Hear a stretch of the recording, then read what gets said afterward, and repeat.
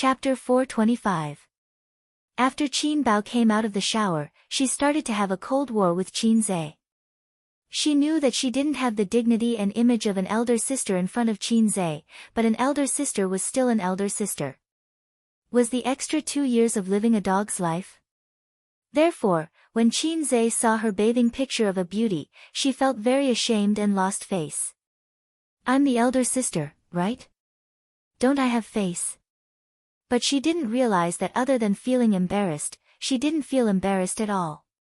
It was as if being seen naked by her younger brother wasn't something unacceptable.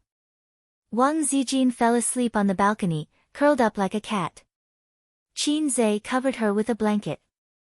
The wind was strong, so it wasn't suitable to sleep here. He didn't know what happened after last night, but Wang Zijin knocked on his door at 6 in the morning. She also said that she had quarreled with her parents. When she knocked on Qin Zhe's door, she said with 2 dark circles under her eyes, we're going back to Shanghai today. Then Qin Zhe followed her back. Thinking back, his performance in the Wang family was commendable.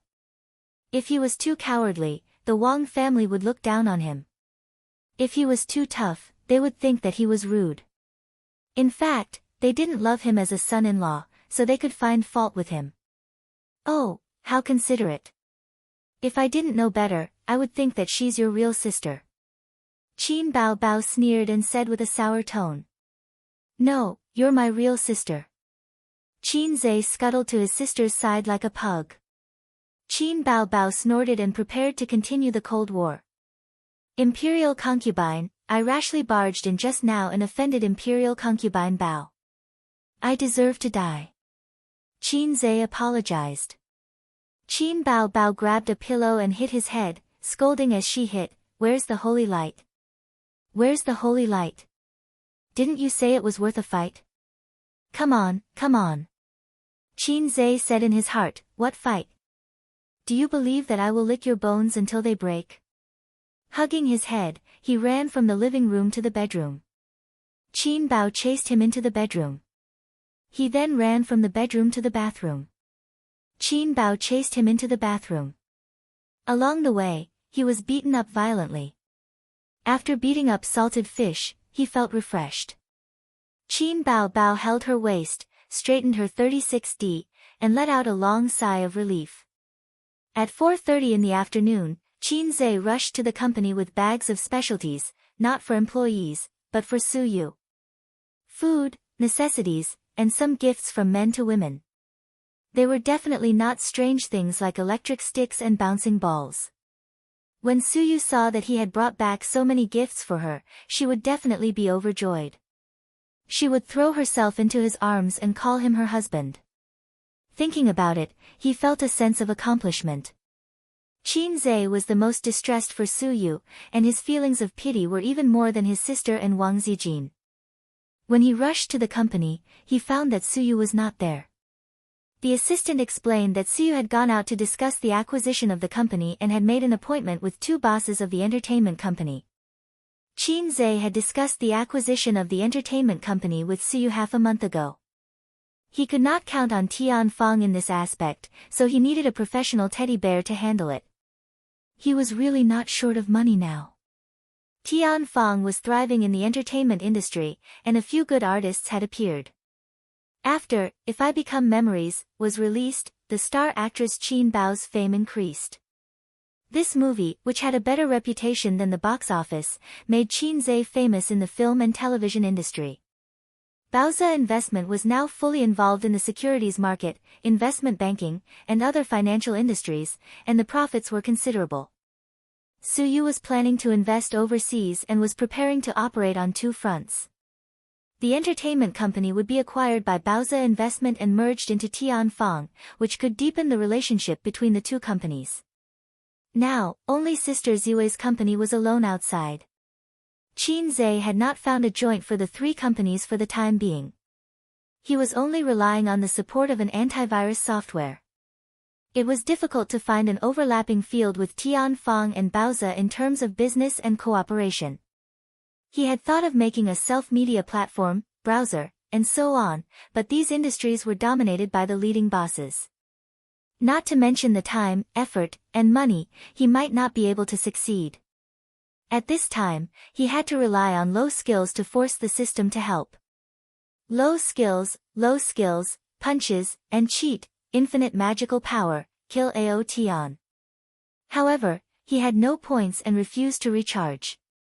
His recent considerable income was to wait until the end of April to complete the top 3 box office and 8.5 reputation mission. In the next year, Tian Fong would become one of the big bosses of the domestic entertainment industry. Just these 2 missions alone would give him tens of thousands of points. Did Suyu say when he will be back? Qin Zhe asked. I'm not sure. The female assistant shook her head. I heard from Suyu on the phone that he had invited them to dinner. He probably won't be back to the company today. Where? Qin Zhe asked. This kind of social entertainment was generally arranged by the assistant and the time and place were set. The assistant told Qin Zhe the location, hesitated for a moment, and said, Boss Qin, would you like to go to the conference room? What's wrong? Qin Zhe looked at the female assistant. Suyu had 2 assistants. Their work efficiency was high, they were very competent and professional, but they had one thing in common, they were mediocre. Not to mention Suyu, even the girl at the front desk was more beautiful than them. Suyu herself said righteously that as long as the ability was outstanding, appearance was not important. In fact, with Bao's capital, it was not a problem to recruit 2 talented and beautiful female assistants. As the president, Qin Zhe did not have an assistant so far. The position of the president's secretary was held by Suyu. Qin Zhe saw through her little thoughts but did not say anything. It was the same as Qin Bao. When she first entered Tian Fong, she directly sent the 2 beautiful assistants to the general manager's office. Zhang Fu was flattered and wondered if he was too handsome to be favored by the beautiful president. The truth was that she didn't like to have a coquettish bitch around her brother. Well, it's Boss Su's relative. The assistant whispered, he's been here for 2 days. He came to our company to get investment, but Boss Su ignored him and left him in the conference room. Which conference room? Qin Zhe frowned. Number 3. It's been sitting since noon. The assistant said awkwardly, it's not that I'm meddlesome, Boss Qin, it's not very good, the worst was Suyu. She didn't look good with or without money. What did Boss Su say? Boss Su said she was too lazy to care. While talking and walking, Qin Zhe came to the door of conference room number 3. Inside, a middle-aged man in a suit was sitting with his hands on his knees, gently tapping and humming a tune. In front of him was a cup of tea that had long been cold. This man was very familiar. Qin Zhe recalled and remembered that he was Suyu's uncle. Oh, uncle, why are you here? Qin Zhe was surprised. The man was also surprised to see Qin Zhe. Qin Zhe, you're finally back. I heard from you that you went to Beijing. Uncle has been waiting for you for 2 days. Qin Zhe turned his head and reprimanded the assistant. The tea is cold. How can you treat guests? Uncle waved his hand. Hey, I didn't want it. I've been drinking it all day. Qin Zhe nodded and waved his hand to let the assistant leave first. He pulled out a chair and sat down with a smile. Uncle, you're here this time. Don't you run an investment company? Uncle rubbed his hands. Investing in others is investing in your own people is also investing. Don't let the fertile water flow into other people's fields. Uncle wants to invest some money in a business. Uncle, what kind of business do you plan to do? The economy is not very good now. Have you done any market research? Qin Zhe took out a cigarette and handed it over. I can't smoke here. Your company doesn't allow me to smoke. I've been holding it for most of the day. Uncle happily took the cigarette and lit it for Qin Zhe. Uncle took a puff of the cigarette with the posture of an old smoker. Your cousin's baby is 1 year old. It's too expensive to raise a child now. It's not like us at that time. We used to use a few diapers. Now, we have to change 3 diapers a day. The cost of milk powder is even more expensive. One can costs a few hundred, and it costs 2,000 a month. Your cousin and cousin-in-law are not promising. They're ordinary office workers. Think about it. In the future, the child will have to go to school, buy a house in the school district, and so on. Unknowingly, Qin had turned on his hypocritical good boy mode in front of the elders. He agreed with him with a sincere face. Topics like how it was not easy for a man to be the head of the family had touched the bottom of Uncle's heart. Uncle almost forgot the purpose of this trip to the company. He turned his head and looked at the sky. It was almost dark. Only then did he force himself to return to the topic. It's like this. I'm thinking of opening a supermarket. It's best to open it in an office building.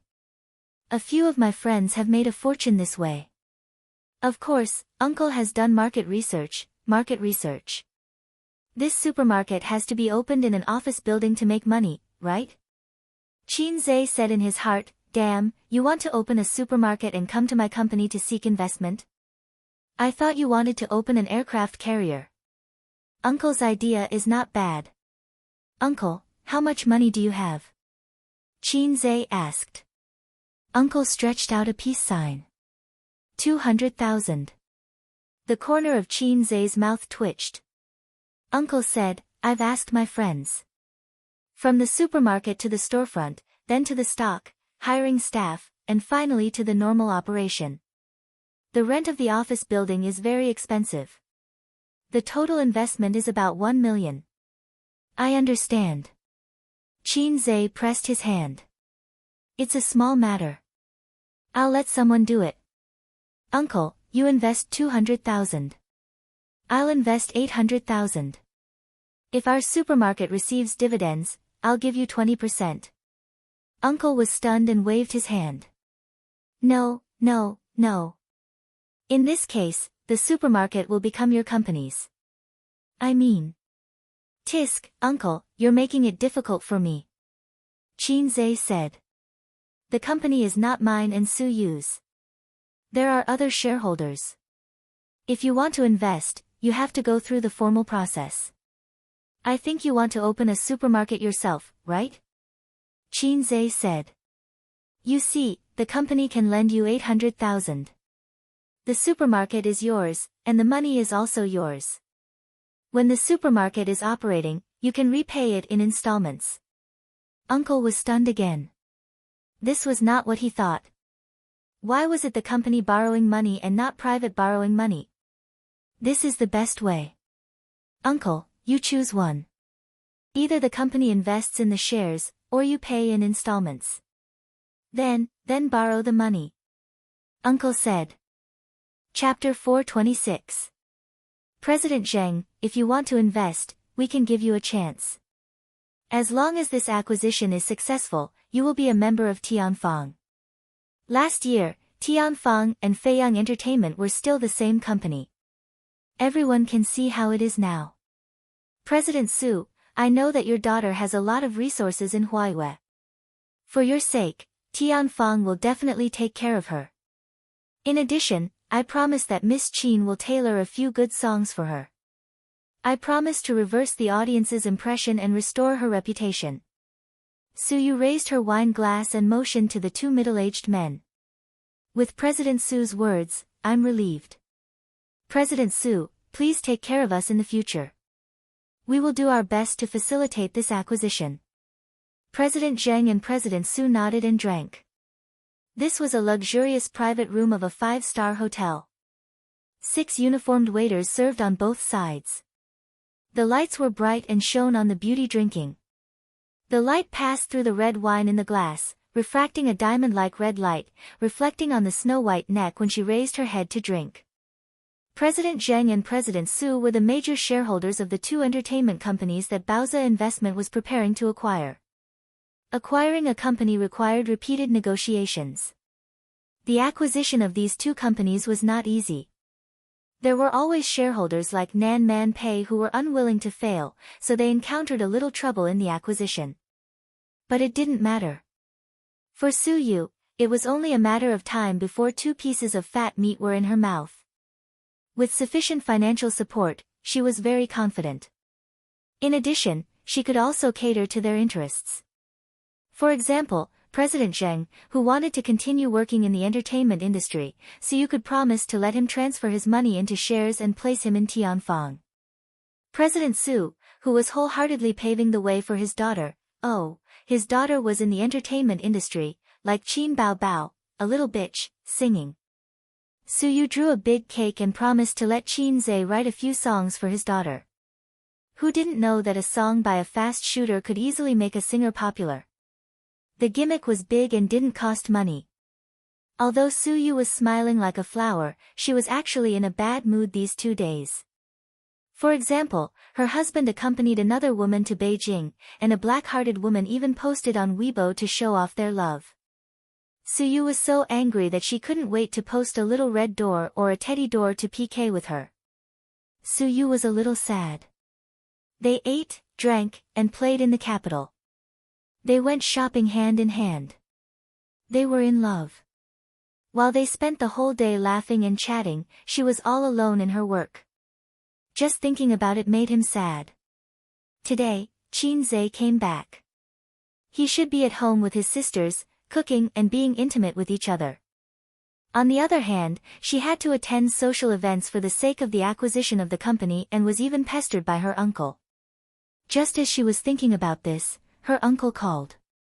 Su Yu frowned slightly. She had a cold relationship with her family and relatives. She hated those poor relatives who ate and took.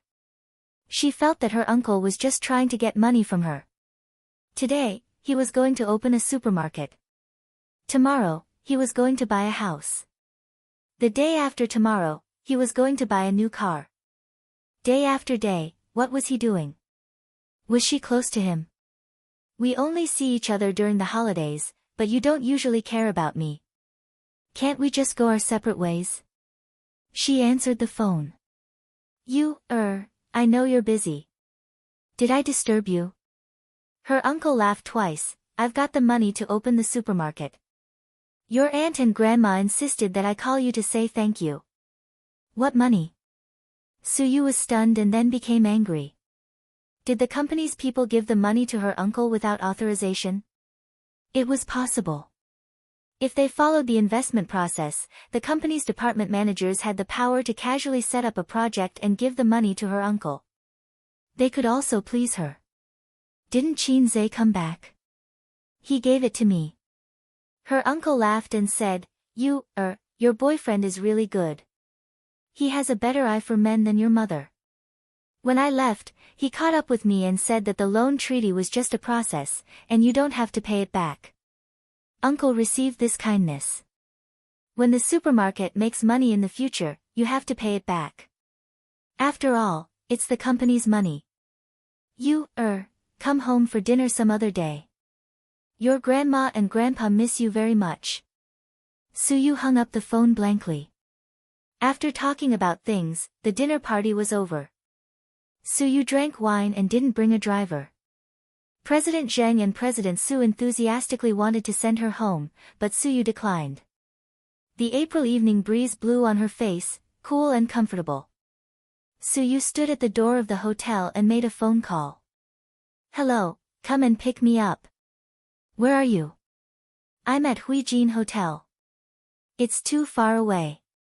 The person on the other end of the phone refused. But I drank. Aren't you afraid that I'll meet bad people? In a society ruled by law, what are you afraid of? You don't love me at all. Su Yu angrily hung up the phone. The night wind blew on her face and messed up her hair. Su Yu stroked her hair, sighed, walked through the flower bed in front of the hotel, and was about to take a taxi home on the side of the road, but saw a black car parked on the side of the road.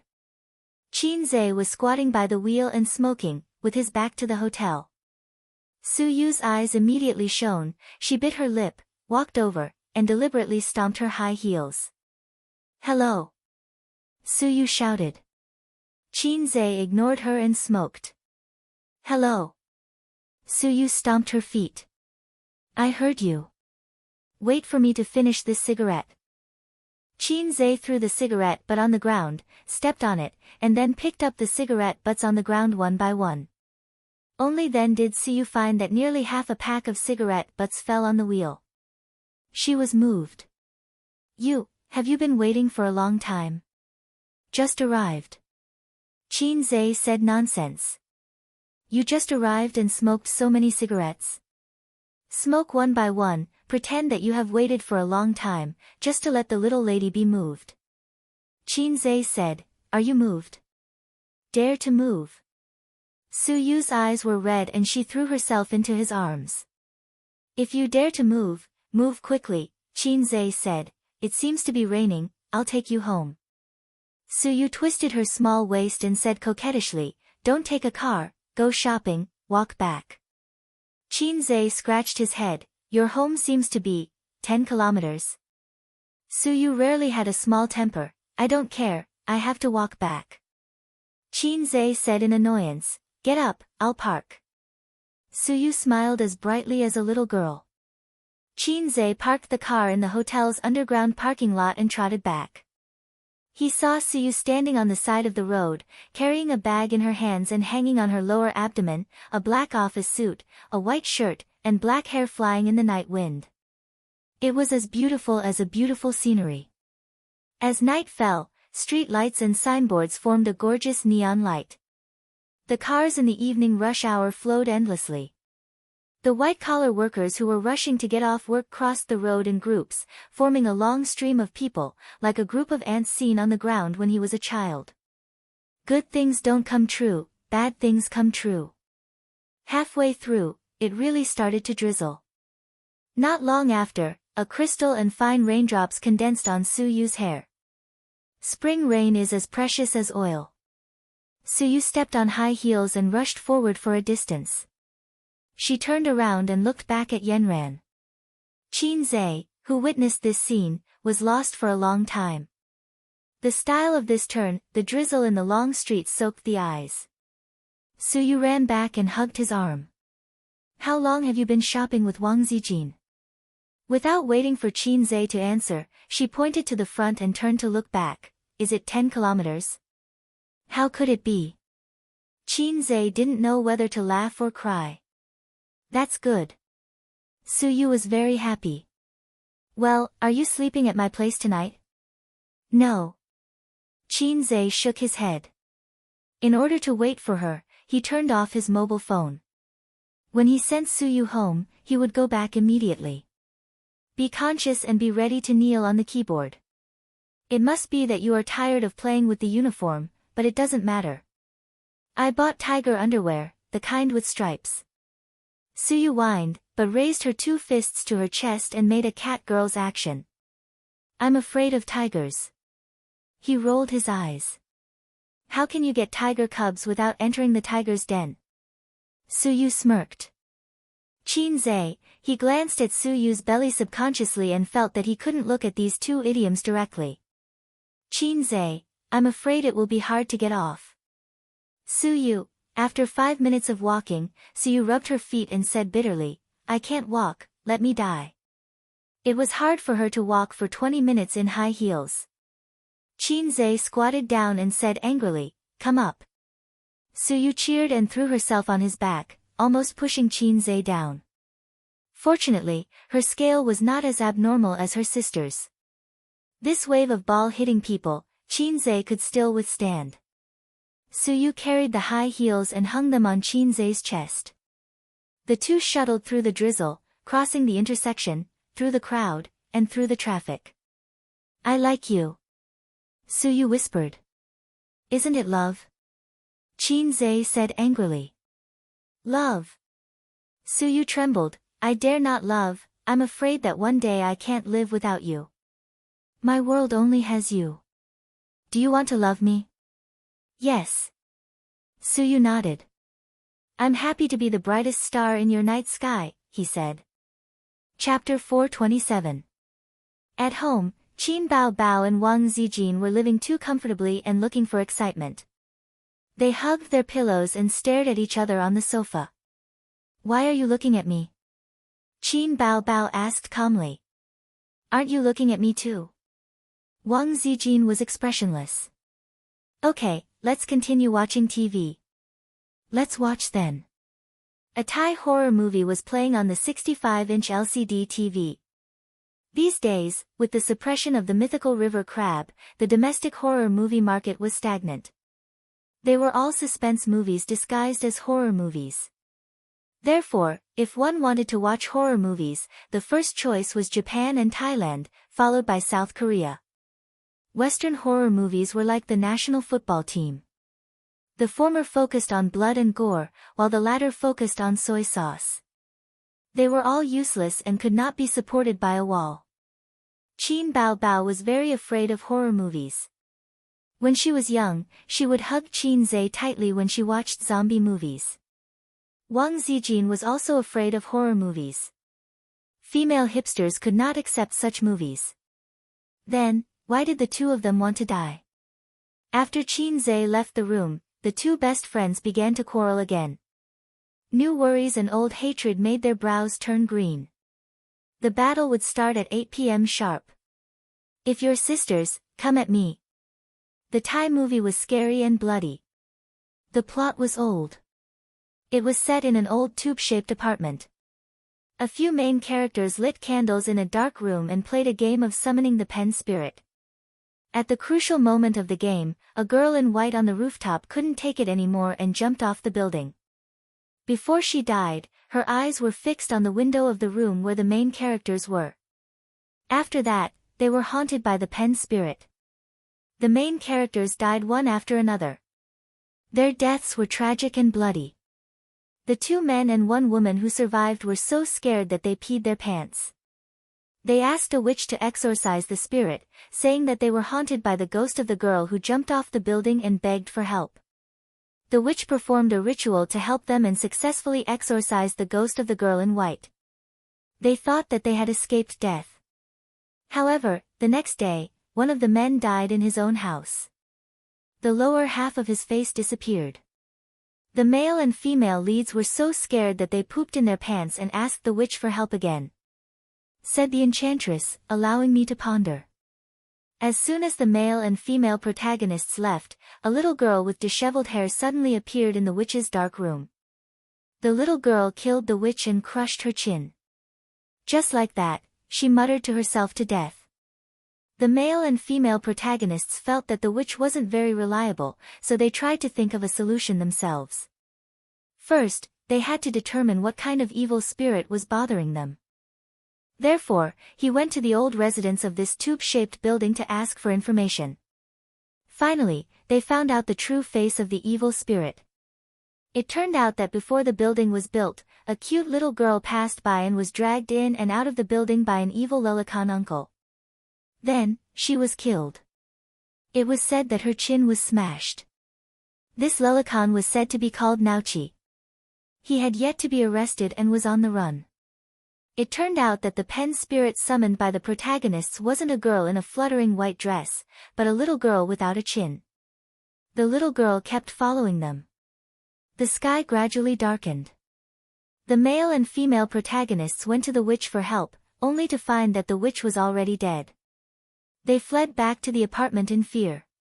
The male and female protagonists ran down a long corridor. Just then, the corridor lights flickered a few times and went out. The male and female protagonists saw a little girl with disheveled hair appear at the end of the dim corridor. The little girl was still very far away at first, but in the blink of an eye, she was standing in front of them. She raised her head. Her face was badly damaged. Her chin was shattered and there was still black blood. Only the whites of her eyes were missing her pupils. The little girl's appearance was extremely frightening. Qin Bao Bao picked up her teacup and sipped on it expressionlessly.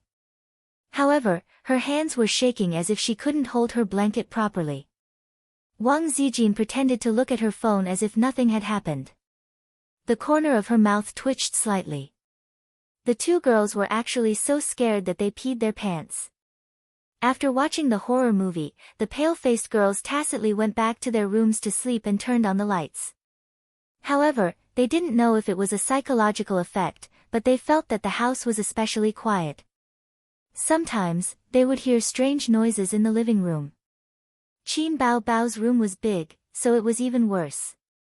She turned on the lights in the bathroom and opened the door. Every 5 minutes, she would step into the bathroom in her slippers and take a look. She was afraid that something would appear in there. "I'm sorry, the number you have dialed is temporarily unavailable." After calling her brother for the 10th time without any results, Qin Bao Bao threw her phone on the bed and sat cross-legged. She was so angry that she gritted her teeth. "Where the hell did you go? Don't come back tonight if you dare." After thinking for a while, she changed her words. "If you don't come back, I'll cut off all ties with you." In the room opposite, Wang Zijin covered the mirror on the wardrobe with a blanket. She was playing a funny variety show on her phone, but it couldn't get rid of the shadow brought by the horror movie at all. From time to time, she would dive under the bed to take a look, afraid that something would appear under the bed. "I'm sorry, the number you have dialed is temporarily unavailable." After dialing for so many times, Wang Zijin quickly switched her phone back to the variety show and bit her lip. She couldn't rely on her boyfriend at the crucial moment. The Thai movie was too scary. At 10:00 at night, Qinze returned home. The lights in the living room were dark. His sisters had gone to bed early today. That was good too. He didn't want to kneel on the keyboard until the middle of the night. Very good, very good. Time to wash up and sleep. After taking a shower, Qinze returned to his room. Just as he lay down, the door opened. His sister, who was wearing pajamas, was standing at the door with a pillow in her arms. "Ace," his sister called out softly. "Sis, I came back late because of a company dinner. Don't be angry." Qinze said the lines he had prepared as fast as he could. "What nonsense are you saying? Why would your sister be angry with you?" Qin Bao Bao entered the room. "Your sister loves you so much. How could she bear to be angry with you?" His sister was unexpectedly gentle today. "What's the matter?" Qinze was confused. Chat for a while," Qin Bao Bao said. "No, let me sleep." Qinze refused. Qin Bao Bao said happily, Make way, make way." She threw off her slippers and crawled under the blanket. Qinze was speechless. Hey, boss, did you misunderstand me?" At this moment, the door opened again. Wang Zijin stood at the door. Qinze was speechless. Qinze was cold. No, his heart was cold. "Sister Ziwei is not like what you see. Why didn't you knock on the door? At least give me time to crawl under the closet." Wang Zijin hugged the pillow and glanced at Qin Bao Bao, who was next to her brother. She curled her lips and walked to the other side with the pillow. She threw off her slippers and crawled under the blanket in one go. "Sleep over there." Wang Zijin nudged Qinze. Qinze was speechless. It was late at night. Qinze, who was enjoying the happiness of having 2 wives, lay on the bed and stared at the ceiling, not daring to move. On his left lay his 36D seductive sister, and on his right lay his dignified and gentle girlfriend. The sister slept on her side facing him.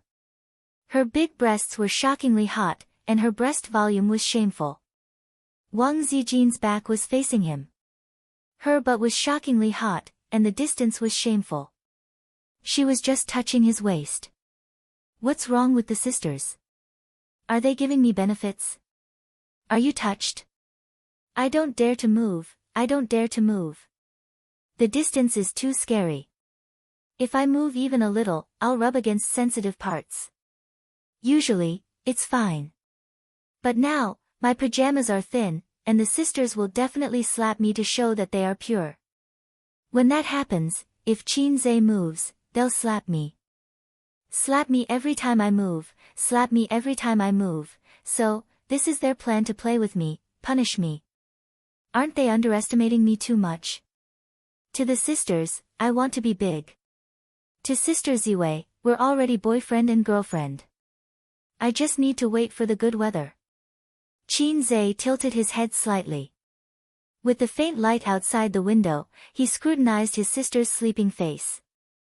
Her facial features were exquisite, her eyelashes were like brushes, and her lips were red and moist. "What are you looking at?" Qin Baobao opened her eyes and said angrily.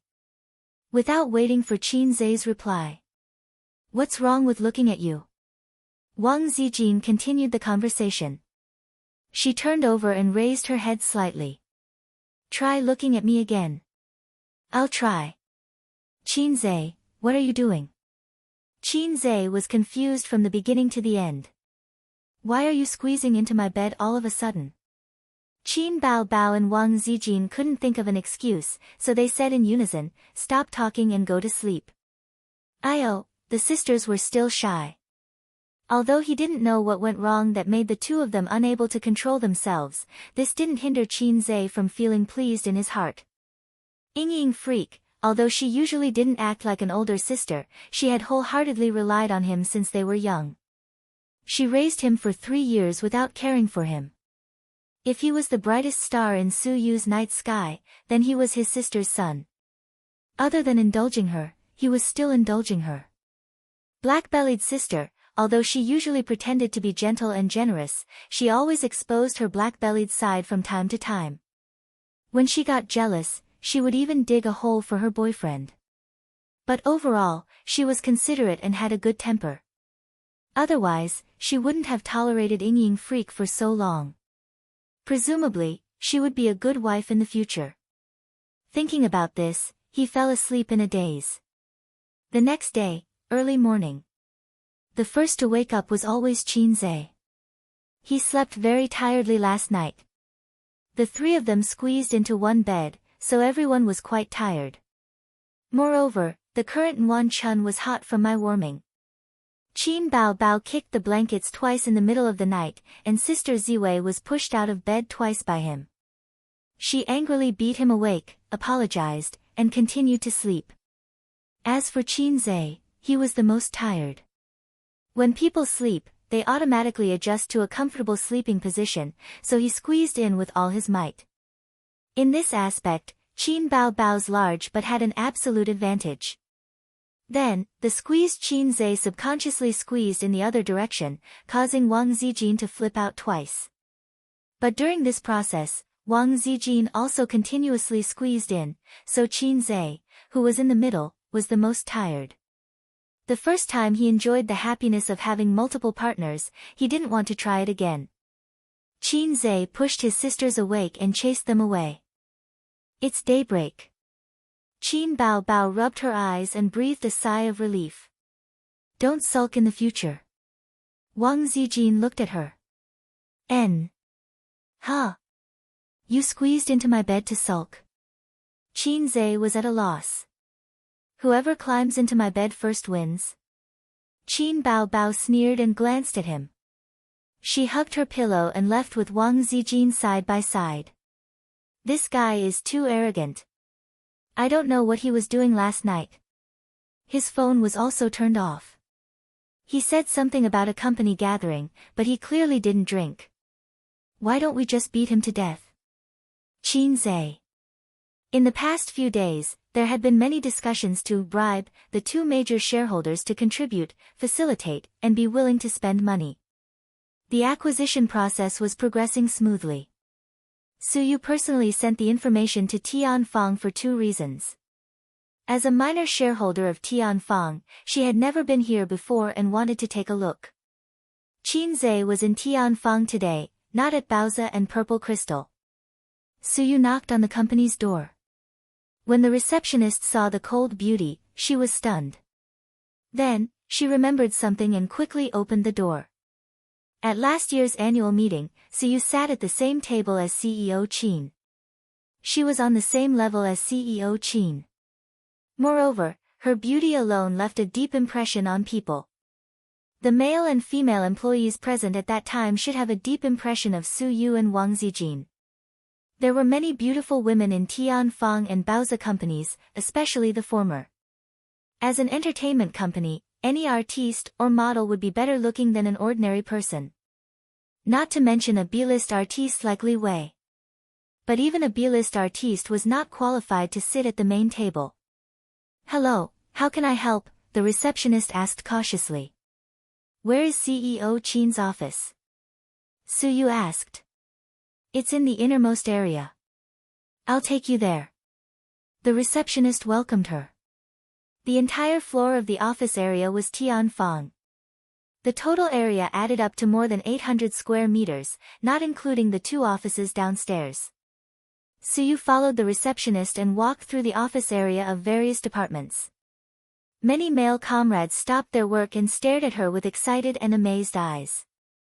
Suyu was also looking at them, or rather, the layout and scale of the company. At present, Tianfang's funds were certainly not as good as Baozi's, but the company's staff was nearly twice as much as Baozi's. Different industries had different divisions of labor. Investment companies did not need too many post-production and logistics personnel, but in the entertainment industry, they were basically logistics personnel. The ones who were really on the table were actually just stars. Next, the 2 entertainment companies were merged into Tianfang.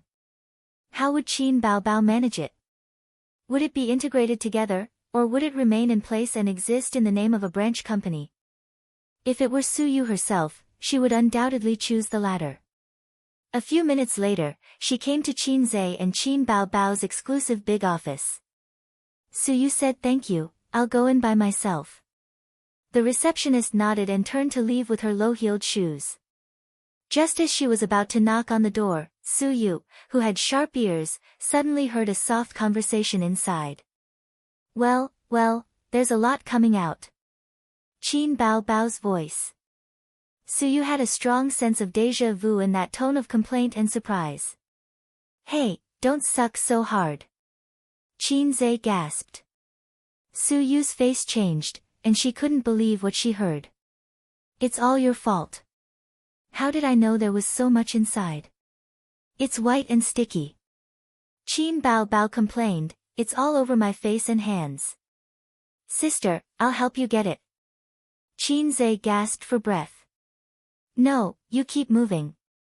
You can't stop if I don't let you." Qin Baobao snorted. "But even if it's me, I can't stand such intense movements." Qin Zhe's gasping became more and more intense.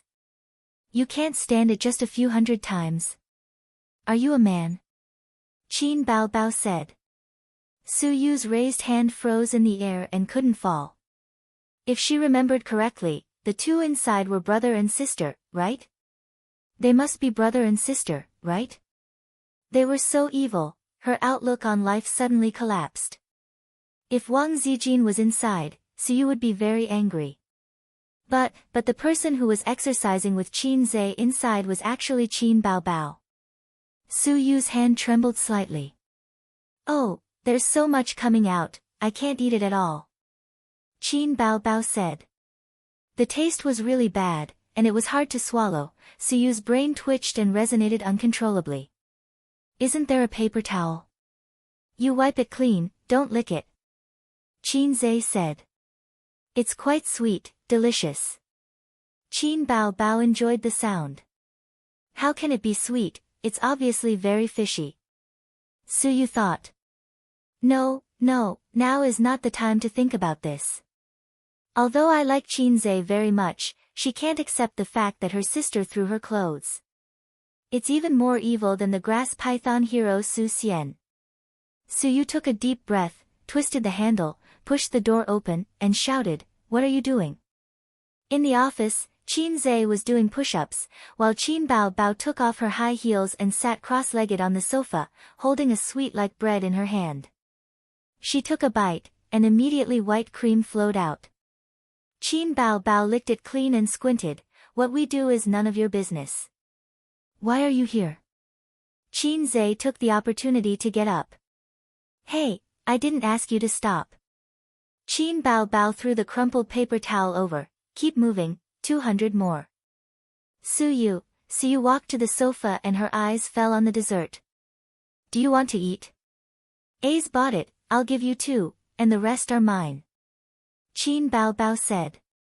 It turned out that the white, sweet, and relied on sucking, was this thing. Suyu's heart was tired. How long have you been doing it? Suyu turned her head and asked Qinze. Qinze looked at his sister, who thought for a while, almost 500. Don't do it, tomorrow your muscles will be sore. Suyu was distressed. It's none of your business. Qin Bao raised an eyebrow. How is it none of my business? Suyu retorted. Oh, you tell me, I'm training my brother, how is it none of your business? She threw the contract on the table. If you want to train, go home, now, discuss things. Qin Bao glanced at the contract. She knew about the acquisition of the entertainment company.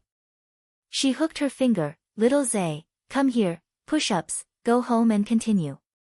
Okay, thank you, sister. Qinze came over. Suyu secretly kicked him, hating iron for not becoming steel. Why should my man be bullied by Qin Bao like this? Qin Bao focused on looking at the information and did not find Suyu's little movements. She roughly went through it and frowned. How is the attitude of the artists of these two companies? Suyu said, the communication passed, and the contract was automatically extended to Tianfang. The two companies added up to only one second-tier artist, a third or fourth-tier artist, and they are eager to enter Tianfang. By the way, the second-tier female singer is the daughter of the general manager of Xia Yi Entertainment. I promised to let Qinze write a few songs for her. Mr. Su has made a lot of efforts in the acquisition. Is there any problem? Qinze nodded, no problem. Qin Bao looked at him in surprise. As we all know, the fast shooter is famous for being stingy. Other singers eagerly ask for songs, but don't even think about it. But Suyu's words made her brother agree. When Qin Bao looked at Suyu again, her eyes were secretly vigilant. Qin Bao's biggest imaginary enemy was Wang Zijin, and then Suyu. Wang Zijin's biggest imaginary enemy was Suyu, and then it became Qin Bao. Only Suyu foolishly thought that after she got Wang Zijin, she would embrace the whole world. After the acquisition, what are you going to do? Suyu looked at Qin Bao. Qin Bao looked at Qinze, rent the whole floor below. Qinze shook his head, the office area downstairs is full. Qin Bao then changed the address. The three discussed for a few minutes, and Qin Bao said, the program, Let's Play, invited me to participate. I asked Li Wei for a place, but she had a personal matter to deal with and couldn't get away. How about you go on her behalf? Can't you give this opportunity to the other artists in the company? Qinze frowned. Because the program has a lot of interaction between men and women. It's super interesting. Qin Bao twisted her body and said coquettishly, go. Okay, I'll reward you with a piece of bread. Ah, thank you, sister. Suyu was speechless. Chapter 428.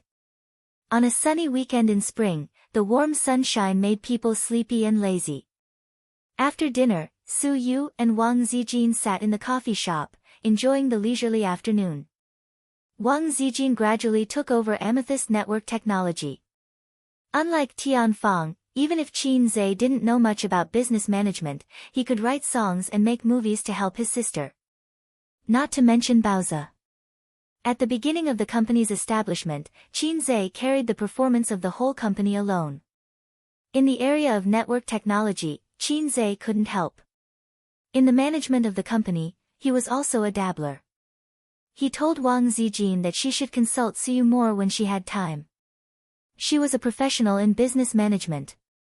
They left, leaving you poor soul, and went to Hangzhou to eat, drink, and have fun. After teaching for a long time, Suyu didn't forget to satirize Wang Zijin. Wang Zijin curled her lips and leaned lazily on the rattan chair. The sun shone in from the floor-to-ceiling window. She was bathed in the sun, and her face was crystal clear like white jade, flawless. Work is important, Wang Zijin said insincerely. After that, she glanced at Suyu. Hey, why do I feel jealous? Suyu, do you like Qinze? Of course, I like him. Don't you see how tacit and cooperative we are? We worked together to create such a big family business. Suyu was proud. Wild lovebirds. Wang Zijin sneered and suddenly her small face became serious. Then tell me, how far have you and him developed? She silently dug a hole for Suyu, just like Qin Baobao regarded her as a wolf in the house. If Suyu was interested in Qin Zhe, no doubt, then she would definitely bluff and anger herself. It was better to let her misunderstand. Eat all day long, Suyu said. Wang Zijin. Then, she came to her senses, and two sharp rays of light shot out of her eyes that were like peach blossoms. What do you mean? She said. Just kidding. Suyu laughed and said, do you think I have an affair with Qin Zhe? Stop fooling around. I'm such a pure and innocent little fairy, a pure and untainted white lotus. That's right, there's something going on. She paused for a moment, and before Wang Zijin could say anything, she smiled and said, what about you? Are you having an affair with Qin Zhe? She was exaggerating so much that Wang Zijin didn't believe her. Wang Zijin pretended to be relaxed. How is that possible? I only treat him as a younger brother. I'm not some kind of brother complex. It doesn't exist. She thought that she couldn't let Suyu know her relationship with Qin Zhe. Otherwise, Suyu's big mouth would turn around and tell Qin Bao. The big cow was going to explode. Wang Zijin was not ready to have a showdown with the big cow. Suyu was confused at that time. What was going on? Wasn't she Qin Zhe's official girlfriend? Why did she cower faster than her? What was she afraid of? It didn't make any sense. Was he worried about something? Anyway, it was impossible to worry about her, Suyu. Suyu frowned and realized that things were not simple. Today's training will end here. I'm going home to write novels. Suyu stretched. Wasn't your novel banned? Wang Zijin asked curiously. Suyu's novel was 404 because of too many illegal content. At that time, she was heartbroken and called Qin Zhe with tears in her eyes.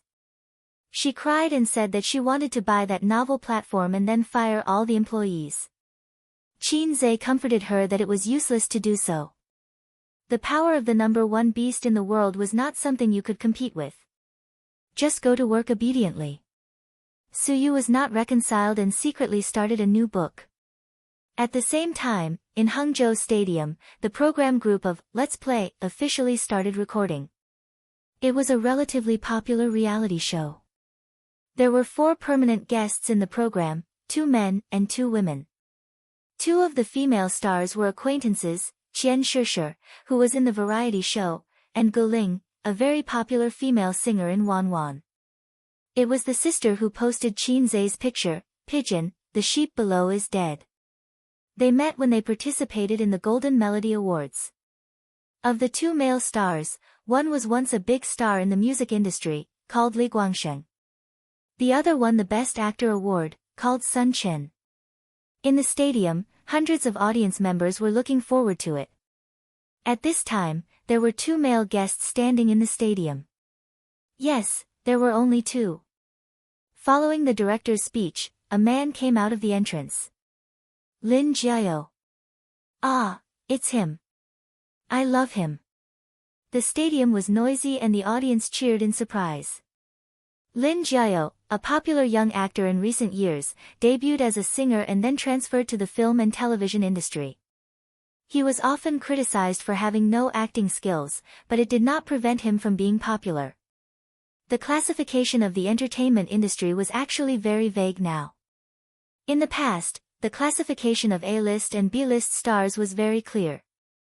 With the development of the times and the emergence of young actors, this classification faded away. In the past, the level of stars was divided according to the work and salary. After the young actors, this method did not work because good work did not mean high salary. Lin Jiao went on stage and exchanged pleasantries with the 2 male stars. The director raised the microphone and shouted, "Let's welcome the next guest." There was a puff of air from the entrance and a tall voice walked into the stadium. Several male guests exclaimed in surprise. Then, there were hundreds of audience members exclaiming. The person who came was Qin Zhe. As soon as he appeared, he overshadowed Li Jiao. Not only did the female audience scream, but the male audience also howled excitedly. It was because of the rampant popularity of young actors that the audience was particularly partial to those with talent and acting skills. Qin Zhe, as a young actor with acting skills and no scandals, could be said to be popular with both men and women. It was not that there were no scandals. In fact, recently, there was a scandal about Qin Zhe running rampant on the internet. Someone took a picture of him carrying a woman on his back and strolling down a drizzling street. Qin Baobao and Wang Zijin did not know about this scandal for the time being. Qin Zhe himself did not know about it either. Because it was not a major scandal, it did not make the headlines, so Qin Zhe could still smile so brightly. Sun Chen, who had the most experience, rushed over to hug him first, followed by Li Guangsheng and then Lin Jiao. The latter two were obviously more enthusiastic than the former because they were half singers. "You're my idol," Lin Jiao said. "I'll give you my autograph after the show," Qin Zhe joked. "Alright, now that the male guests are all here, we have 4 female guests for this episode. The next segment is called Fated Pairing," the director announced. Each female guest will give a hint on the board, and the male guests will choose a female guest they like. Sun Chen said, "2 of them are Guling and Shishir. I don't know about the other 2. Li Guangsheng teased, "Definitely don't pick either of them." He patted Lin Jiao on the shoulder. "I'll leave them to you guys." There was a roar of laughter. With that said, 4 tall and sexy female models went on stage, holding 4 boards. The 4 boards were Werewolf Kill, Golden Melody Award, Watching Childhood from Afar, and Black-Hearted Maggot. Sun Chen was dumbfounded. What kind of trick is this? The production team must be up to something. I can't tell Guling and Shishir's styles at all. How are they going to choose? Li Guangsheng said, "What does Werewolf Kill mean? Are they hinting at the game they like? Which female celebrity especially likes to play Werewolf Kill?" Qin Zhe touched his nose. He felt that these 4 female guests were up to something. Lin Jiao said, "Golden Melody Award. Does it mean that she won the Golden Melody Award before? Watching Childhood from Afar. What does that mean? The last one is Black-Hearted Maggot. Which female guest has such a strong taste?" Sun Chen rubbed his hands. "I know that Qin Baobao came to our show this week, but I don't know which one she is. It's definitely not Werewolf Kill. I've never heard that she likes to play this game. I think it's most likely to be the Golden Melody Award. She won the Chinese Best Female Singer Award before." Lin Jiao said, "Can we ask the audience for help?" "Qian Shishir. Werewolf Kill is Qian Shishir," the audience shouted. Sun Chen was still confused. Li Guangsheng suddenly understood and explained, "Qian Shishir is a permanent guest of Werewolf Kill. But I remember that Qin Baobao also participated in it before." There's no need to say more. It's another smokescreen by the production team. Watching Childhood from Afar is Qin Zhe's Weibo name. A female audience member in the front row shouted with her hands as a loudspeaker. That was his old name, but now his real name was verified on Weibo. Sun Chen clapped. Then this could also be Qin Baobao. The director announced, "Now, let's invite the male guests to choose." Sun Chen took the lead and snatched the Golden Melody Award. Lin Jiao and Li Guangsheng snatched the Watching Childhood from Afar writing board. The 2 of them pushed each other and fought for it. Qin Zhe silently took the last writing board. There was no need to say anything. Evil Maggot, his sister's catchphrase. If he didn't choose this, his sister would kill him. In the end, Watching Childhood from Afar was snatched by Li Guangsheng. Lin Jiao had no choice but to take Werewolf Kill. The little fresh meat was a little dejected, but when he saw the writing board Qin Zhe chose, he immediately laughed. "I'm sure it's Guling Qin Baobao is one of them." Your taste is a little heavy, ha ha ha. Sun Chen and Li Guangxing laughed as well. You siblings don't have any chemistry at all. The audience roared with laughter. The director said, now, let's invite the female guests on stage. Chapter 429. As soon as the director said that, gas was released from the entrance and a petite female artist walked in happily. She was Qian Shishir. As expected, she came in the order on the board. The hundreds of audience members cheered and applauded. Sun Chen said, it's Shishir indeed. Ha, the Golden Melody Award will definitely go to Qin Bao Bao. Li Guangxing wasn't convinced. Nonsense. This is Qin Bao Bao. On the other side, Lin Jiao went up to Qian Shishir and gave her a small hug.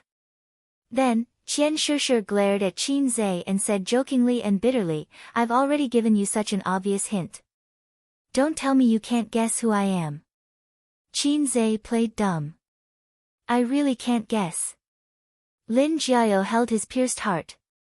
Don't be like this. You're mine now. Then, the second female guest came on stage. According to the order on the board, she was the female guest for the Golden Melody Award.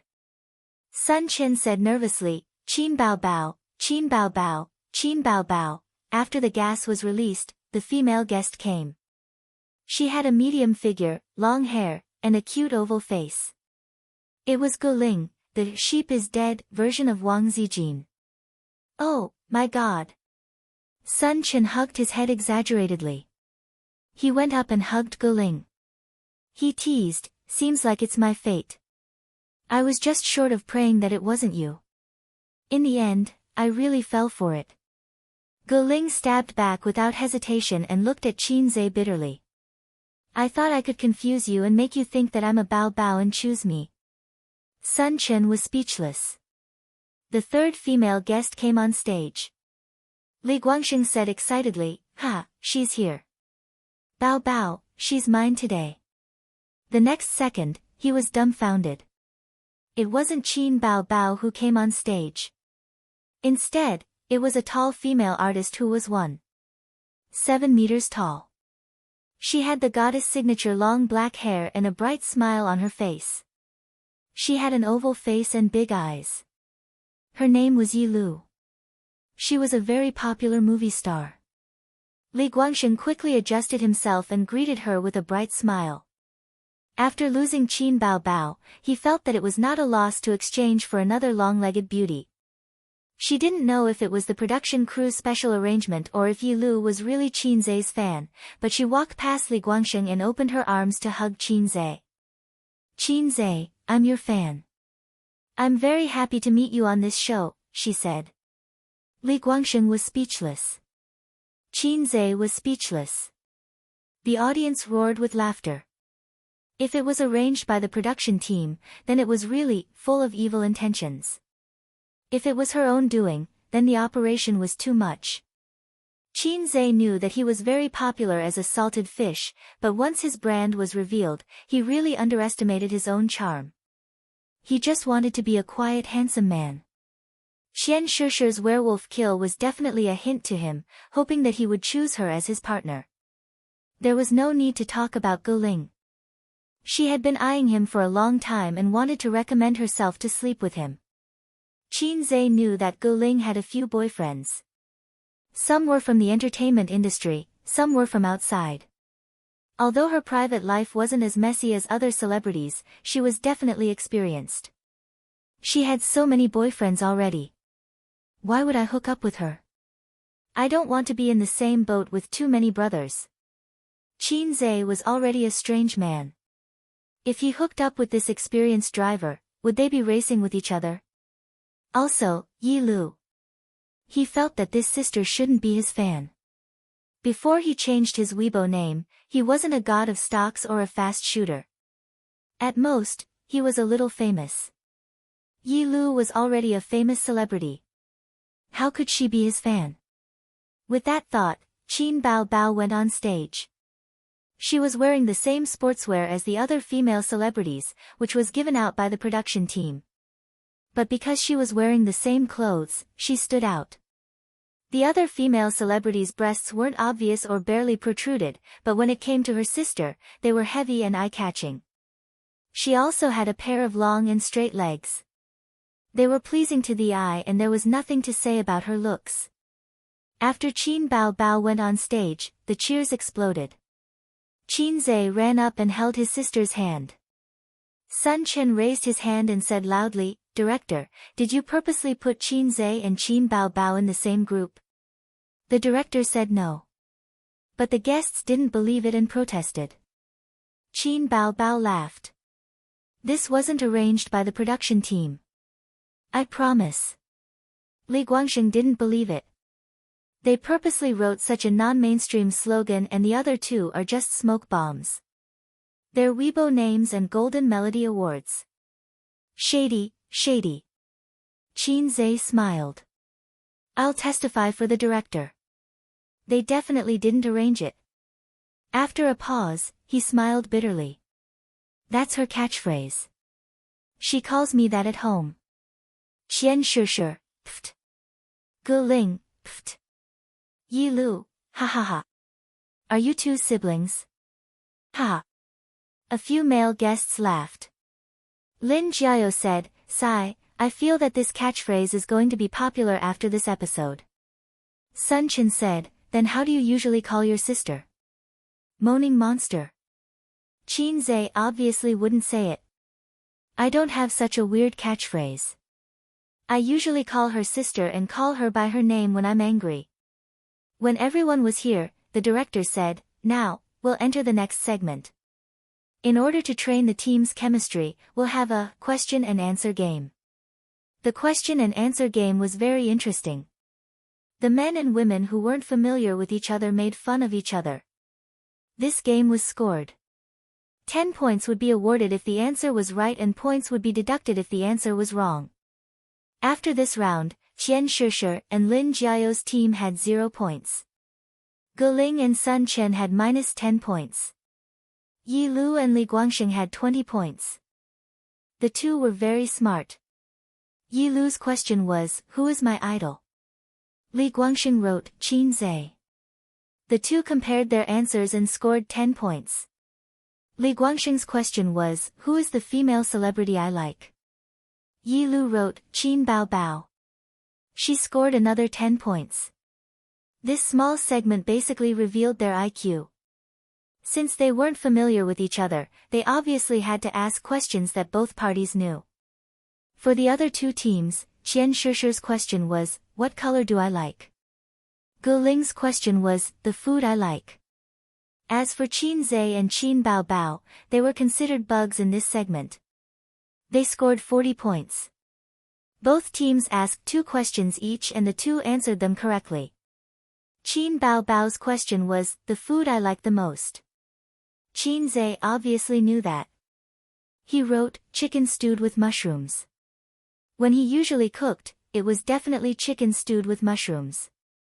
Qin Bao Bao's second question was, "The thing I dislike the most."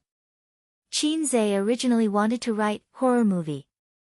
But when the sister touched her nose, the younger brother understood. After hesitating for a long time, he wrote, "tissue." In the end, the answers were correct. He hoped that Sister Ziwei wouldn't watch this show. Qin Zhe could only pray in this way. Next, they left the stadium and took the bus to West Lake. Along with them was a large group of fans. The show quickly booked the top floor of Leifeng Pagoda to film the show. The top floor of Leifeng Pagoda had great scenery. The sun was shining brightly. Standing there, one could see the green waves of West Lake rippling like folds. Further away were the Su Causeway and the Bai Causeway. The willows were green and there were many tourists. The Su Causeway divided West Lake into 2. In the smaller part of the lake, boats with black awnings slowly sailed past. In the larger part of the lake, boats competed with each other. The reason why Qin Bao Bao came to this show was because she wanted to freeload on the show's travel activities. The show filmed all over the country and sometimes even went abroad. She originally thought that even if she didn't go abroad, it would be great to go to Sanya or something. She didn't expect the show to be set in Hangzhou. The Hangzhou siblings had already been here many times and played everything they wanted. It was only an hour away from Shanghai by high-speed train. They didn't have the thrill of traveling together at all. On this point, Qin Baobao was very disappointed. As everyone knows, there is a beautiful legend about Leifeng Pagoda. It is said that White Snake is imprisoned here. Now, we will choose the most beautiful White Snake and the most handsome Su Xian. Everyone can show off their talents. Finally, the show's 10 audience members will give the score. The audience members were randomly selected from the fan group. The order of appearance was decided by drawing lots. Let me. Qin Baobao rolled up her sleeves, indicating that she would draw lots. Reality proved that her sister's luck was terrible. The siblings were the last to appear. Ah, even a beautiful and cute little fairy-like sister has times when she stumbles. Qin Baobao leaned against her brother and sighed. Brother cameraman, cut this part later. Qin Zhe silently covered his face. Soon, the talent show of each group was decided. Qian Shishir and Lin Jiao's group chose to act in a skit. They acted out the meeting of White Snake and Su Xian. The two of them were movie stars. Sun Chen and Gu Ling chose to sing a song. It was a classic song by White Snake and Su Xian. The two of them were singers. Yi Lu and Li Guangsheng both chose to sing. Li Guangsheng was once a very popular singer. Then what should we sing? Qin Baobao glared. The good things were all chosen by the others. Qian Shishir smiled. You guys got so many points in the last segment. This time, it's our turn to make a comeback. Lin Jiao agreed. Luckily, we chose all the songs. The two Miss Qin are both capable singers. Yi Lu smiled and teased, how about Qin Zhe write a song on the spot? Ha, good. That's a good idea. Miss Qin, if you can write a song on the spot, we'll admit defeat without any hesitation. The guests chatted and laughed. Even though fast shooters were famous for being fast, writing a song in a few minutes. He seemed to have done it before. But it might not be better than the classic song they were going to sing.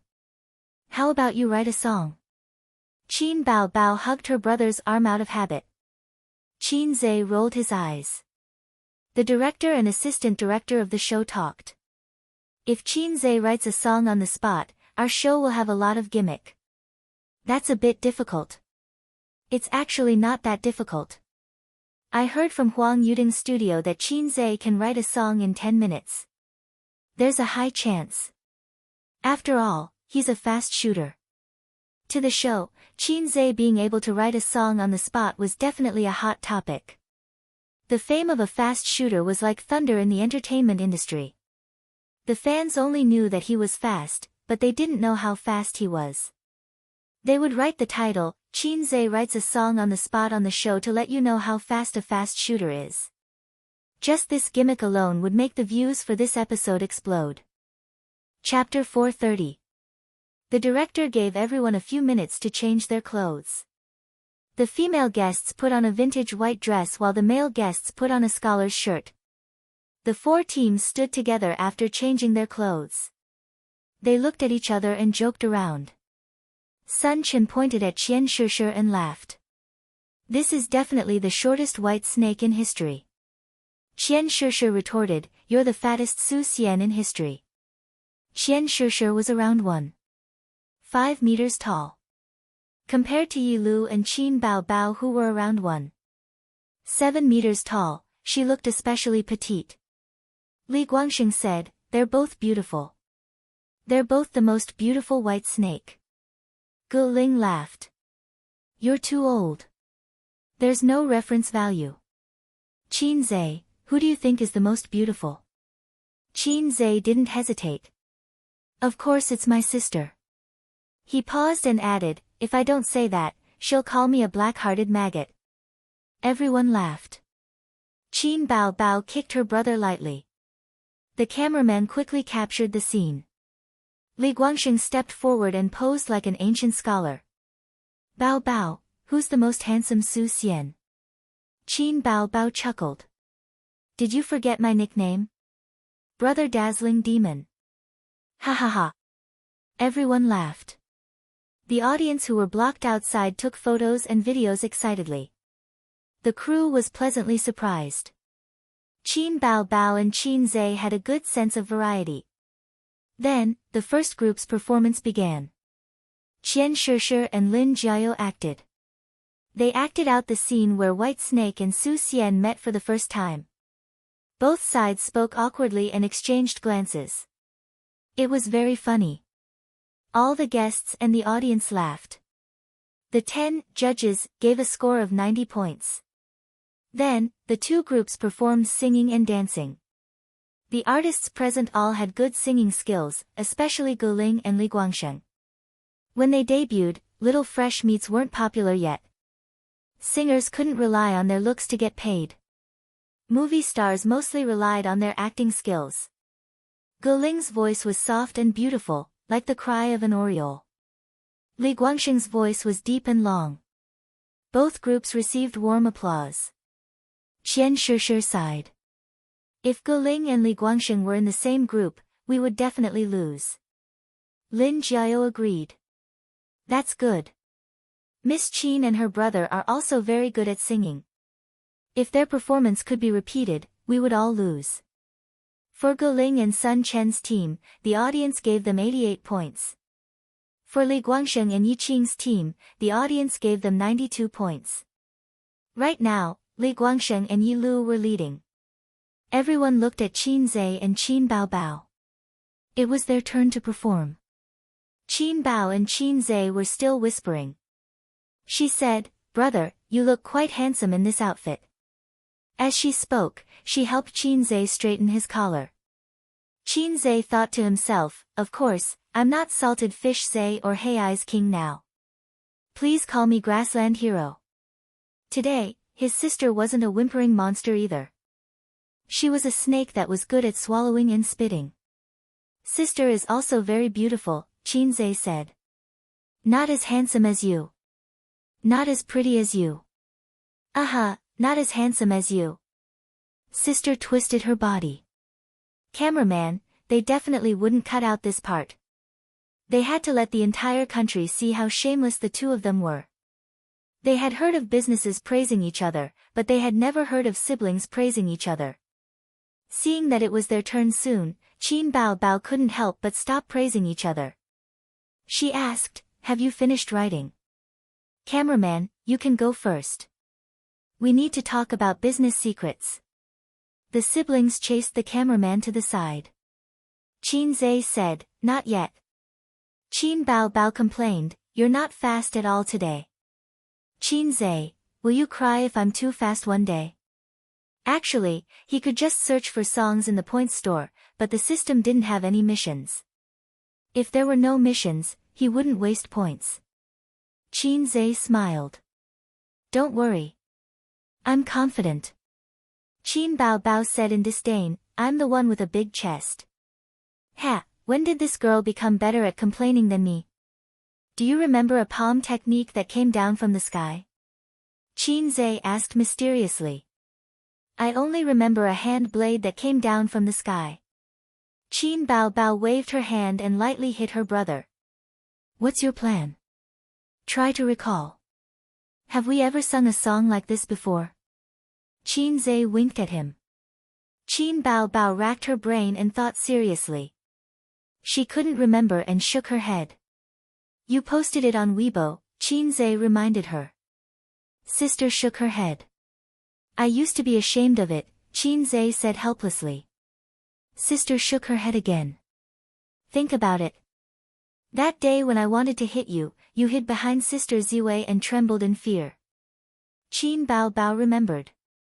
It was the shameful video that was posted at the same time as Qin Zhe's photo. She posted it without Qin Zhe's knowledge. After that, the exasperated Qin Zhe pounded on the door. "Open the door, open the door. If you have the ability to post on Weibo, then open the door." He was really yelling like that at that time. Fortunately, Wang Zijin helped. Otherwise, she would have been beaten by her brother that day. Do you remember that song? Qin Zhe asked. I don't remember. Qin Bao Bao frowned with a bitter expression. That song was written by Qin Zhe. At that time, she wasn't a big star in the music industry and he wasn't a famous composer in China. The song wasn't the complete version. That song didn't become popular, and Qin Bao Bao, one of the people involved, didn't take it seriously. It's time for the complete version of this song to appear. Qin Zhe raised his hand and said loudly, Director, give me 10 minutes. No problem. The director made an okay gesture. Qin Zhe pulled Qin Bao Bao to a corner. The director hurriedly asked the cameraman to follow them. They couldn't miss such a crucial moment. The fast shooter wrote a song live. I'll teach you how to sing it. You follow me twice, Qin Zhe said. Okay. Qin Bao Bao leaned her face close to him and pecked his head. She was very cute. How many words do you remember now? I forgot all. It's useless. Oh, I didn't remember. Qin Bao Bao punched him. Fast shooter. Qin Zhe glanced out of the corner of his eye and turned his head. Good heavens, 2 cameramen on the left and 1 on the right. The 6 guests were sneakily bending over and whispering into their ears, as if they were eavesdropping. Hey! Qin Zhe said. Hey! Qin Bao Bao said. Do what you want to do. Pretend we don't exist.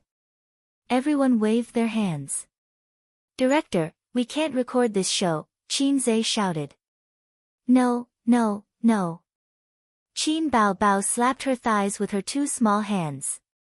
The siblings chased all of them away, leaving only 1 cameraman to shoot without any distractions. I'll write down the lyrics first. You look at the lyrics and sing at the same time, Qin Zhe said. 10 minutes later, Qin Bao Bao memorized the tune and lyrics. As the talented and beautiful maggot Qin, her memory was so strong that Qin Zhe before the system's modification could not compare. Every day, when Qin Zhe stayed up late with the table lamp to memorize English words, his sister would recite them several times on the balcony, during meals, and on the way to school. She would memorize them all. His sister's brain was so big that the old man wanted to pluck his daughter's brain and put it on his son's neck. Old comrade Qin Jianzhang often lamented that although his daughter was smart, girls were born to be disadvantaged in academic research. Getting married, pregnant, and having children, they still had to take care of the children. Especially when the country allowed for a second child, women did not have time to devote to academic research. Qin Zhe was envious when he heard that. 2 thoughts came to his mind. First, they were not disadvantaged. They were clearly the welfare group. Why not let him take care of such a happy thing at home? Second, his father was fine. In the future, his sister would go to academic research, and he would be a stay-at-home dad and full-time husband. He could not say either of these thoughts. The former would be dragged into the study by old comrade Qin Jianzhang for ideological modification.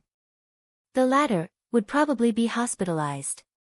Seeing Qin Zhe and Qin Bao Bao return with confidence, the guests couldn't wait to ask, singing or acting? Is it an original? Qin Zhe, you can't really write a new song in 10 minutes, right? Come on, sing, I can't wait. The onlooking fans also couldn't wait. They talked about it all at once, and the scene was particularly hot. Qin Zhe and his sister looked at each other and nodded. Director, we have no problem. Wait a minute, Qin Bao Bao blinked and said with a smile, let me give you a hint. We have sung this song before, and we even filmed a video and posted it on Weibo. Among the people present, some frowned, some pondered, and some recalled. But no one could remember what song it was. When Qin Bao Bao made a splash on the program, I Am a Singer, she was still a newcomer with no foundation and no fan base. The famous stars who had been famous for a long time did not pay attention to her, so they did not know about the video. Xian Shishir said, don't keep us in suspense. Let's start. Sun Chen patted his head. Io, they are so naughty. Yi Lu pondered for a while and suddenly thought of something. She said excitedly, I know what they are going to sing. Qin Zhe looked at her in surprise and thought, no way. Is this sister really my fan? Am I going to become a fan? Chapter 431. He wouldn't become a fan. Not in this lifetime. But that didn't stop Qin Zhe from fantasizing about it in his heart. Actually, in the eyes of many artists, Qin Zhe was a big shot who was so heartless that it made people's hair stand on end. He was a pure white lotus. Female celebrities couldn't figure it out. Other big shots in the entertainment industry might not be lustful, but when beautiful female celebrities willingly threw themselves at them, they couldn't help but harden slightly to show respect. It would be a waste not to sleep with them. But Qin Zhe went from being a top composer to the CEO of an entertainment company. He went from a female singer wanting to sleep with him to a female celebrity willing to sleep with him. But it seemed that there weren't any rumors of Qin Zhe sleeping with a female celebrity in the industry. Actors would even open a room to talk about the script. You're a big shot, yet you don't sleep with a female celebrity. Aren't you giving face? Some men were flirtatious but weren't really flirtatious. Some men were serious but weren't actually that serious. Yi Lu pouted in front of everyone's questioning. Hey, there's singing. Qin Bao Bao, who was wearing a white dress, had already started singing. Her voice was as magnetic and pleasant as ever. Waiting for 1,000 years, waiting for 1,000 years. Waiting for 1,000 years, I have no regrets. Qin Bao Bao took 2 steps forward.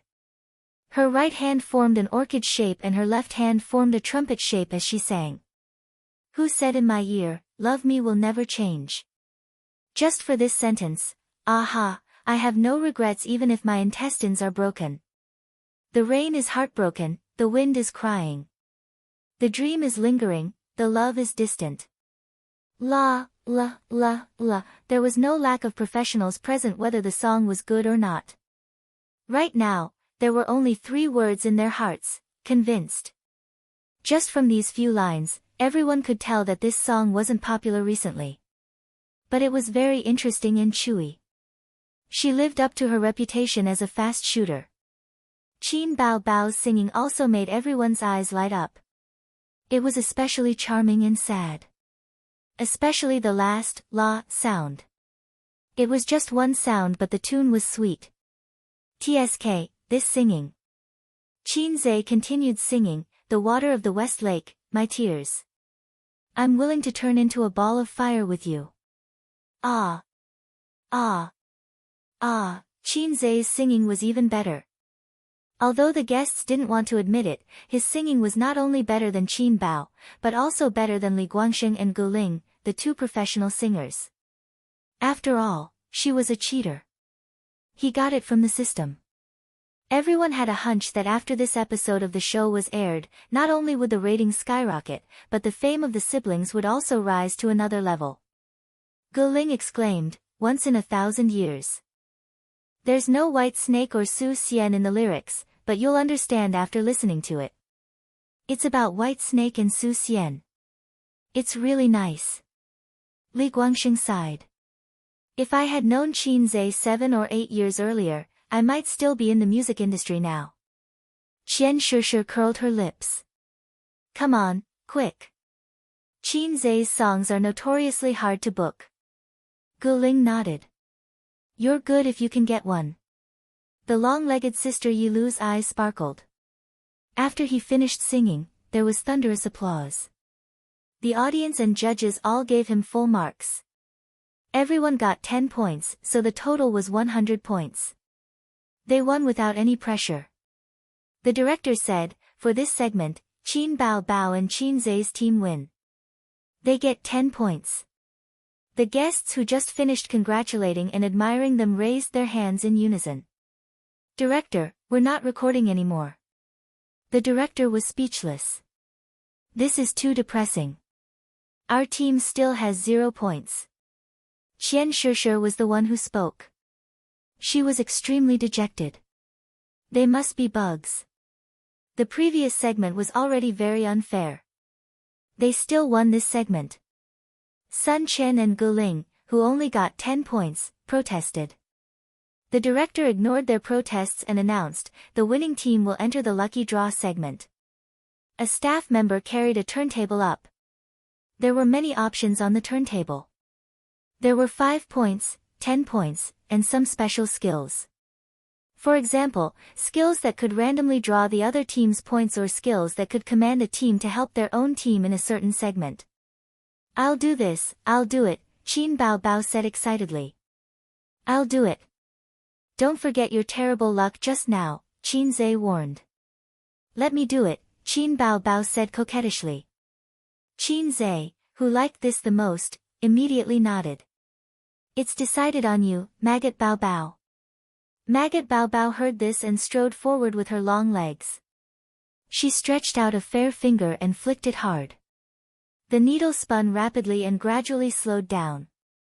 Finally, it stopped at the bright red option, all members regroup. Qin Bao Bao was speechless. Qin Zhe was speechless. His sister's luck was really terrible today. Qian Shishir put her hands on her hips and laughed. Regroup, regroup. Not bad. Our team got 0 points. Ha ha ha, brothers and sisters, I'm here to freeload your points. Sun Chen's expression was exaggerated. Really, Bao Bao's luck is already heaven-defying. I've played so many seasons of shows, but I've never seen anyone get this. Guling laughed out loud. No, really. Qin Bao Bao stuck her tongue out at Qin Zhe. Qin Zhe said, then, Director, how do we regroup? Director, okay, let's draw lots to decide. Lots were drawn, Sun Chen, Lin Jiao, Li Guangsheng, Guling Qian Shishir, Qin Bao Bao. Qin Zhe, Yi Lu. Yi Lu was very happy. She was actually in the same team as Qin Zhe. Qin Bao Bao and Qian Shishir left Lei Feng Tower arm in arm. Shishir, it's not bad to team up with you. It's much better than with him. Qin Bao Bao comforted herself like this. But can we win in the next segment? We're 2 weak girls. Qian Shishir said. I'm here. Qin Bao Bao patted her voluptuous chest. The next stop was the Sisi wetland. It was a beautiful place with beautiful scenery. It was a rare secondary wetland in the city. 6 rivers intersected in the entire park. The waterways were like alleys, the streams were like nets, the fish ponds were like scales, and the islands were like chess pieces, forming the unique wetland scenery of Sisi. The group arrived at their destination. Qin Zhe stood side by side with Yi Lu and smiled. It's a good place. There's a stream and smoke. Yi Lu naturally held onto his arm. It's my first time here. Have you been here before? Qin Zhe nodded. I came here once when I was young. I don't remember too clearly. It's barely an old place. The production crew was busy arranging work. The celebrities had nothing to do for the time being, so they looked around. Qin Zhe and Yi Lu sat side by side on the bench. Qin Zhe, let's walk around together after recording the show. Yi Lu held onto his arm and sat next to him. The production crew brought us here, so we'll definitely play around. Qin Zhe smiled and enjoyed the beauty's warm chest. In the show, it was very common for female guests to hold on to male guests' arms, especially when they were partners like this. Qin Zhe had just finished speaking when he saw Qin Bao and Qian Shishir walk over. The older sister's eyes were filled with power.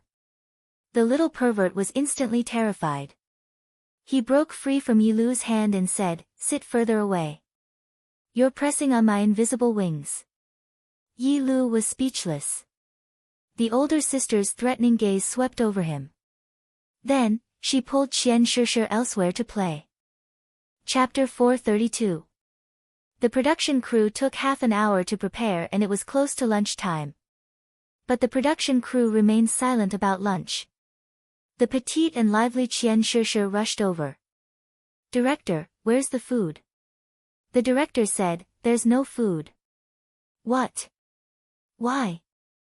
Director, you said the wrong line. The guests were in disbelief. Even if you don't bring us to a restaurant, there should be packed food. I want chicken drumsticks. Damn, the production crew is stirring up trouble again. Sun Chen and Li Guangsheng, the two permanent guests of the production crew, started arguing. Then, Gu Ling and Qian Shishir joined in. We're not recording anymore. Let's go home. Qin Bao Bao, Yi Qing, Lin Jiao, and the other guests also joined in. Let's go home. We're not recording anymore. Just as they were making a ruckus, the staff members carried boxes of lunchboxes over. The program crew's staff members went forward to distribute the lunchboxes. That's right. Come, let's share. Sun Chen smiled. I don't want spicy food. I don't care about vegetables. I'm not picky, Gu Ling said.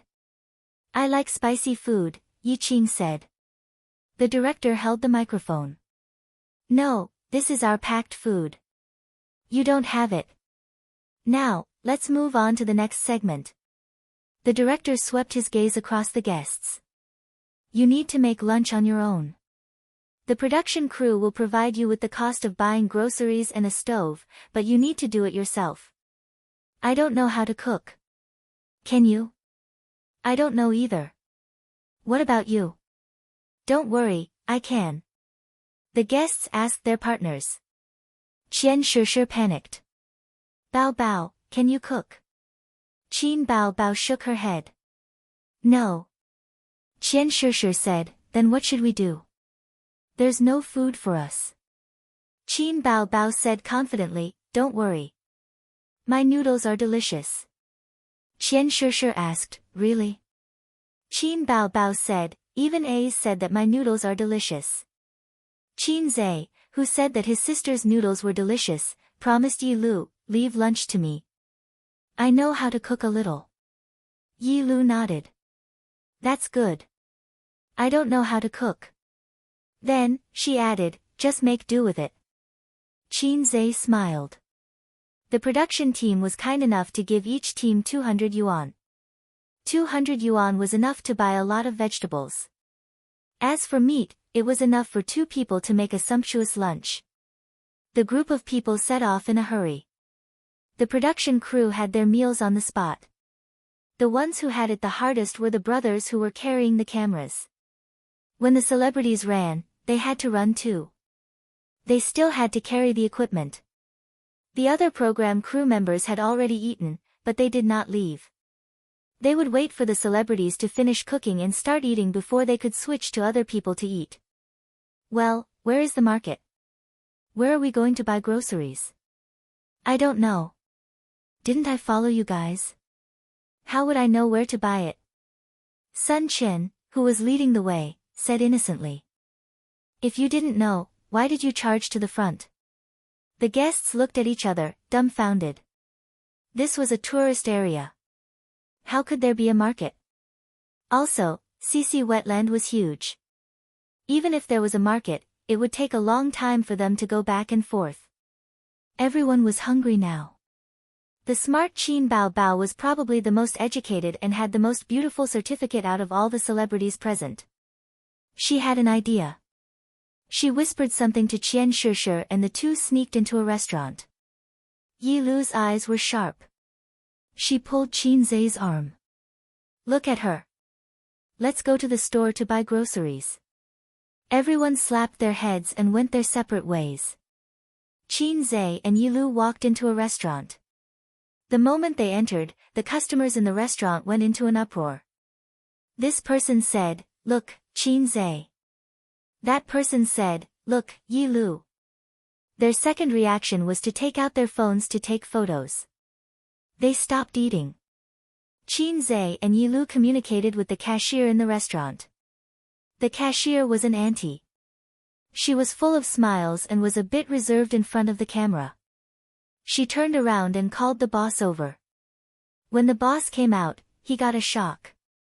All the customers in the restaurant stood up and took photos in all sorts of poses.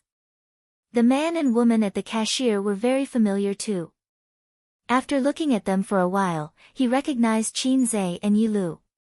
Boss, we want to buy some groceries, Qinzhe said. Sure, sure. Come with me. The boss didn't say anything else and brought them into the kitchen.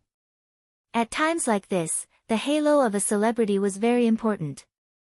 They could get convenience wherever they went. The boss enthusiastically stuffed all sorts of meat and vegetables into plastic bags and handed them all to Qinzhe. Yi Lu said gratefully, "There's no need for so much. There's no need for so much." The boss didn't care. It was a fortress. It's just a few dishes. It's not worth much. The boss chuckled. He was determined not to take Qinzhe's money. He kept saying, "I'm your fan and I like your songs a lot." In the end, Qinzhe gave him $200. On the way back with Yi Lu, the long-legged Yi Lu smiled and said, "Let's cook some vegetables. As for meat, it's hard to cook it well without enough seasoning." Qinzhe said, "The production team will take care of the seasoning. We just have to bring back the vegetables." Yi Lu said, "It's different. Although I don't know how to cook, meat dishes are different from vegetables. Meat dishes are harder to cook." Qinzhe said, "Oh. Then you're a vegetarian." "I'll eat meat." Yi Lu glared at him. "I'm helping you reduce your burden." Qinzhe froze for a moment. This sister was quite flirtatious. She was pretty and charming. He watched her shows in the past. Her acting skills were average and she won because she was pretty. Thus, she had a lot of fans. When they returned to the empty space where they came from, there was already a table, kitchen knife, plate, chopsticks, and other kitchen utensils. The annoying thing was that there was no natural gas here. There was only a charcoal stove. This meant that they had to start the fire themselves. Lin Jiao and Sun Chen, who were the fastest, started the stove together. Smoke filled the air. The smoke made the two of them cough. The celebrities present had probably never used this kind of stove in their lives and didn't know how to start a fire. They kept making mistakes. They finally managed to light up the paper scraps. When the charcoal balls were put in, the fire was immediately extinguished. Qinzhe and Yi Lu split the work. One of them washed the vegetables while the other cut them. Qinzhe realized that this sister was quite reliable. Looking at her technique and speed, she probably wasn't good at washing vegetables. However, she washed them very seriously and made sure that the vegetables were clean. Unlike Sister Ziwei, Qinzhe had to wash them again after she washed them. Yi Lu rolled up her sleeves to her forearm. As she washed the vegetables, she looked up at Qinzhe and realized that he kept glancing at Qin Bao's group. She smiled and said, "Qinzhe, when I saw your sister's interview last time, you guys were still living together. What about now?" Qinzhe cut the vegetables aggressively. Yi Lu was impressed by his knife skills. He replied, "We're living together now too." Yi Lu smiled and asked, "You're not living with your girlfriend?" Qinzhe laughed. "You're really my fan. You even know about this?" Yi Lu said, "Yes. You said that you have a girlfriend before. I even saw a rumor about you 2 days ago. The girl you're carrying is your girlfriend, right?" The sound of the knife suddenly disappeared. Yi Lu asked, "What's wrong?" Qinzhe forced a smile. "What, girl?" Chapter 433. Yi Lu glanced at him and teased, "The girl you carried on your back on the street. Her photo is all over the internet." She shook off the water droplets on her hands and wiped her waist. She took out her phone and searched for it. A moment later, she handed it over. Qinzhe looked at it and suddenly panicked. He really wasn't prepared at all. It was on the news just like that. How should he explain it to his sister and Sister Ziwei when they see it? "My excuse is that it's a company gathering." Bastard. How should I explain that I carried Suyu in the rain? What a mistake. Cut the vegetables. Why aren't you cutting anymore? Yi Lu took back her phone and saw that he was still in a daze, so she asked.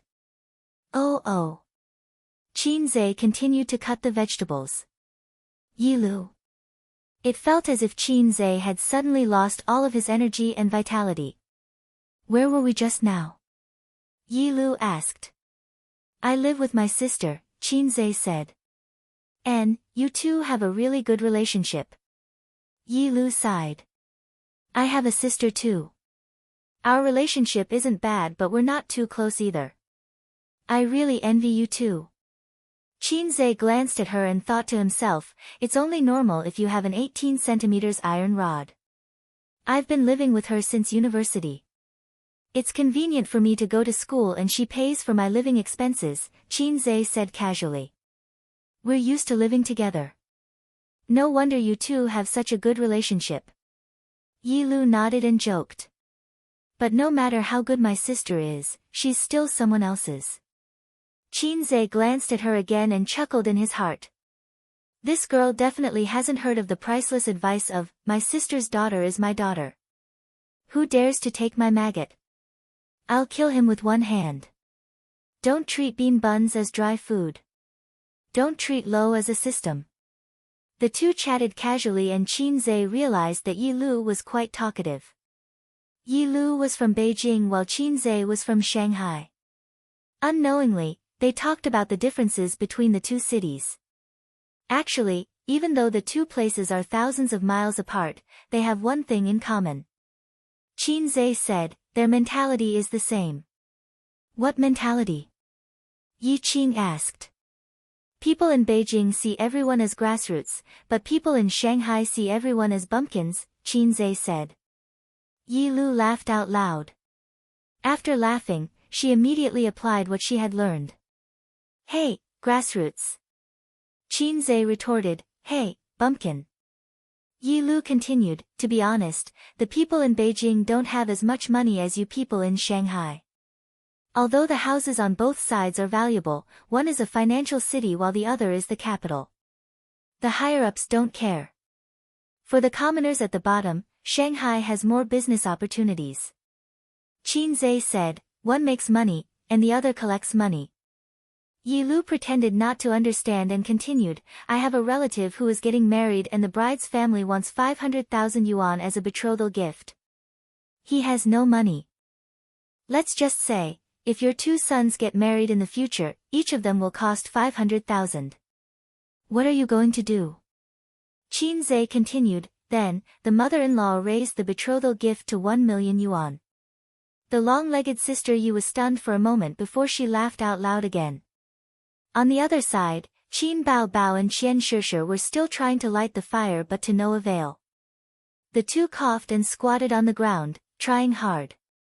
Qin Bao Bao's eyes were suffocated by the smoke. She rubbed her eyes with the back of her hand and her eyebrows were stained with black ash. She was truly disheveled. She had just boasted that her underwear was delicious. In the end, she realized that even if it was so delicious that everyone praised her, she couldn't even make a simple fire. The charcoal balls were so black. How could they burn something so hard? This stumped Qin Bao Bao, a top student from Fudan University. The fire made from paper was too easy to extinguish. Since they had never come into contact with something like a stove, Qin Bao Bao and Qian Shishir had already been doing useless work for more than 10 minutes. When they saw Qin Zhe's laughter, the maggot Bao Bao gritted her teeth in hatred. Maggot with a black heart. Maggot with a black heart, she muttered as she lit the fire. Qian Shishir thought to herself, "Io, Qin Zhe wasn't lying. She really did have such a weird habit." The cameraman pointed the camera at Qin Bao Bao and recorded her muttering without missing a single word. These were all funny points. The cameraman was about to cry from the two girls' stupidity. Everyone else had already started the stove and was about to cook, but the two of them were still standing there. "Qin Zhe, let's work together in a movie if there's a chance," Yi Lu said. "Your pay is too high." "I can't afford it," Qin Zhe smiled. Yi Lu pouted. "Then I won't take your pay." Qin Zhe was puzzled. "Why?" Yi Lu said matter-of-factly, "I'm your fan. It's great to be able to film with my idol." "We'll talk about it when there's a chance," Qin Zhe said. "What do you like to eat?" I like to eat this. Yi Lu pointed at the gizzards. Qin Zhe heated up the pot, poured oil, and poured the cut gizzards and green peppers into the pot. The fire immediately lit up, scaring Yi Lu so much that she took a few steps back. Qin Zhe was the one who lit the stove and spent a lot of effort. He also hadn't done this before, but men were naturally better at doing things than women. While his useless sister was still stomping her feet in anger, he had already successfully heated up the briquettes. The briquettes were heated up piece by piece. A few briquettes were thoroughly heated and the fire was burning fiercely. Qin Zhe performed his fancy cooking skills for Yi Lu. Wang Zijin usually helped out in the kitchen and liked to watch him cook. She found it pleasing to the eye. Qin Zhe was good at cooking. In the past, he learned from Qin Ma. Later on, he spent some points and leveled up his cooking skills. Now, he was definitely at the level of a chef. Soon, the fragrance of the dishes floated in the air. It smells so good. Whose cooking skills are so good? Sun Chen sniffed. I'm starving. Lin Jiao's stomach grumbled. Did you guys cook? Gu Ling came over to take a look and immediately denied her guess. Definitely not. It's Qin Zhe cooking. It smells so good. I'll steal some later. Li Guangxing chuckled. I'm not eating noodles. Let's go eat. Qin Bao Bao washed his hands and gave up. Is this okay? Qian Shishir was tempted and said pretentiously. Follow me. I'll bring you to eat a feast. Qin Bao Bao said proudly, he's the one who cooks at home. After Qin Zhe finished cooking a dish, his sister and Qian Shishir were at the dining table. After cooking the second dish, Gu Ling was at the dining table. After cooking the third dish, all the guests sat down. Director, I want to report them. They didn't follow the script, Qin Zhe said loudly. Yi Lu felt wronged. How can you be like this? Go away. Director, we won't cook anymore.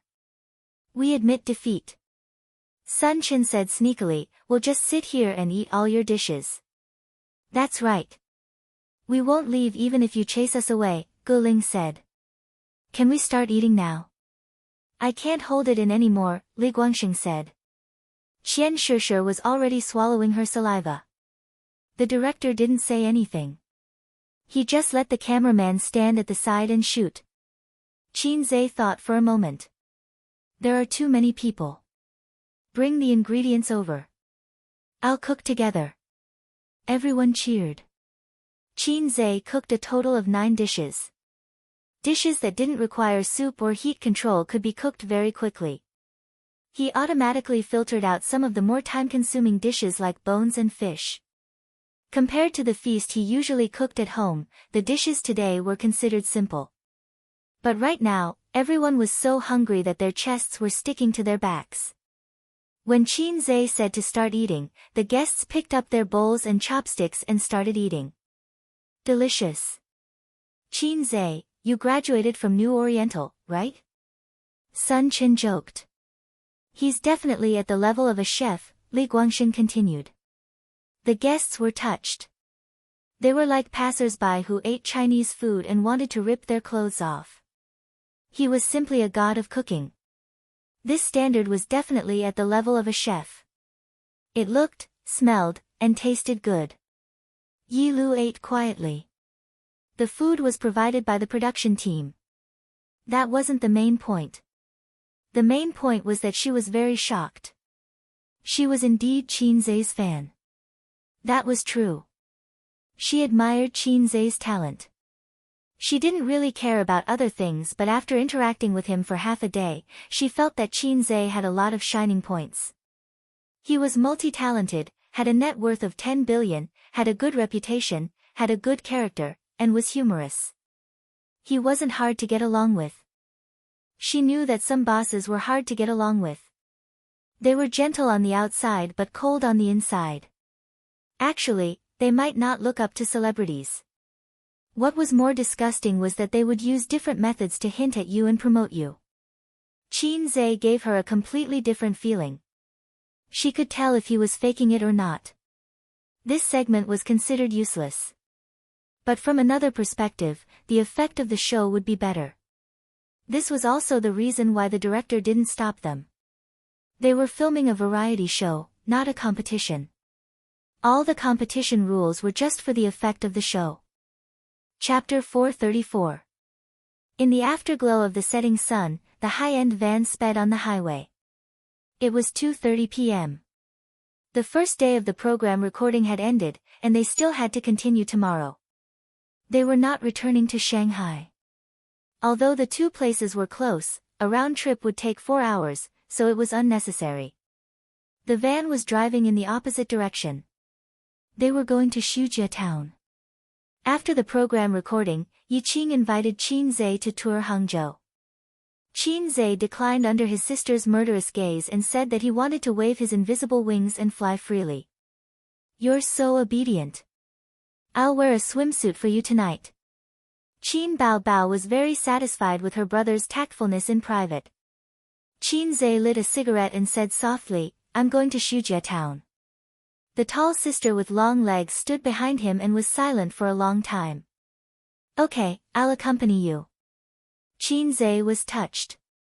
"Sister, you're so nice." Qin Bao said seriously, "I'm afraid that you'll turn around and secretly ask that long-legged monster out." Qin Zhe, on both sides of the highway were tracts of farmland and fish ponds. The water was blue and the sky was blue. The vegetation was lush and the crops were thriving. Nowadays, transportation was getting more and more convenient. More than 10 years ago, before the highway was built, Qin Zhe's mother took him to Shujia town. First, they took the green train for 6 to 7 hours to get to the village of Ham. Then, they took the bus for an hour to get to the county, and then took the bus to Shujia town. They set off in the morning and arrived at night. If you want to be rich, you have to build roads first. Qin Bao curled up in the comfortable big chair and talked on her phone for half an hour. Feeling rather bored, she stretched her body and squeaked. Her elder sister, who was wearing thin spring clothes and a white shirt, stretched her waist, revealing a patch of white skin around her waist, as well as her cute belly button. Qin Zhe took the opportunity to take a few glances. When his sister finished stretching, he resumed his sitting posture. Qin Bao muttered, "Salted fish." Qin Zhe did not hear clearly. "What?" "Nothing." Qin Bao pulled the hem of her shirt. "I'm so bored. Let's watch a movie. My eyes are tired from playing with my phone." "Sleep." "I can't sleep." Qin Bao blinked, her eyelashes fluttering. "Aze, tell your sister some jokes." Qin Zhe thought for a moment and looked at his sister's face. "Sister is the most beautiful fairy in the world." Qin Bao was taken aback for a moment, then a look of joy appeared on his face. Qin Zhe changed the topic. "What a joke, ha ha ha." The smile on Qin Bao's face gradually turned ferocious. She waved her hand to beat him up. "You're the one who told me to tell jokes," Qin Zhe protested. When Qin Bao heard this, she became even angrier. She pounced on him and started to wrestle with him. Her heavy chest rubbed against his face, it was the genuine facial cleanser. "No, that's not right."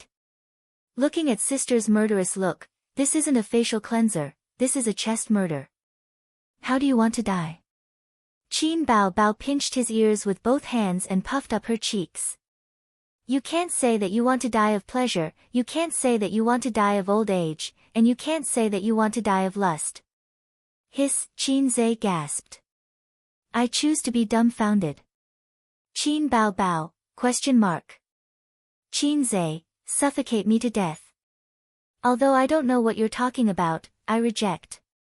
Qin Bao bent her finger and flicked him hard on the forehead. "Then I'll tell sister another serious joke." "I saw it on the internet and laughed until my stomach hurt," Qin Zhe said. "Then tell it." Qin Bao crossed her legs. "Do you know who the most selfless person in the world is?" Qin Zhe asked. "I don't know," Qin Bao said. "It's Kai Luan." Qin Zhe smiled wickedly. Why? Qin Bao Bao asked. Because he's a eunuch, but he invented paper and benefited thousands of fellow otakus. Qin Zhe couldn't help but laugh. Qin Bao Bao, what was so funny? She couldn't get it at all. Isn't it funny? Qin Zhe scratched his head. I think it's very funny. Then I'll tell you another one. He pondered for a long time, and his eyes lit up. I'll tell you a joke that I made up. There's a story behind it. Instantly, Qin Bao Bao's interest was piqued and she nodded vigorously. Qin Zhe cleared his throat. When Li Bai was young, he didn't work hard in class and ran out to play. He saw an old granny sharpening an iron rod. Li Bai ran over and asked, Granny, why are you sharpening an iron rod? The old granny said. He paused and looked at his sister. His sister blinked. As long as you work hard, you can grind an iron rod into a needle. No. Qin Zhe paused for a few seconds. The old granny said, What do I need this iron rod for? After he finished, Qin Zhe was overjoyed. Qin Bao Bao, isn't this funny? Qin Zhe saw his sister's confused expression. Qin Bao Bao pouted and nodded. I think it's quite funny, and I feel that I'm very smart to come up with such an interesting joke. Qin Bao Bao thought to herself, You're just being self-absorbed. Then I'll tell you another joke. I've made many jokes. Qin Zhe was not satisfied that he couldn't make his sister laugh. No. Qin Bao Bao looked dispirited and forced a smile. Actually, I don't like jokes at all. I was just joking with you. She would never joke with A's again. I can really tell a big joke this time, Qin Zhe said. I don't want to hear it. Get lost. Qin Bao Bao turned sideways and turned the back of her head to her brother. After 2 hours of driving, they arrived at Shujia town. They didn't drive into the town but stopped by the roadside. Qin Zhe got out of the car with a bouquet of white chrysanthemums he bought. The siblings walked side by side on the weedy field path in the middle. They passed through the crops, the pond, and a small city god temple. He climbed up a small mound and looked down. What entered his eyes was the rising and falling of tea trees, arranged very neatly. Women with dustpans around their waists and sleeves on their hands were scattered in the tea forest in 2s and 3s, picking spring tea leaves. It's so beautiful. 10 miles of tea forest. Qin Bao Bao took out her phone and took 3 consecutive selfies without saying anything. Then, she raised her phone and took selfies in various positions. After taking the selfies, she looked at them and felt unsatisfied. She asked Qin Zhe to help her take more. There are more tea forests in the mountains, and they're more beautiful. When the spring rain ends, the mist lingers in the tea forest. It's like a fairyland. Qin Zhe took a few selfies for his sister and returned the phone to her. Qin Bao Bao held his arm and walked towards the cemetery below the tea forest. When we don't want to work in the entertainment industry anymore, we'll buy a house here. No, we'll build a villa. Then, we'll pick chrysanthemums and go to the southeast. Before she finished, Qin Zhe interrupted, Love Maple Forest Night. Qin Bao Bao said angrily, Get lost. We're talking about serious business. Serious business is. Qin Zhe flicked his sister's forehead. Don't be a hipster. It's not realistic. Why? First of all, if you want to build a villa, you'll need approval for the foundation. However, you're not a local, so you can't get approval for the foundation. Now, if you use your connections and build a big villa, someone will report you. Although the villages are rich now, there are more and more shallow people who can't bear to see others living well. If you want to build a house here, you'll need the approval of your neighbors. If you're not close to them, you'll have to spend some money. If the neighbors are jealous and refuse to agree, don't even think about building a brick. We people in the city always yearn for a rural life and envy the villagers. Actually, it's easy for us to say that. Fortunately, our mother brings me to the countryside for a few months every year. It's not as leisurely and carefree as the people in the city say. When I was young, whoever raised chickens, ducks, and geese would have a smelly yard. When it rained, it would be like dung hitting water. It's also not like now where there are so many factories. The villagers all live in the fields, facing the yellow soil and the sky. They don't have the time to appreciate the natural scenery. They're all dog-tired. No matter how cold it is in winter or how hot it is in summer, they have to go to the fields. Why would the people in the city come to the countryside? After spending all their money, they still have to go back to work in the city. We're rich. We have enough money to spend in the countryside for 8 lifetimes. However, the countryside is short of supplies. There's no 24-hour convenience store, no shopping mall, no subway. There are all kinds of restaurants in Thailand, Japan, Korea, and France. If you want to have a cup of Starbucks with me, you have to drive to the city to buy it. I'm just saying. Why do you have to dampen my enthusiasm? Qin Bao Bao was confused and helpless. She glanced at her brother. What's wrong with you? Qin Zhe shook his head and stood in front of a tombstone expressionlessly. Chapter 435. Qin Bao Bao put her palms together and bowed a few times. She didn't know Auntie Sue, but in the past, she occasionally came to Shujia town with her parents. Her mother would call her and Qin Zhe together. Standing in front of a weather-beaten tomb and facing an elder who had passed away more than 10 years ago, Qin Bao Bao didn't feel the slightest ripple in her heart. But she knew that Auntie Sue had a very important place in her brother's heart. Every year after the summer vacation, Qin Zhe would tell her how good Auntie Sue was in Shujia town. She bought him snacks and toys. Every time Qin Zhe showed off like this, Qin Bao Bao would kick him and say, "Go and get food for me." The little red guy would obediently run to get fruits and snacks. After a few times, the little red guy realized that this couldn't make his sister envious, so he rarely showed off in front of her. "You black-hearted maggot, why are you in a daze?" After Qin Zhe was in a daze for more than 10 minutes, she finally couldn't help but speak. "You're the maggot." Qin Zhe rolled his eyes and said, "I'd rather shit than maggot." Qin Zhe said, "You came to the wrong place." Qin Bao Bao was confused. "What?" Qin Zhe pointed to the tombstone. "Auntie Sue's birthday is on June 5th, not May 5th. I remembered it wrong. I didn't come for the New Year, and I didn't have time to come for the Qingming festival.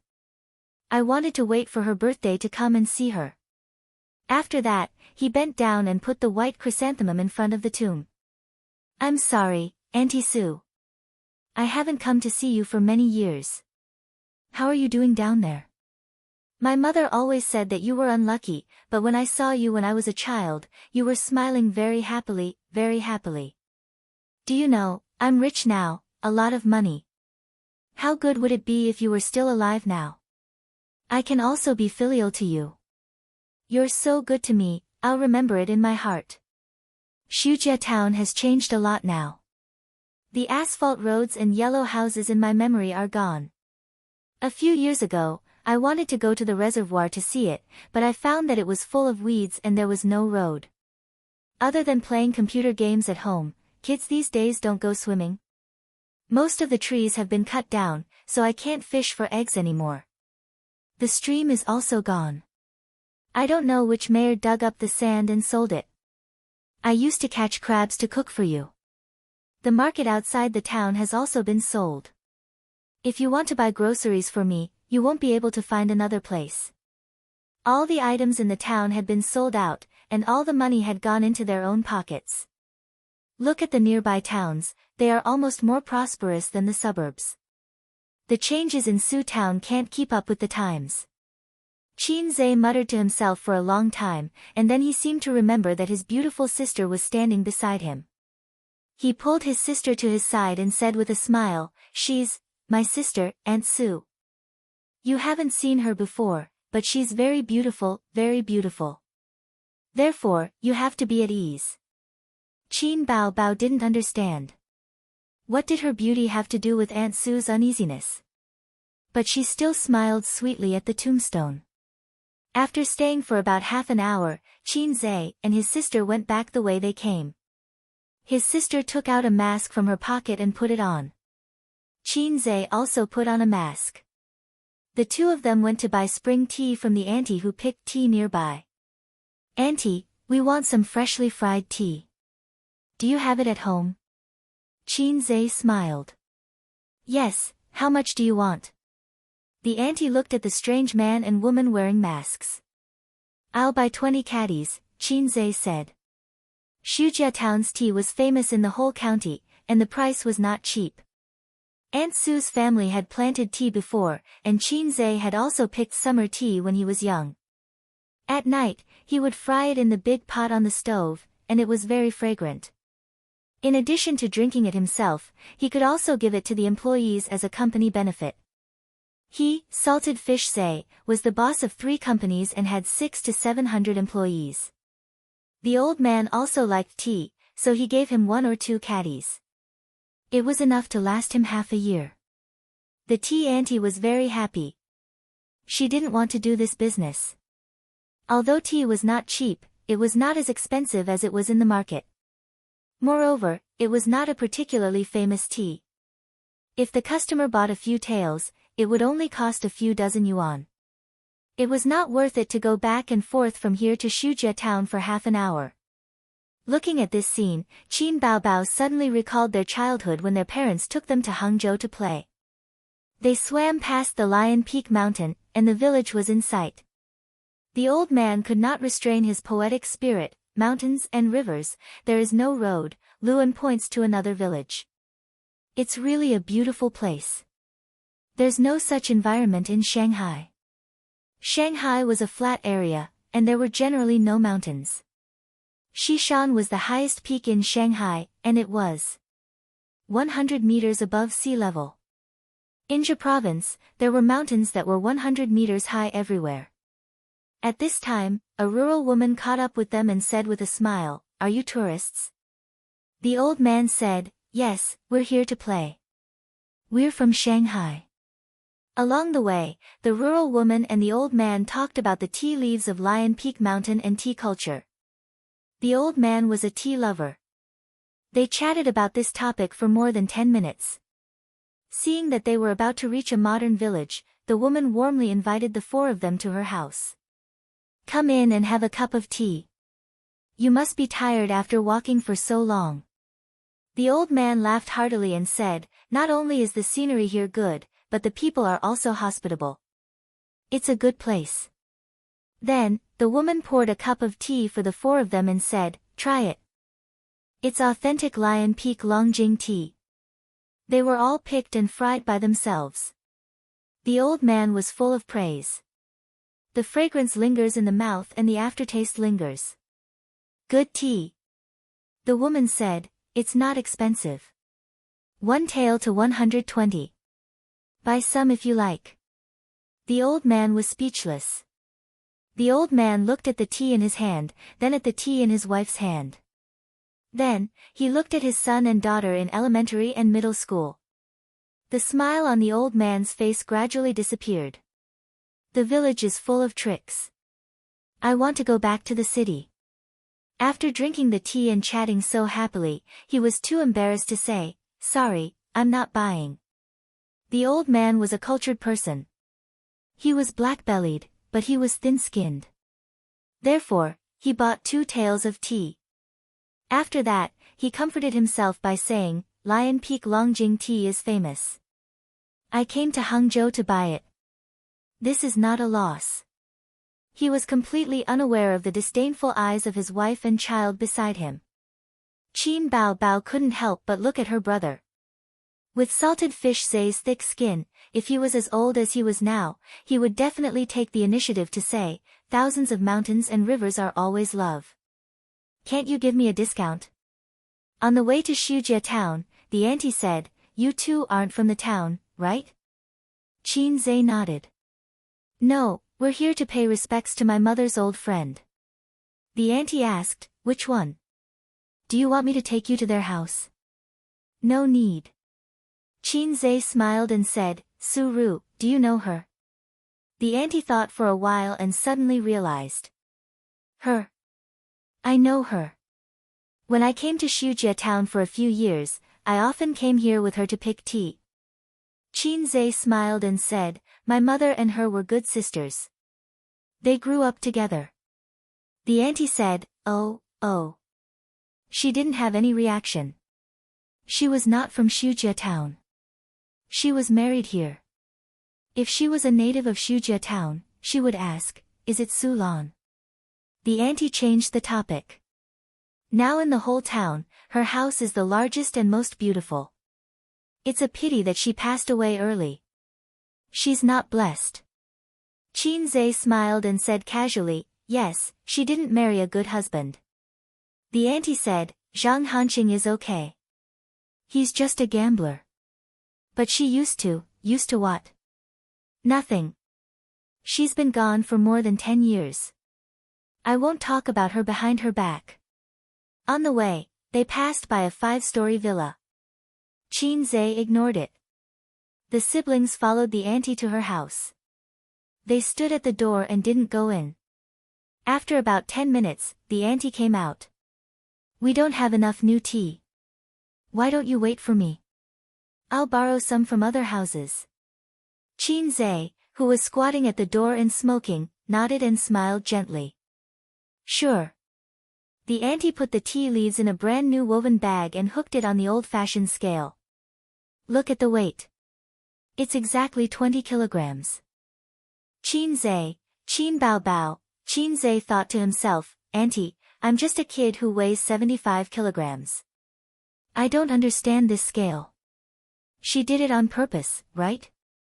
But it didn't matter. He didn't care about the weight. But he regretted buying so much. How was he going to bring it to the company with the woven bag? Boss Qin's arrogance instantly fell to the bottom. It was replaced by a strong rustic aura. When he returned to Shanghai, he still had to find someone to buy tea cans and put the tea leaves in them. Then, he would give boxes to the employees. 20 kilograms wasn't heavy. But for tea leaves, it was very large. Qin carried the tea leaves on his shoulder and brought his sister back the way they came. Qin Bao shamelessly surrounded him and took photos of his back, front, and side. Qin said helplessly, get lost. Qin Bao laughed until she couldn't straighten her back. When they passed by the beautiful 5-story villa, Qin suddenly stopped. This is Auntie Sue's house. It used to be. Qin Bao asked foolishly, what about now? The hostess has changed, Qin said. Where did Zhang Hanqing get the money? Qin muttered, Su Yao. Chapter 436. Do you want to go in? Qin Bao asked. Forget it. Qin shook his head. Things have changed. Why should I go in? I haven't been here for more than 10 years.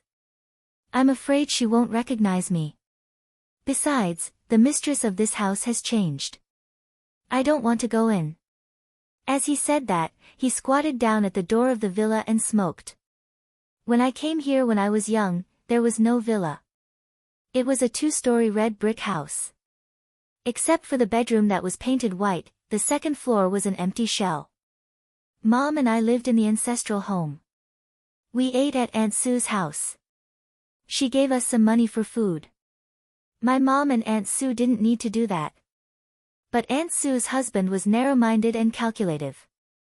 Qin exhaled a puff of smoke. He was a very unscrupulous man. He was not ambitious and liked to gamble. But he could bear hardships. He farmed and worked. It was not a problem for him to support the family. The relationship between the husband and wife was not very good. They often quarreled. They had a son who was 3 years younger than me. Auntie Sue is really good to me. I remember one year, I fought with her son and beat him up. Zhang Hanqing was very unhappy, but guess what Auntie Sue said first? Qin Bao tilted her head. Why did you fight? She asked me, where did it hurt? Qin took a puff of his cigarette and exhaled. After asking, he slapped his own son. Zhang Hanqing was so angry that he almost died. At that time, I was almost in junior high school. Her son was still in elementary school. I could beat 10 people with one hand. How could it hurt? Qin Bao Bao also smiled. Aunt Su was a good person. Anyway, as long as she was good to her brother, she would think that she was a good person. Next month, I'll come to Shujia town again. I might meet someone. Qin Zhe paused for a long time. The cigarette gradually burned out. He looked up at his sister. Are you coming? We'll see, Qin Bao Bao said. Okay. Qin Zhe nodded and got up. He put the tea leaves on his shoulder and took his sister's hand with the other. Let's go back. The next day, at night. After the dinner banquet, the celebrities exchanged contact information and followed each other's Weibo. These were all connections in the entertainment industry. As long as they were properly managed, they would definitely be useful in the future. Even if it was just on the surface, it was still profitable. In the future, no matter what event he attended, he would know 9 out of 10 celebrities. It was a completely different concept from only knowing 1 out of 10 celebrities. In any circle of society, if you had connections, you would have a way. If you didn't have connections, you wouldn't be able to make any progress. It was worth mentioning that although Qin Bao didn't like Yi Lu secretly flirting with Qin Zhe and was even more disgusted by Gu Ling eyeing Qin Zhe covetously, she hid her emotions very well. On the surface, she was chatting happily with Yi Lu and reuniting with Gu Ling. Her gaze and tone were especially sincere. Sisters on the surface, 666. Qin Zhe wanted to go back to Shanghai directly, but Qin Bao said, "Oh, it's rare for us to come to Hangzhou. Let's go shopping tonight and go boating tomorrow. We can play for a few days before going home." The nanny van was too eye-catching. Qin Zhe gave the driver 2,000 yuan and told him to play with it however he wanted. He called a business partner in Hangzhou to borrow a car. The other party was in the bill business and acted as an intermediary between companies and banks. Suyu built a department in Baozi that specialized in bill business. It only dealt with banknotes and not business bills. Currently, it had added electric bill business. When Suyu invited this bill intermediary for a meal, Qin Zhe also attended. The big boss said regretfully that if he had entered this industry 6 or 7 years earlier, he could have become a millionaire in 1 year. After a few years, his assets would be a few hundred million yuan. It was a profiteering industry with no cost. The profiteering was so high that the country was jealous. He started his business in the bill business. In just 5 years, he had a net worth of 700 to 800 million yuan. The salesman under him had several houses in Hangzhou. However, this industry rose quickly and fell even faster. The country intervened and the threshold was low. It was gradually mature and on the right track. Now, it was just bitterly holding on and eating some small profits. The big boss of the bill intermediary was thinking about transformation and holding the thighs of Su Yu and Qin Zhe, so he readily agreed. He drove a particularly domineering Land Rover and handed the car key to Qin Zhe. His face was full of smiles. "Boss Qin, feel free to use it. You can drive it back to Shanghai. Let me know where to park, and I will send someone there." Qin Zhe waved his hand, 2 days at most. Qin Zhe drove around the Wulin Square with his sister, bought a few clothes, a pair of jade bracelets, and a ring in the Hangzhou building, and then went to Tianhong Shopping Center. Wearing a cap, a mask, and sunglasses, his sister was tall, her long hair fluttered, and her hot figure always attracted attention. It was not winter, but spring, and the thin clothes could not hide her 36D big breasts and invincible long legs. Qin Zhe was dressed in the same way, hiding himself tightly. When he saw something he liked, he swiped his card and took it away. He knew that his sister was enjoying the pleasure of shopping, and she did not really want to buy clothes. Qin Bao Bao took him around and seemed to be looking for something. Suddenly, her eyes lit up, and she ran into a swimsuit shop. Qin Zhe did not know what brand it was. It would be too weird if he knew. At most, He knew that it was Victoria's Secret, which sold underwear. "Ace, what style do you like?" Qin Bao Bao held his arm and strolled around the shop with great interest. Qin Zhe, it felt weird. It was not his sister who wanted to buy swimsuits, but he wanted to buy, white, with a string. Qin Zhe said. "Didn't I buy a set? But you have never worn it in front of me. You only wore it once when you swam in the Thousand Island Lake. How can I wear it at home?" Qin Bao Bao blushed.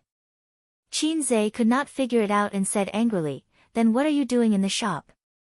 She was not going to wear it anyway, so why would she buy it as a decoration at home? "Bah, pervert who wants to see my sister in a swimsuit all day long." Qin Bao Bao played the blame game. The salesperson who followed them happened to hear it, and her expression was very strange. "Miss, what style do you like?" The salesperson put on a professional smile and was ready to promote the swimsuit. Qin Bao Bao waved her hand, "White, with a string. Give me as many as you have." "What about the size?" 36D. "What?" The salesperson was stunned, and then she reacted, thinking that she knew how to brag. At this time, Qin Bao Bao puffed out her chest, 36D. The beauty showed off her hidden weapon. The salesperson, at the same time, she felt a little sad. While she was still dreaming of getting promoted from A to B, someone else was already AD, and a 36D. Qin Bao Bao said again, secretly glancing at Qin Zhe. Qin Zhe played along and pretended to be shocked. Qin Bao Bao was immediately proud. In fact, Qin Zhe knew his sister's cup size. Once when his sister used his phone to shop online, he saw her size, but his sister didn't know that his brother had already found out about her talent. He had to play along and pretend that he didn't know. Otherwise, wouldn't it be too creepy? The salesperson cursed in her heart, "I know you're a 36D, okay? Do you have to repeat it so many times? What's the point? You're bullying us A-class big shots, right? Do you only buy the bra for your swimsuit?" Other sizes were not mentioned at all. Qin Bao Bao bought 6 or 7 swimsuits in one go, of the same color but different styles. She left happily with her brother. When they passed by a coffee shop, Qin Bao Bao said that she wanted to drink coffee, but she had to go to the toilet first. She asked Qin Zhe to buy the coffee and wait for her to come back. Drinking coffee in the middle of the night, what do you want to do? High until dawn. Qin Zhe, who was carrying bags of various sizes, was not very willing. Go. Qin Bao Bao pushed him. "It's moldy." Qin Zhe said subconsciously. "Are you standing or squatting?" Qin Zhe asked. "No, a woman would always squat no matter what." Qin Zhe changed his words and asked, "How long?" "Very soon." Qin Bao Bao said. Qin Zhe carried his sister's shopping bag and squeezed to the front of the coffee shop. "Waiter, 2 cups of coffee." "What do you want?" the waiter asked. "A cup of cabbage, a cup of vanilla latte, with cream." Qin Zhe said. Vanilla latte with cream, his sister's favorite. "Cash or credit card?" the waiter asked. "Can I pay with my face?" Qin Zhe said. The waiter looked at Qin Zhe, who was wearing sunglasses and a mask, and was stunned. "Just kidding." Qin Zhe took out his credit card. After paying, he received the ticket and stood aside to wait for the coffee. At this time, a burly man came over and was surprised. Qin Go. Chapter 437. Who was this guy? His face was full of surprise and excitement, as if he had just reunited with an old friend. But Qin Zhe didn't know him. Primary school classmate? Impossible. Primary school classmate wouldn't call him Qin Gu. Qin Zhe was an unknown passerby during the 9-year compulsory education and the first 3 years of college. At most, he was famous for fighting, but he never had any underlings. Maybe this guy had mistaken him for someone else. "Who is it?" Qin Zhe asked. The guy's smile froze. It's me, Bai Guowei. Qin Ge doesn't remember me. Ah. Qin Zhe suddenly realized. It's you, Guowei. Who are you? Bai Guowei, Ziki and Donglai's friend. We were at the KTV that day. Bai Guowei scratched her head. If it wasn't for Qin Ge, we would have died miserably. We haven't seen each other for more than half a year. It's normal that Qin Zhe doesn't remember me. Qin Zhe just remembered. At that time, he had just started tutoring Li Donglai. Once, Li Donglai asked him to go to the KTV and wanted to introduce him to his friends in the circle. But his friends were polite on the surface, but they didn't accept an outsider. How could they be friends with different family backgrounds? It was just like the circle of rich people. There was no such thing as a country bumpkin. Bai Guowei was one of them. Her family's elders were in the public security system and were quite powerful in Shanghai. She was also very good at fighting and had practiced taekwondo. In the beginning, Qin Zhe did want to make friends with her. At that time, Sister Ziwei only had a good impression of him. He didn't have money or power, but his beautiful sister had already made a name for herself in the entertainment circle. For a long time, Qin Zhe worked hard to become the man behind his sister. He wanted to ride on Nan Man Pei's coattails. You couldn't expect him to have a backbone since he was indeed a salted fish back then. He had no money, no power, and yet he was so arrogant. That was a fool. However, the affairs of the world were unpredictable. At that time, he had helped them because he wanted to do them a favor. It might be of great use in the future. He did not expect that in just half a year, he was no longer the salted fish he used to be. He had become the king of salted fish, the Hei's king. This group of brats could no longer provide him with any help. Both sides were not on the same level. Not only did he give her a free favor, he even gave her a piece of sticky candy that she couldn't get rid of, Qin Yuan. How did you recognize me? Qin Zhe wondered. He thought to himself, my handsome face is covered by sunglasses and a mask, how can she recognize me? I was behind you the whole time and listened to you for a long time. I could tell, Bai Guowei said. You've changed a lot. I can't even recognize you. Qin Zhe laughed dryly. He remembered that Bai Guowei at that time. Although he was tall and strong, he could still tell that he was a high school student. Now, Bai Guowei's physique was twice as strong. He had muscles all over his body and was tanned. Those who didn't know him would think that he was a migrant worker who had just come out of a construction site. There were many acne on his face. It's all my dad's training. I'm preparing to enter the police academy. Bai Guowei said. Qin Zhe thought to himself, so it's your dad who trained you. Training. Are you planning to follow your father's footsteps? Why are you here? Qin Zhe asked. My sister and I accompanied my mother to travel. She dragged me out to go shopping at night and just went to the washroom. Bai Guowei said. What a coincidence. My sister went to the washroom too. By the way, Qin Ge, have you made any progress with Qin Yuan? Bai Guowei winked. Qin Zhe laughed bitterly. Tsk. It seems that Qin Yuan didn't succeed. But she's very annoying and stubborn. Bai Guowei said. She was indeed a stubborn little girl. When he first met her at his cousin's school, Qin Zhe had already communicated with her frankly and expressed his aesthetic standards subtly. I'm not a siscon. I don't like girls with flat chests and small butts. I only like girls with big boobs and big butts. It's best if they have a pair of long legs.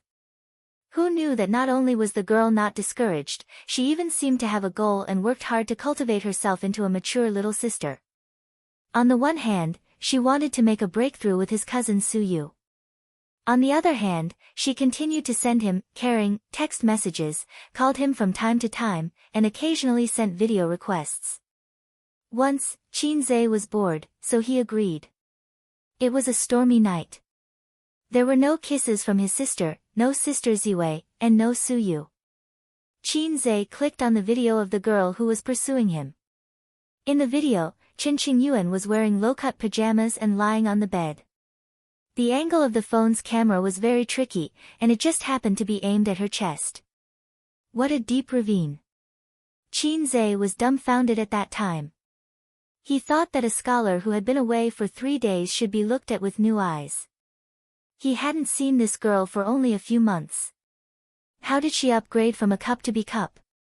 She was definitely an inspiration to thousands of flat-chested girls. Qin Qingyuan said shyly, "Qin Gu, what do you think of me?" Qin Zhe said, "Your chest is the same as Eris, padded." Qin Qingyuan blushed with shame and said, "Qin Gu, you are so annoying. I don't want to video with you." After saying that, she hung up. No, she turned it off. Qin Zhe breathed a sigh of relief. I really don't know what this girl likes about me. I'm not lively and enthusiastic like teenagers, and I don't have the vicissitudes of life like mature uncles. I envy those who have inner qualities, unlike me, who only has the word handsome throughout my life. What's so good about me? Why does she like me so much? Qin Qingyuan is very beautiful, and her family is rich. Oh, although Qin Gu, you are also very rich. Bai Guowei said, let me tell you a secret.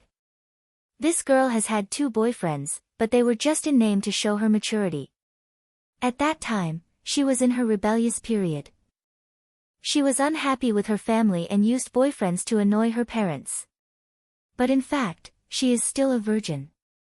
Bai Guowei's tanned face revealed a smile that all men understood. In this era of war, it is not easy to find a girl who can hit the nail on the head. This child was full of flirtatious words. Qin Zhe waved his hand. Qin Qingyuan is not my type.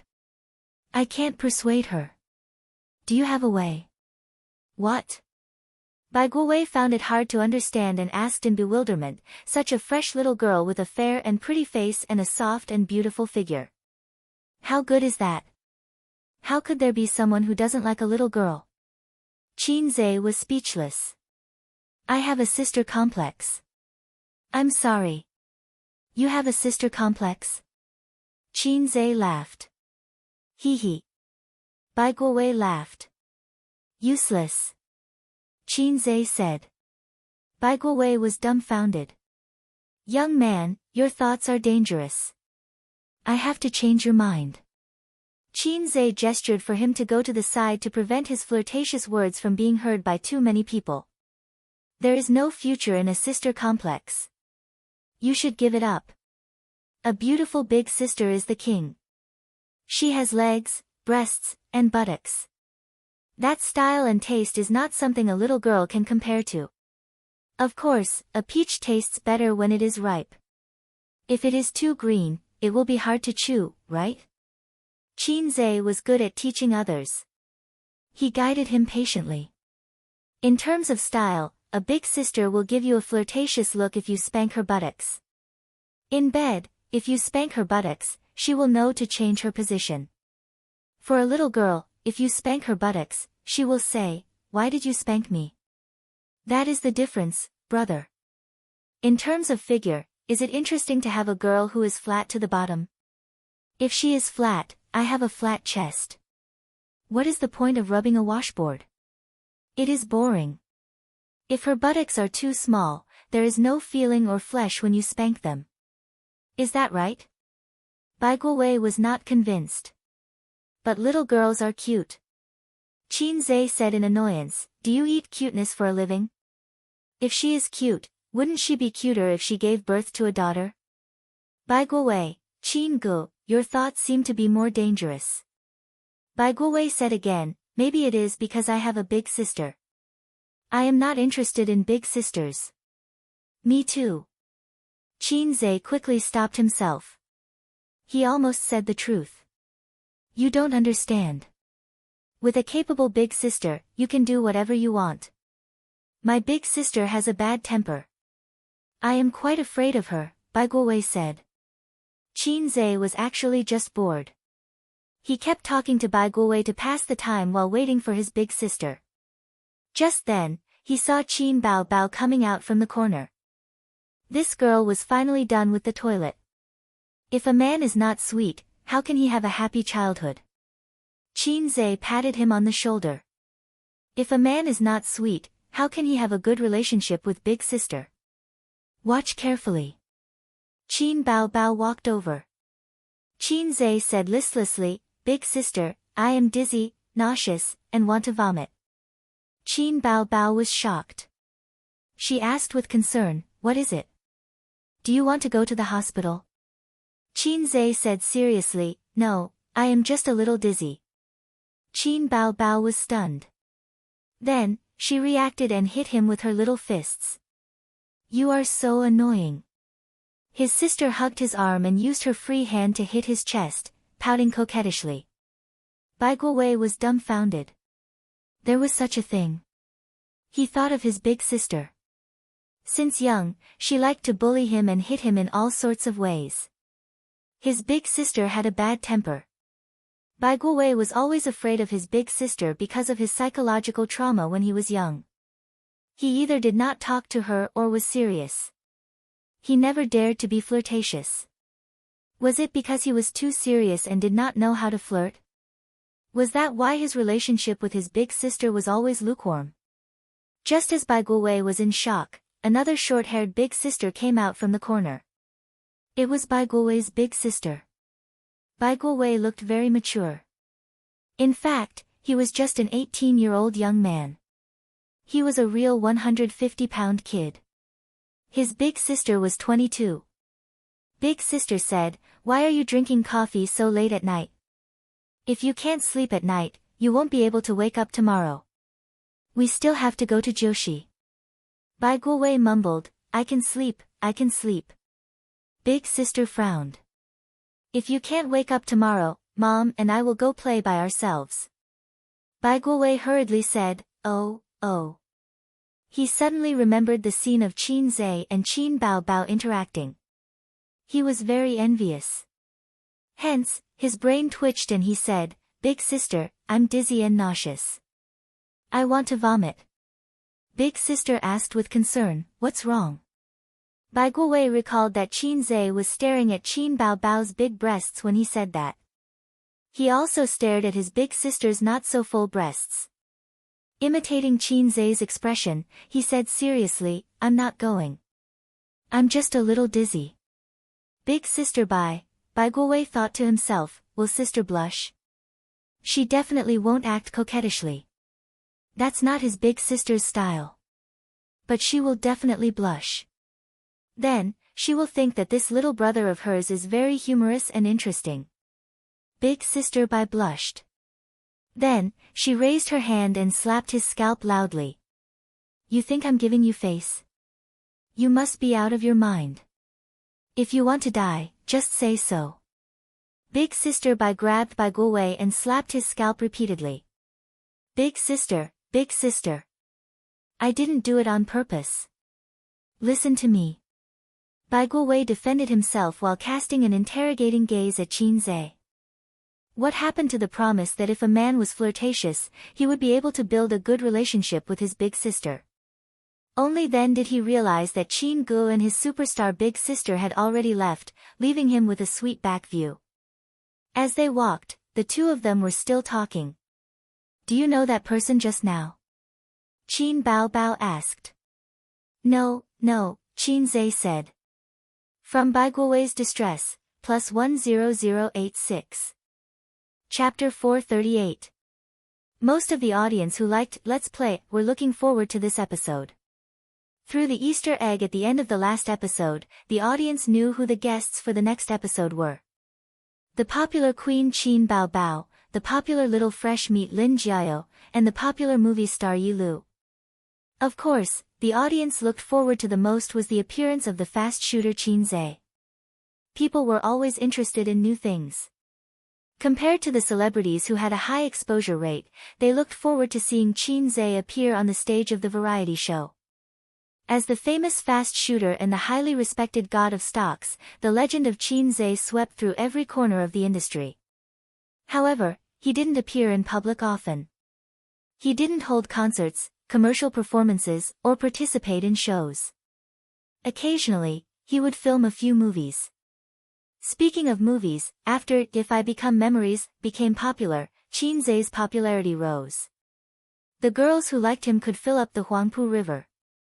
Qin Zhe equals salted fish equals Hai Zhe King equals 900 million girls' dream. Therefore, when the Easter egg of Qin Zhe participating in the reality show was broadcasted, it instantly became a hot topic. In a week, there would often be spoilers for the next episode. The editors of the online media would find pictures from all over the place, pictures taken by the audience on the spot.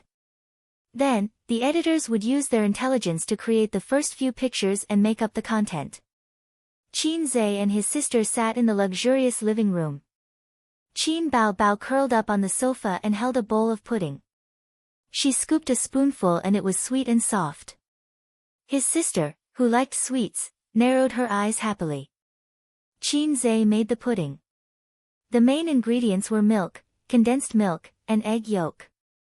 It was paired with a small amount of strawberries, honey, and vanilla. Then, it was placed in the oven for 5 minutes. Tonight, it was just the two of them. Wang Zijin had a business appointment with a client. Qin Zhe wanted to accompany her, but Wang Zijin was arrogant and thought that she could handle it herself. Therefore, she only brought 2 assistants with her. 9 p.m. Looking from the living room to the balcony, the night was dark and there were no stars or moon. Suddenly, a bolt of lightning flashed and thunder rumbled. It's going to rain. Qin Zhe looked at the balcony. Okay. Qin Bao Bao was eating the dessert after the meal. She kicked him lightly with her little foot in white stockings. Help me wash a bunch of grapes. Don't eat so much at night. You'll get fat, Qin Zhe said. Don't you practice dancing every day? Qin Bao Bao frowned. Just do whatever you want.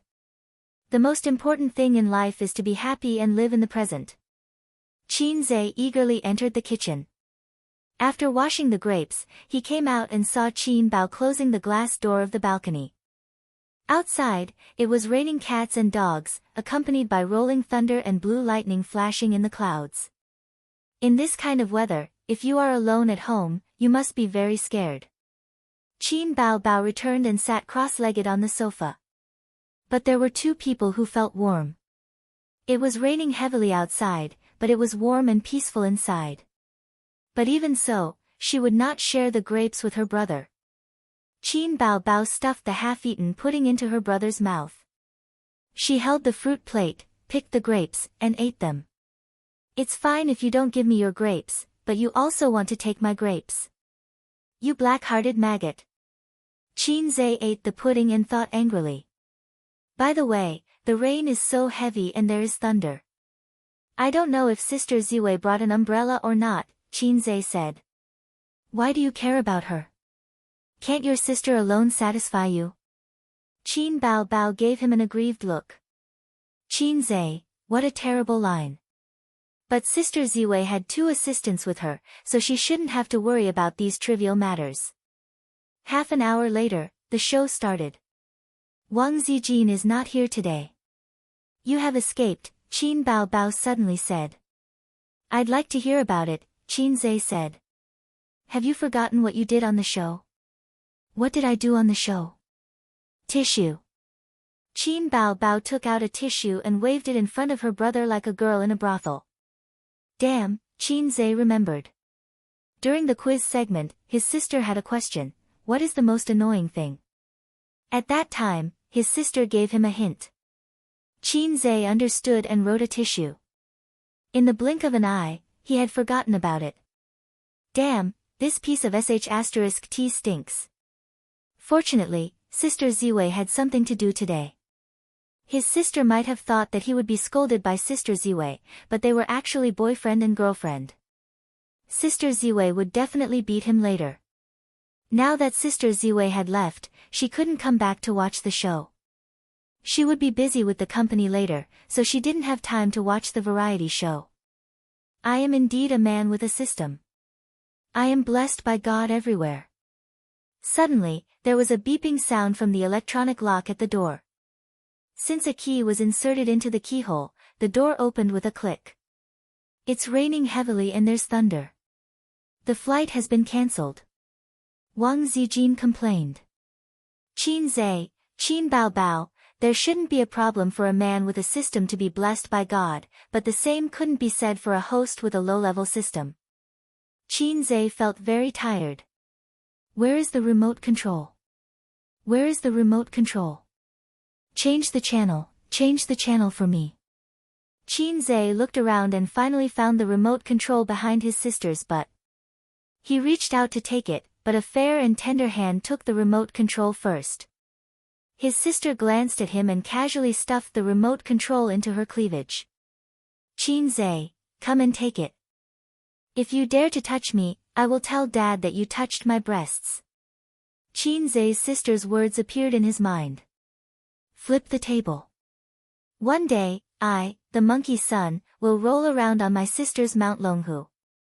Yo, isn't this the variety show you were on? Wang Zijin, who had changed into slippers, came over and poured herself a cup of hot tea with a few goji berries and dried red dates. She was very happy. Bao Bao, why did you put the remote control there? Wang Zijin saw the head of the remote control in the cleavage and asked curiously. The black-hearted maggot wants to rob me of the remote control. Qin Bao Bao was very calm. Qin Zhe's mouth twitched and changed the subject. Sister Ziwei, do you want me to accompany you tomorrow? Wang Zijin shook her head. No, Siyu has told me the skills to pay attention to in business negotiations. This time, Wang Zijin is going to buy a network technology company. The current users of Golden Shield antivirus software have surged to 300 million. Compared with the industry leaders of antivirus software, there is still a long way to go, but it can already look down on small and medium-sized antivirus software. Today's computer users may use 2 or even 3 antivirus software at the same time, but as long as the computer has a problem, Golden Shield antivirus is absolutely the first choice. The storm of ransomware has caused customers to be very sticky, and Golden Shield is the first antivirus choice. But Golden Shield antivirus has a serious drawback at present, single. It is just an antivirus software, so Wang Zijin is going to buy a professional company this time to help Golden Shield improve itself, such as making a Golden Shield guard. This is the real way to make money. When this client software is made, there will be countless software developers flocking to it. With Golden Shield's huge customer base, it will be lying down and counting money. At present, some large software download websites on the internet can make an annual profit of tens of millions, but these are all small fries for the guard client. The most important point is that Golden Shield antivirus has an advantage that local antivirus software does not have. It has a huge user base in foreign countries. The ransomware has only subsided for a few months. Who knows when it will come back, so no one dares to uninstall Golden Shield antivirus. At that time, Golden Shield Guard will be online at home and abroad. The advertising fees collected will be astronomical. In the near future, it will even surpass Baozi and Tianfang. Qin Zhe told Wang Zijin so. Sister Ziwei thought, oh, it turns out that her company has the greatest potential, far exceeding Su Yu's Baozi and Qin Bao Bao's Tianfang. She was happy for a long time, and her oval face was smiling all day. Do you have enough funds? Qin Bao Bao frowned. Not enough, we just bought 2 entertainment companies, and Baozi doesn't have so much funds. Qin Zhe said, but you, Tianfang, have money. Including the box office earnings of our movie, Tianfang earned more than 1 billion this quarter. It's more than enough to buy a small to medium-sized company. Not to mention 1, even 10 would be enough. Qin Bao Bao rolled her eyes and said slyly, okay, then I'll buy a stake in Purple Crystal. No. Before Qin Zhe could say anything, Wang Zijin rejected. Then I won't give you a single cent, Qin Bao Bao glared. Tianfang was also given to you by A's. Your money is his money. Are you qualified to say no? Wang Zijin said. Well said, my money is his money, and his money is my money. What's wrong with me buying a stake? Qin Bao Bao said. I'm the CEO of Purple Crystal. If I say no, then no. What a coincidence, I'm also the CEO of Tianfang. If I say no money, then you can't take a single cent. The two of them stared at each other without backing down. Look at how unreasonable she is. The elder sister used her unique skill of acting cute and even pouted. As long as it's A's decision, I'll agree. Wang Zijin nodded. She was as virtuous and gentle as she could be. Qin Zhe, how dare you? I'm not dead yet. My Qing dynasty isn't over yet. Are you two trying to rebel? Qin Zhe said this in his heart. How about this, we'll just take it as a loan. Purple Crystal will issue a 100 million bond and buy it from Tianfang. After the profits are made, we'll buy it back. That should be fine, right? Qin Zhe gave a sunny, flattering smile. He couldn't be stubborn. He had suffered in the past. He remembered one time when he was stubborn in front of his sisters. After that, he shivered for a week and everyone ignored him. So, I'm not born to be a salted fish. It's because I consider my sister's bad temper that I have no choice. I have no choice. Qin Bao Bao, Wang Zijin, Both of them were dissatisfied, but they could accept it. I'm indeed a man with a system. Smart. Qin Zhe sighed. His sisters were fighting for power more and more frequently. His sister was not stupid. Once she heard the name Purple Crystal Network Technology, she probably knew what was going on. She was definitely unhappy and wanted to interfere. His sister, of course, would not allow her territory to be occupied by others. She guarded it to the death and was determined not to back down. Let's watch the show. Qin Zhe tried to smooth things over. Chapter 439. The smile on Qin Zhe's face disappeared as soon as he finished speaking. While the sisters were arguing, the show had already been on for more than 10 minutes. The guests appeared one after another and entered the first game segment. Qin Bao Bao's question is, what is the thing I hate the most? Please write down your answer, the director said. Seeing this, Wang Zijin's interest was piqued. She said, Bao Bao, what do you hate the most? Horror movies or bugs? Qin Bao Bao smiled faintly. No, guess again. Wang Zijin thought for a moment. Don't lie to me. When you were in school, you cried when you saw a caterpillar on the lawn. Qin Bao Bao said angrily, don't take the opportunity to expose my dark history. Anyway, it's not the case. Qin Zhe listened at the side and thought to himself, sister, we've known each other since we were in diapers. It's not like I don't know your dark history. Why are you so angry? Qin Bao Bao chuckled. It's something you're very familiar with. Wang Zijin. Then I can't think of anything. She shook her head. On the screen, Qin Zhe hesitated for a moment. Then, he wrote 2 words. Please show your answer, the director said. Qin Zhe flipped the writing board over and pointed it at the camera. 2 words that blinded Wang Zijin's eyes, tissue paper. Female guest, please show your answer, the director said. Qin Bao Bao followed suit and showed her answer, tissue paper. Wang Zijin suppressed her anger in her heart. She felt so uncomfortable that she wanted to chop this adulterous couple with a knife. Qin Zhe and Qin Bao Bao used to call her tissue paper because of their southern accent. Wang Zijin had to correct them for a long time before she could get them to come back to their senses. The thing they hated the most was tissue paper. It could also be understood that the person they hated the most was Zijin. Forget about the big cow. After all, she and I had a tacit understanding and were secretly competing with each other. We loved and hated each other. But why was Qin Zhe able to write tissue paper so tacitly? I might have gotten a fake boyfriend. Yo, you siblings really have a tacit understanding. Why do you hate paper towels so much? We can't live without paper towels, Wang Zijin said sarcastically. Qin Bao Bao whistled loudly and coquettishly, pretending to look at the scenery around. Wang Zijin was so angry that she gritted her teeth. It just so happened that her period was coming in a few days. She had to feed them 2 big bowls of iced menstrual juice to vent her anger. Hei's king switched to his salted fish state and cast a weak glance at Wang Zijin, saying, "Sister Ziwei, I was forced to do this." Wang Zijin gave him a look, "Ha." Salted fish say, "Madam, this person forced me." Wang Zijin, "Cut the crap. Brother, let's finish this bowl of ant juice." For this episode of the reality show, Let's Play, the TV ratings reached a new high and the number of clicks on the internet far exceeded the previous episodes. At midnight, the netizens who weren't used to watching TV watched the show on their computers. The bullet screen was filled with comments.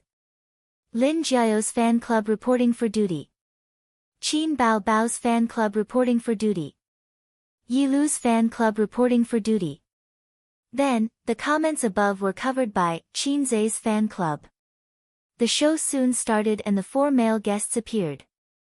The comments were filled with, "My husband is so handsome," and "Marry me, my husband." Yellow words, Qin Zhe, "Why am I yellow?" Green words, Qin Zhe, "Why am I green?" Qin Zhe didn't watch shows on the internet anymore. Otherwise, he would definitely be angered to death. The more popular a person was, the easier it was to become the target of ridicule. The show started and the male guests chose their partners based on the female guests' hints. The male guests were arguing about which brand was written by Qin Bao Bao and they all fought over the brand that they thought was most likely to be written by her. Qin Zhe chose Black-Hearted Maggot without hesitation. When the female guests appeared one by one, it turned out that the most unpopular brand was written by Qin Bao Bao. Comments, "There's a script for this, right? How could my goddess write such disgusting words? Did you deliberately put the siblings in a group? In the show, director, did you deliberately put Qin Zhe and Qin Bao Bao in a group? She deliberately wrote such a non-mainstream slogan and the other 2 were just a smokescreen. It's a Weibo name and the Golden Melody Award. Shady, shady. I'll testify for the director. They definitely didn't arrange it. That's her catchphrase. She calls me that at home." At this point, the comments were filled with Black-Hearted Maggot. White words, red words, and green words. They were colorful and covered the video completely. The full screen floated for a few seconds before it ended. The netizens were happy to see this. They loved to watch gossip about celebrities. When they heard Qin Zhe say this, they immediately changed their view of the word. It wasn't disgusting. It was funny. They felt that a female goddess like Qin Bao Bao was so cute in private. It was such a contrast.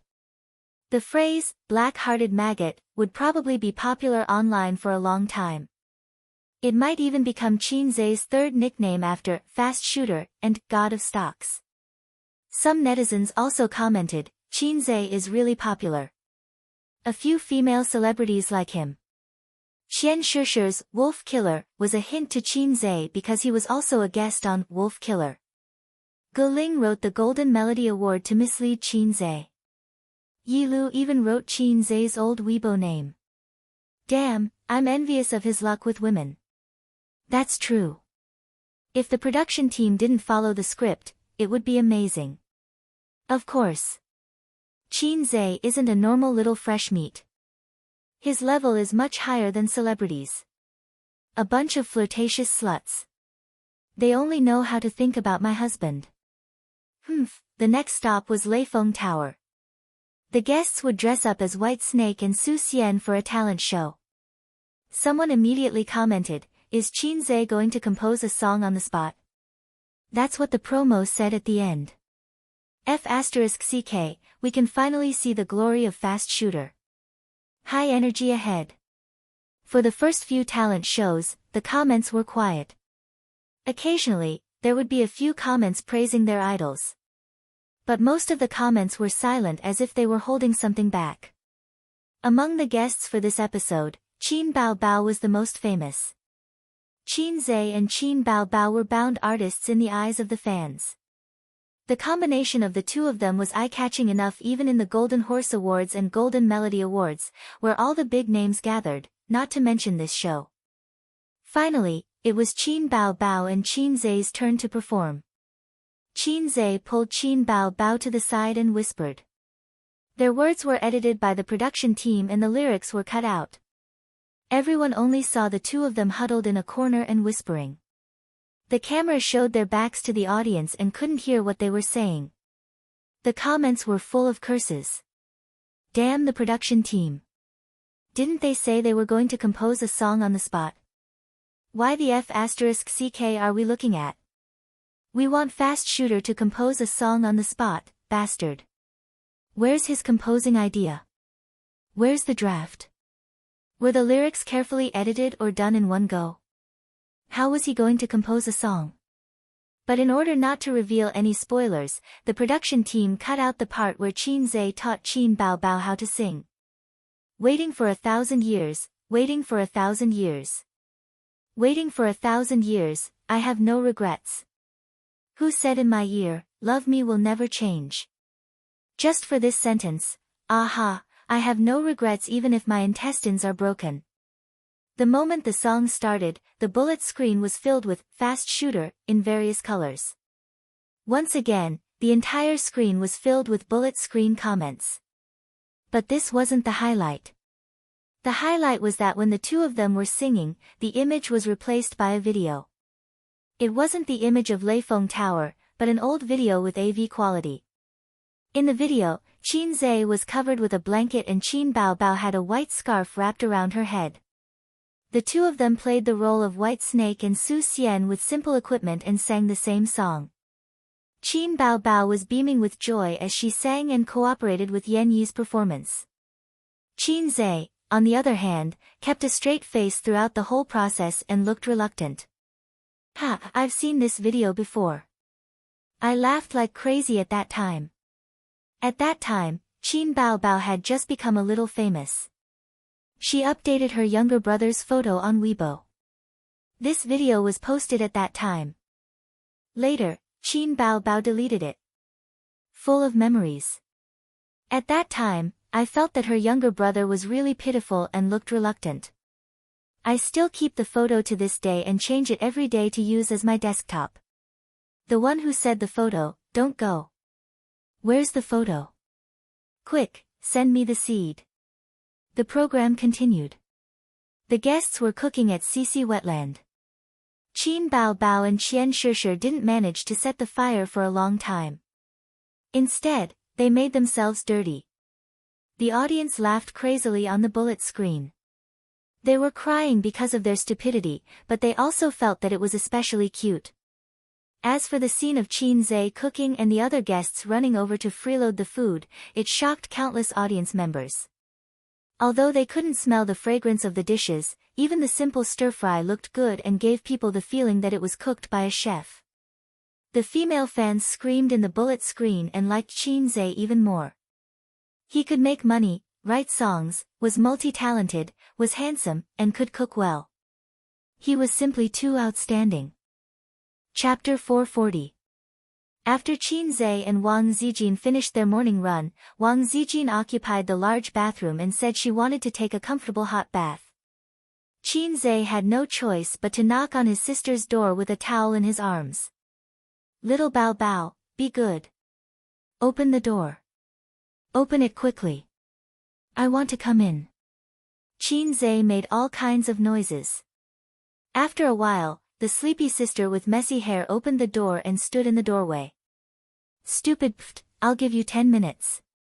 His sister was very angry when she woke up. After scolding him, she went back to sleep. Enough. Before Qin Zhe entered the bathroom, he stretched out his leg and lightly kicked his sister's big round butt under the thin blanket. You're looking for trouble. Ha ha ha. Qin Zhe slipped into the bathroom and closed the door. He was too lazy to lock it. In any case, All-Mouthy King's sister wouldn't dare to open the door and enter while he was bathing. 10 minutes was enough for him to wash his face, brush his teeth, wash his hair, and take a bath. He even had time to pee. In less than 10 minutes, Qin Zhe finished bathing. His whole body was relaxed. He stood in front of the mirror in his bathrobe and used a short sleeve to wipe the mist off the mirror. He tilted his head and looked at his neck through the mirror. After looking to the left, he looked to the right. There were hickeys on both sides. They were done by Wang Zijin. Last night, he had sneaked into Wang Zijin's room and was prepared to beg for forgiveness. He would do his best until he died. Wang Zijin was indeed a magnanimous girl. Not only was she not angry, she hugged him and bit him, leaving 2 hickeys on his neck. Qin Zhe didn't notice at the time. I forgive you. Hurry up and go back. Wang Zijin had achieved her goal and sent Qin Zhe away. Qin Zhe was floating. He hugged Wang Zijin and didn't let go. Wang Zijin said, "You're going to die soon. I have a flight tomorrow." Qin Zhe said, "Don't worry about those things. Sister Ziwei just needs to be in charge of being beautiful." Wang Zijin felt a little sweetness in her heart. She said, "What about you?"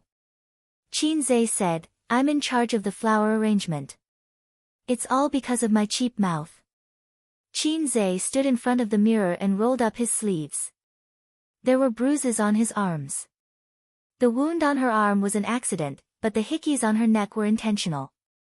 When Qin Zhe saw the 2 hickeys, he realized that the generous sister Ziwei did not exist. To think that he didn't even know that he had been tricked last night. He was even F***king moved. I can't be seen by my sister later, otherwise, the house will become a scene of carnage. Dong dong dong, someone knocked on the door. Qin Bao Bao, that's enough, I need to go to the bathroom. Qin Zhe said, "Okay, come in." Qin Bao opened the door and came in. She was stunned. "Why are you wearing a short-sleeved shirt around your neck?" Qin Zhe said, "This is the punishment for being impulsive." Qin Bao Bao. Of the 36 stratagems, escape is the best stratagem. While his sister was dawdling in the bathroom, Qin Zhe finished his soy milk, held a bun in his mouth, and went to work. After thinking about it, it was not good to go to Baozi. Su Yu, that jealous jar, saw the 2 hickeys and went back to settle the score with Wang Zijin. He turned a corner and went straight to Purple Crystal. Wang Zijin went out to discuss business, so he would be in charge today. At noon, Qin Zhe received a call from the dorm leader, Li Liang. "Qin Zhe, we're going to have a farewell meal. I know you're busy, do you have time to come?" Li Liang said. Farewell meal? Qin Zhe did not understand. Zhao Guoshan is going back to the northeast. Li Liang sighed. I have time. Tell me the location and I'll come over now. Qin Zhe said. After graduation, the 4 guys in dorm 303 parted ways and went their separate ways. Qin Zhe occasionally chatted with them in the group, but they had never met. At 11 o'clock in the afternoon, Qin Zhe drove to the agreed location, a gourmet city in the CBD area. He parked, put on a mask, and opened the door to get out. A small yellow car passed by and stopped outside the gourmet city. The guy on the bike stopped the car while talking on the phone. I have an appointment with a client at noon, but I'm not going to pick you up. Okay, I'll take you out for dinner tonight. I can't talk to you anymore. The parking here is full. I'm looking for a parking space. I'm hanging up. Qin Zhe glanced at the yellow car and thought, this guy is awesome. He's even better at showing off than I am. At this time, the guy on the yellow car suddenly turned his head and saw Qin Zhe. Qin Zhe, Lu Ziqiang. Lu Ziqiang recognized Qin Zhe at a glance. Although he was wearing a mask, they had been classmates for many years. Unless Qin Zhe covered his face tightly, he would be easily recognized by people familiar with him. This was F***king awkward. You brat, have you paid the tax for showing off? Qin Zhe joked. Ha! Lu Ziqiang grinned. He barely managed to resolve the awkwardness. Qin Zhe was a little emotional. Back then, it had only been half a year. Lu Ziqiang was the most reserved in the dorm. He would occasionally watch videos with the AV maniac Zhao Guoshan and smoke on the balcony with the heavy smoker Li Liang. His persona was similar to Qin Zhe on the surface, but they were different on the inside.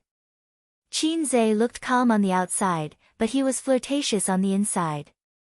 For example, Zhao Guoshan's AV resources and Thunderbolt membership were all provided by Qin Zhe. The cigarettes in the dorm were provided by Li Liang. He even led Qin Zhe astray. Lu Ziqiang was really reserved and self-disciplined. Who would have thought that such an honest and reserved man would become a pretentious maniac after entering society for half a year? On the third floor, in a private room. After half a year, the four of them from dorm 303 reunited. The rich second-generation Li Liang had obviously put on weight and his face was rounder. Zhao Guoshan from the northeast was still tall and strong. Speaking of which, Qin Zhe used to think that the men from the northeast were all tough men. After meeting Zhao Guoshan, he thought so even more. Later, he realized that was not the case. It was purely an illusion. TSK, now you're a big boss and a big star. I'm afraid that I can't ask you out. Li Liang poured wine for everyone. It's a farewell dinner. No matter how busy I am, I still have to take time out. Qin Zhe asked, what have you been doing recently? I'm slacking off at my dad's company. When I was in school, I played to my heart's content. Since I have graduated, I should learn something so that I can inherit my father's business in the future. Li Liang took a sip of wine. My family is quite rich. But compared to the real tycoons, it's like the difference between heaven and earth. That's why I don't have the confidence to take over when I'm 30 years old. Qin Zhe turned to look at Zhao Guoshan. Why do you suddenly want to go back to your hometown? Young people from all over the country were trying to squeeze into the first and second tier cities to earn money. It would be best if they could settle down in a big city and buy a house. That's why the first and second tier cities' population was expanding rapidly. The property prices were rising, and the country's policies were constantly changing. In the past, if you have money, you can buy a house. If you buy a house, you can move your household registration. Now, if you want to buy a house, you need to pay a few years of Social Security. This policy had started to be implemented in the second-tier cities. I have thought about it. If I stay in Shanghai, I will only waste a few years of my youth. It's meaningless. Zhao Guoshan drank his wine and shook his head. Everyone says that if you have more opportunities in Shanghai, you will be able to make a name for yourself. But I feel that this is a big pie. Most people are just looking at it and can't eat it. Also, the rent and expenses here are too expensive. If I stay here for 5 to 10 years and achieve nothing, it will be too late to go back to my hometown. Zhao Guoshan said, I will go back next week. We might not have the chance to sit together and drink in the future. Cheers. The four of them raised their glasses. Let's keep in touch. Qin Zhe patted him on the shoulder. There is a saying, all good things must come to an end. A person's circle of friends radiates out from him. The people around him are his friends. But people can't stay in the same place forever. That's why when some friends leave, they may never see each other again. Friendship, or love, will be worn down by distance and time. They will become a scenery and a memory on the journey of life. Fortunately, you didn't ask me to follow you. Otherwise, I will not recognize you as a friend. Zhao Guoshan punched Qin Zhe's chest hard. Friends are equal. If there are too many interests and relationships involved, it is easy to change the taste. Qin Zhe laughed and said, we are not the same, we are not the same. Everyone has different circumstances. He waved his hand and slapped himself. Bah, quick hand idiot. Oh right, do you have a girlfriend in Shanghai? Are you going to break up? Qin Zhe asked. Zhao Guoshan waved his hand bitterly. Let's not talk about this. Sitting alone in an empty room and being a wife, he did not mention this to outsiders. What about you? Qin Zhe looked at Li Liang. Other people's children can eat, but mine is still eating paper. Li Liang's tone was sad. Get lost, get lost. Believe it or not, I will beat you. I hate people like you who say 9 out of 10 things. Qin Zhe was impatient. He was a rich second generation who went around hooking up with white-collar women during his university days, but he liked to pretend to be a loser. Before he met Li Liang, his world was colorful. After he met Li Liang, his world was only left with yellow. What about you? Qin Zhe went one round and finally pushed the topic to Lu Ziqiang. Lu Ziqiang hesitated. This guy hooked up with this super beautiful goddess. Li Liang's big mouth said first. How beautiful is she? Qin Zhe asked. She is a model. Her legs are as long as your sister's. She has an oval face and curly hair. Her height is about the same as mine, about 1.7 meters. Li Liang said. Lu Ziqiang raised his glass. Let's drink. The meal ended a little early. At 11:30, the 4 people who had eaten and drunk to their heart's content settled the bill. Qin Zhe paid. Since it was a farewell dinner, there was no reason for Zhao Guoshan to pay. According to Li Liang, this guy was now a rich guy. If they didn't rip him off, who would? If one meal wasn't enough, they would continue to rip him off. All the expenses for today's program were paid for by Qin Zhe. Zhao Guoshan and Lu Ziqiang seconded the motion. The so-called program was, in fact, an online game. They had spent more than 3 years together and had a lot of memories. But online gaming was their most frequent program. When the winners in life were getting a room, the 4 losers of room 303 were gaming. When the winners in life gave roses, they gave heads. When the winners in life pushed girls, they pushed high ground. Li Liang, who was pretending to be a loser, put his arm around Zhao Guoshan's shoulder and walked toward the entrance of the food city. In room 303, only you and I abide by the rules. There are 2 traitors among us. There was a rule in room 303, the 4 men were of one mind. The status of gay friends was as heavy as a mountain. He only loved 5 girls in his life. Whoever left the single life would die first. The 4 single men kept each other warm. Zhao Guoshan said angrily, we are different. You are a playboy, I am a virgin. Stepping out of the food city, Lu Ziqiang's yellow car parked in the food city was still untouched. He scanned the QR code and unlocked it. Let's ride. Before he could finish, Lu Ziqiang suddenly froze. Chapter 441. When Lu Ziqiang saw the tall girl walking towards him, his face turned slightly pale. Li Liang's face also changed, and finally, the tall girl. This girl was called Xia Chu, a model. She wasn't a runway model, nor was she a high-end print model. She was a fashion model for Taobao and a cosplay model at comic conventions. She made a lot of money, but not a lot. This type of model was on the same level as car models, but more conservative than the latter. Lu Ziqiang met Xia Chu by chance. In October last year, Li Liang opened an online store to sell women's clothing for fun. He wanted to spend some money to manage the store so that his pocket money would be secure in the future. The rich second generation asked his father for 600,000 yuan as the initial capital. At that time, Lu Ziqiang happened to resign, so he asked him to run the store together. Lu Ziqiang met the model girl, Xia Chu, at that time. Lu Ziqiang fell in love at first sight.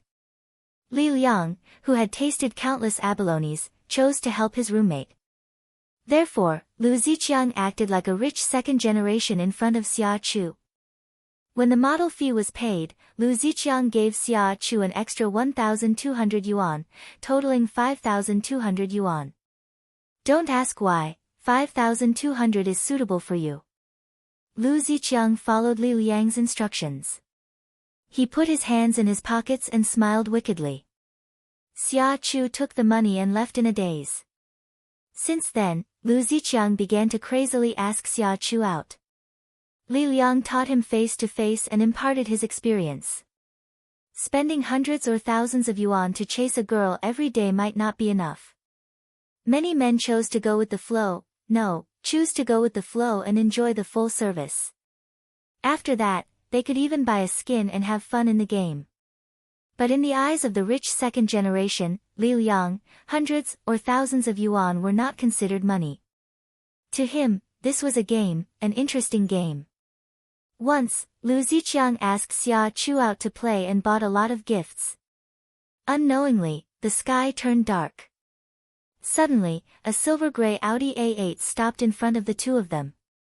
Li Liang, who was in a suit, got out of the car and respectfully said, "Young master, the boss asked me to bring you home." "Who is he?" Xia Chu asked. "He's the son of my father's old subordinate."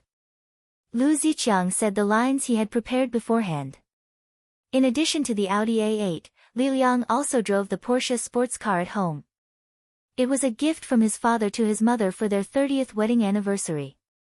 Going in and out of large shopping malls, expensive restaurants, and gifting branded bags. This girl named Xia Chu quickly fell into the gentle land that the two of them weaved with money.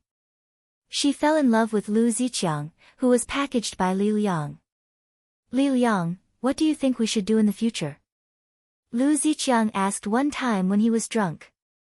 "She thinks I'm Prince Charming, but I'm actually the Frog Prince. But she's not Snow White, and definitely not Cinderella." Li Liang replied. In the eyes of the rich second generation, who cared about the future?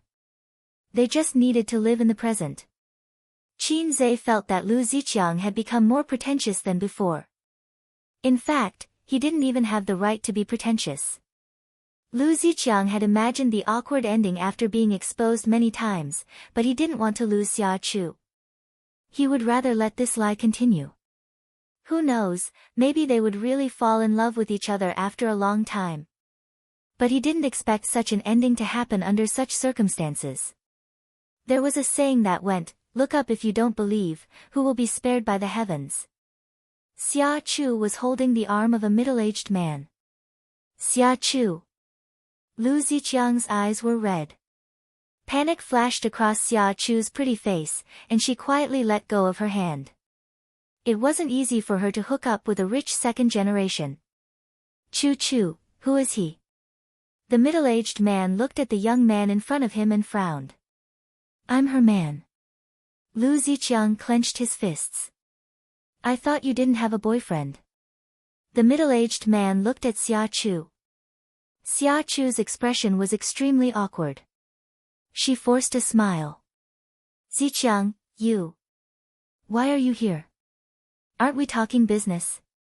After saying that, her gaze fell on the other three people. She knew Li Liang, the tall and burly Zhao Guoshan. He was too rough and dressed ordinarily. He didn't look like a big boss. There was also a guy wearing a mask. His dressing was too different from the successful people in suits and leather shoes. Moreover, he was too young. "I lied to you." The silent Li Liang suddenly spoke. He sneered and said, "What rich second generation? I'm just playing with you. There's no sports car, no Audi, and no business." Xia Chu was stunned and immediately looked at Lu Ziqiang. Just now, she was thinking about how to calm Lu Ziqiang down. After getting along with him for a few months, she was very familiar with Lu Ziqiang's temperament. He was introverted, calm, good-tempered, and loved her very much. "Now you're telling me that you're not a rich second generation?" Lu Ziqiang met her gaze. His pale face turned even paler as he nodded with difficulty. Xia Chu was speechless. "I've been F***ked. President Zhou, he's my ex-boyfriend. He pretended to be a rich second generation to deceive me. Now he's pestering me endlessly," Xia Chu said. Although she was angry, she still had this bit of shrewdness. She couldn't lose another financial backer. When the middle-aged man heard that, he immediately raised his eyebrows and said rudely, "Young man, since you've broken up, you're all adults. In the future, don't be too petty when others look for Chu. She's my woman now." This was a false accusation. It was true that Lu Ziqiang had deceived her first, but he had bought her gifts and bags. In total, he had spent nearly 100,000 yuan. However, while Xia Chu had hooked up with a rich second generation, she had also hooked up with a middle-aged uncle. The green hat was placed on Lu Ziqiang's head. Love was a ray of light, so green that it made you panic. Oh, we're kindred spirits. Liu Yang laughed. It's just a coincidence. I won't pester you. We're not at a disadvantage. Although we've spent tens of thousands, we've done what we should have done. Up and down, in and out, we're not at a disadvantage. Xia Chu's pink face turned red as she scolded, you too be asterisk cheese, I was blind to fall in love with a dog like you. Get lost, I'm the one who's kicking you now. The middle-aged man said unhappily, don't interact with these people in the future. I don't want you to keep in touch with them when you're with me. Xia Chu immediately said, they're the ones who pestered me. The middle-aged man nodded. Alright, they're just a bunch of immature brats. He glared fiercely at Liu Yang. Obviously, Liu Yang's words just now made him extremely unhappy. An old man with no hair left. Liu Yang retorted. The middle-aged man pointed at him with his finger. Lowly person. Xia Chu continued, that's right, lowly person. Why are you pretending to be a rich second generation? What did you say? Lu Ziqiang's forehead was blue with veins popping out. I'm talking about you. Xia Chu glared at him. If you're poor, then you're poor. Why are you pretending to be a rich second generation? I was really blind to fall in love with you. You even said that you graduated from the University of Finance and Economics and were Qin Zhe's roommates. Pooh. You hooked up with him behind my back. How shameless are you? Lu Ziqiang said angrily. What nonsense are you talking about? We broke up a long time ago. Take a piss and look at yourself. Xia Chu said disdainfully. Lu Ziqiang felt that Xia Chu was a little different from the girl he usually knew. Every word from your mouth is true. I thought you really knew Qin Zhe. Most of the girls who were beautiful, had a good figure, and worked in the modeling industry. Most of them had the ambition to enter the entertainment industry and become stars. Lu Ziqiang moved her not only with the gift, but also with the gift of tens of thousands of yuan. Being a rich second generation was only one of the reasons. The key was that Lu Ziqiang said that he and Qin Zhe were roommates and even showed her photos. Xia Chu asked to see Qin Zhe several times, but Lu Ziqiang did not agree. At that time, he was still a rich second generation. Whatever he said was the truth. Let's go. I'm too lazy to care about him. Xia Chu hugged the middle-aged man's arm and walked towards the gourmet city. Qin Zhe took a step forward and blocked in front of the two. But I really know him. Qin Zhe took off his mask. Chapter 442. Qin Zhe took off his mask, grinned at Xia Chu and the middle-aged man, and put his mask back on. Xia Chu and the middle-aged man were dumbfounded. If their eyes were right, this young man was Qin Zhe. Did Lu Ziqiang really know Qin Zhe? Was he really Qin Zhe's roommate? Were they having a meal together today? As these thoughts flashed through their minds, their faces turned pale. There was annoyance, regret, shame, and anger. All kinds of emotions surged in their hearts. Lowly person, are you talking about me? Qin Zhe smiled. Xia Chu bit her lips. When we were having dinner just now, I wanted to meet Lu Ziqiang's girlfriend. I was wondering when this guy would hook up with a long-legged girlfriend. Now that I've met her, her legs are indeed long, but she's not a good person, and her taste is even worse. Qin Zhe glanced at the middle-aged man.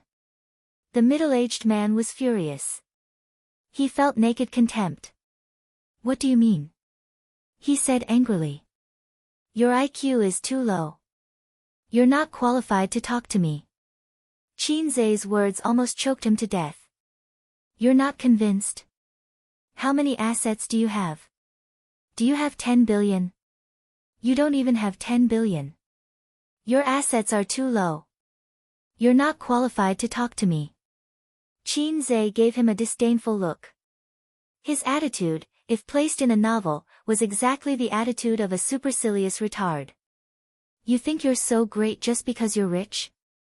Do you really think you can do whatever you want in Shanghai?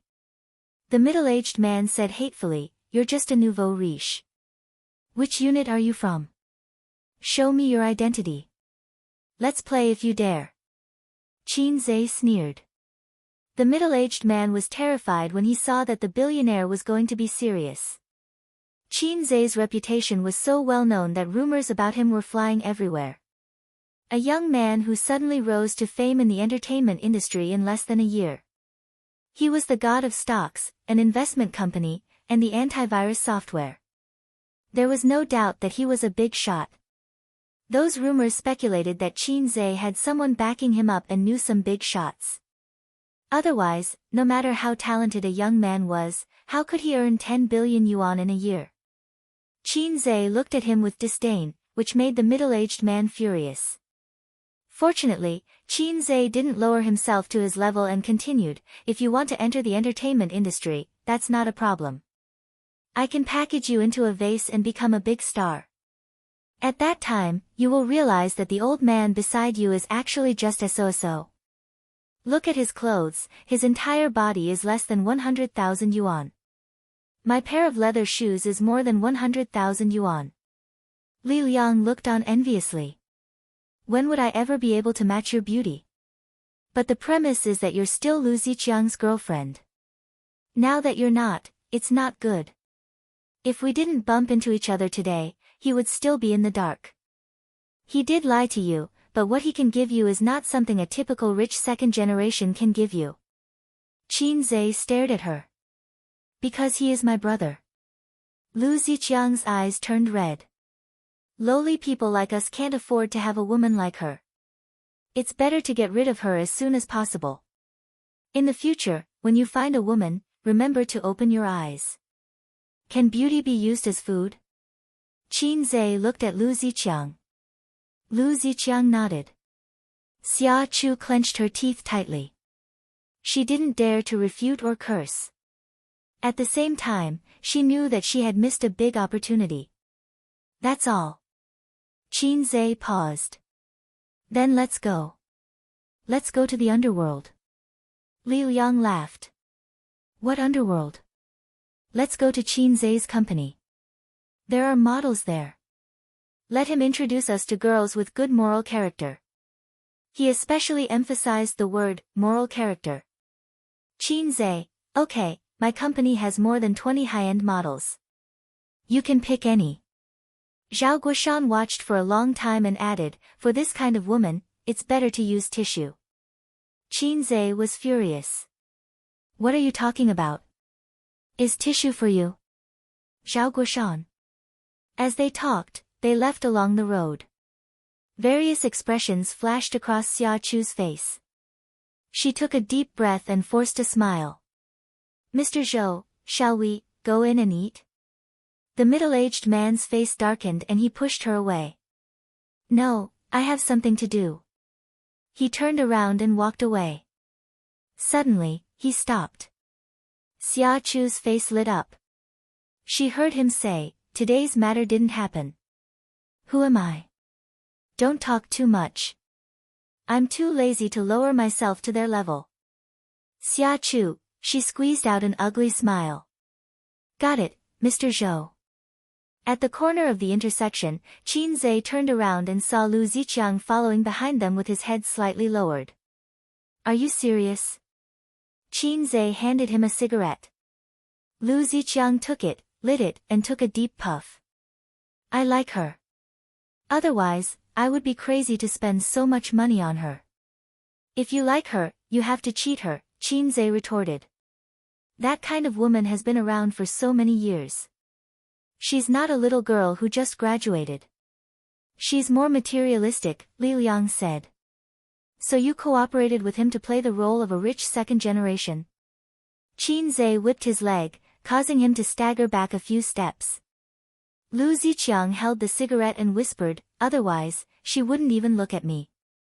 I don't have money, but when I see a woman I like, I always want to get close to her and understand her.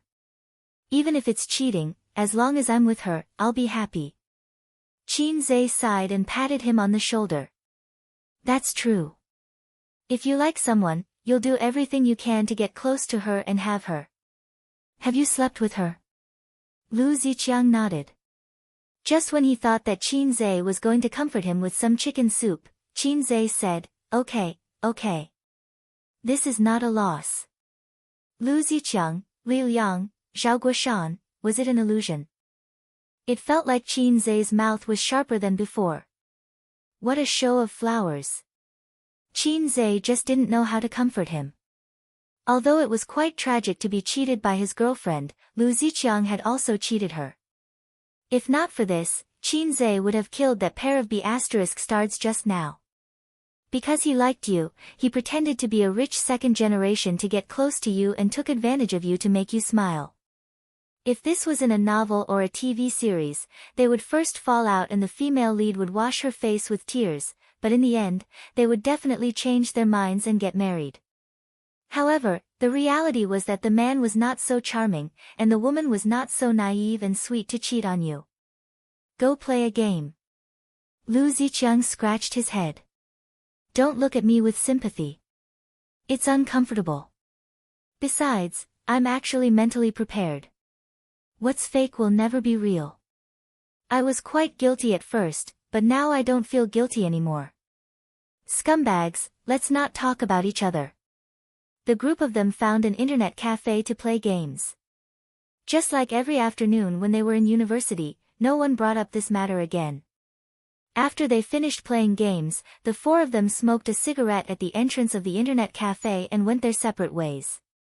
Before leaving, Qin Zhe hesitated for a moment. Brothers, if you have any difficulties in the future, feel free to look for me. Don't be shy. If you want to start a business or find a job, give me a call. When a man achieves the Tao, even his chickens and dogs will ascend to heaven. There's no reason not to benefit the people around you. Seeing that no one spoke, he grinned and said, at least you want to be a big shot. I'll take you to the most high-end place in Shanghai and sleep with the most beautiful girls. Zhao Guoshan scratched his head. Then, before I go back, let's find a place to play. The four of them laughed. Chapter 443. After drinking some wine, Qin Zhe stopped driving and took a taxi back to Purple Crystal Technology. As soon as he stepped into the office, he received a text message from Suyu. Come to my house tonight. Qin Zhe thought about the 2 kiss marks on his neck and replied, it's not convenient tonight. Suyu sent a questioning emoji, is your period here? Qin Zhe, Suyu, come on, I miss you so much. Qin Zhe suddenly remembered something, you're in a dangerous period recently, right? Suyu, oh, I forgot, I'll make you look more beautiful tonight. Qin Zhe. You're really naughty. Suyu, are you coming or not? Qin Zhe, you want to kill me, right? Suyu found that her little trick was exposed and immediately cut off the topic, I'm very busy here, let's not talk. Bye. The so-called dangerous period, for example, was the menstrual period on the 20th, the ovulation period on the 6th, and the dangerous period from the 3rd to the 10th, so they couldn't have sex. And Wang Zijin, who was about to have her period, was in a safe period. But Sister Ziwei could see it, but not have it. Qin Zhe couldn't be too hasty with her. I have a little donkey, but I never ride it. Qin Zhe's phone rang, and the caller ID showed, Sister Man. It was strange that Sister Man rarely flirted with him. No, she rarely contacted him, probably because, you can't covet your friend's wife, so she was a lot more distant to him recently. Sister Man. Qin Zhe answered. Are you free tonight? Nan Man Pei said. What's the matter? Qin Zhe asked. Don't talk too much nonsense, are you free? Nan Man Pei said in a cold voice. Yes, I have a lot of time anyway. It's Ziki's birthday, so I invited some friends over. I don't have time tonight, you go over and help me keep an eye on them, don't let a group of children make too much noise. Nan Man Pei paused. Dong Lai and Ziki also wanted to invite you over, but they were afraid that you would refuse if they called. That's not a problem. As long as you're not the one cooking, I'll definitely come. Qin Zhe breathed a sigh of relief. What do you mean by that? Nan Man Pei's killing intent was overflowing. It slipped out of my mouth. I'm sorry. Qin Zhe apologized. Nan Man Pei was speechless. Qin Zhe, this little bumpkin, must be inflated. Half a year ago, he dared to say such words in front of him. This man, once he had money, he would become unbearably slutty. I think we should consider coming back earlier, Nan Man Pei said. Huh? I'll come back and break your bones. Nan Man Pei gritted his teeth. Big sister man, you're busy. I'll take care of the two brats for you, Qin Zhe said. Sure, he would not go home until he was drunk. If he went home in the middle of the night, his sister would not be able to see his love bites. With the recovery ability of the Times is calling, the love bites would disappear the next morning. Is Suyu going? Qin Zhe was still worried and asked. I didn't inform her. Nan Man Pei was curious. Why are you asking? It's fine. She's busy, so there's no need to inform her. I'll go over after work. Qin Zhe said, bye-bye, and hung up. Suyu was Nan Man Pei's best friend, and she did not hang out with Ziki. She would definitely not come. At the villa. The spacious backyard was filled with tables and chairs. Electric wires were pulled up from shelves and installed with colorful light bulbs. 7 to 8 tables and chairs were fanned out around the bonfire. 5 or 6 barbecue staff were in charge of tonight's meal. They had rented a barbecue restaurant. A lamb was placed on an iron rack in the middle of the burning charcoal fire. As night fell, young men and women sang and danced in the backyard, laughing and chatting. There were wine, champagne, beer, and all kinds of drinks. There were about 17 or 18 young men and women present. Those who played at the KTV last time were the closest friends. This time, they were all present. For example, Bai Guowei, who met Qin Zhe a few days ago in Hangzhou. Old Bai, you're getting more and more stingy. My dad froze the card he gave me. I asked you to lend me a few tens of thousands, but you didn't even give it to me. The guy who spoke grumbled as he hugged Bai Guowei's shoulder. How could it not be frozen? This guy used his dad's card to sleep with women everywhere. He swiped a few million yuan in a month. The henpecked dad could not stand it anymore. Why did he have to work every day while his son could fool around everywhere? Dream on. Bai Guowei drank a mouthful of wine gloomily. I said I have no money. My pocket money for this month is gone, and the next 3 months' pocket money is gone too. Why? I was cheated by my sister. How old are you? Are you still afraid of your sister? Bai Guowei's face was full of tears. I'm not afraid of my sister. I'm afraid of my dad. What do you mean? You're annoying. I'm in a bad mood. Get lost. I'll beat you up if you keep talking. After being beaten up in the mall that day, he was dragged into the room by his sister when he returned to the hotel. Do you still have milk sickness?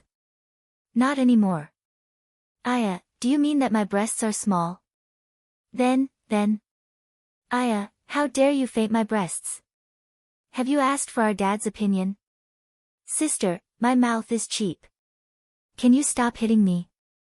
Isn't it right for me to hit you? Yes.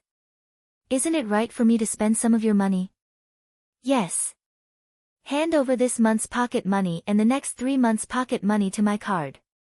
Otherwise, we'll ask for Dad's opinion. If his bad-tempered father knew about this, Bai Guowei felt that his life would end in GG. Bai Guowei's intestines were green with regret now. He should not have listened to Qin Zhe's words. How evil must her brother be to be able to tell his sister that he has milk sickness? He would definitely not reveal such a sad thing to his friends. He drank alone. Chen Qingyuan, who was among the acquaintances, sat quietly in the group of girlfriends. She was dignified and elegant, like a quiet little swan. She was a young girl. She had a thin and sharp oval face. Her eyes were clear and bright, and her long hair was draped over her shoulders. After a few months of persistent diet therapy, her breasts were even more prominent than most girls her age. She already had a B cup, and her breasts were perky and her waist was thin. Ziki, is Qin Ge not here yet? Chen Qingyuan thought to herself. It's so tiring for me to pretend to be a virtuous lady. She was dressed especially beautifully today. She wore a purple off-the-shoulder dress and light-colored Roman shoes. Her 2 pairs of white and tender legs were very tasteful. On the other hand, tonight's protagonist, Pei Ziki, was dressed very plainly. She looked like a lively girl next door. She rolled her eyes. Dong Lai went to the door to pick him up. He'll be here soon. Hey, Chen Qingyuan, think about our idea. Get him drunk tonight, and you can do whatever you want. A beautiful girl with a C-cup winked and smiled mischievously. No, Li Shi. This kind of thing has to be consensual. He's drunk. How can he do whatever he wants? Chen Qingyuan thought about it seriously and shook her head. You're inexperienced. Li Shi laughed. Let me teach you a trick. Blow the conch. Chen Qingyuan and Pei Ziki were dumbfounded. Li Shi was a freshman this year.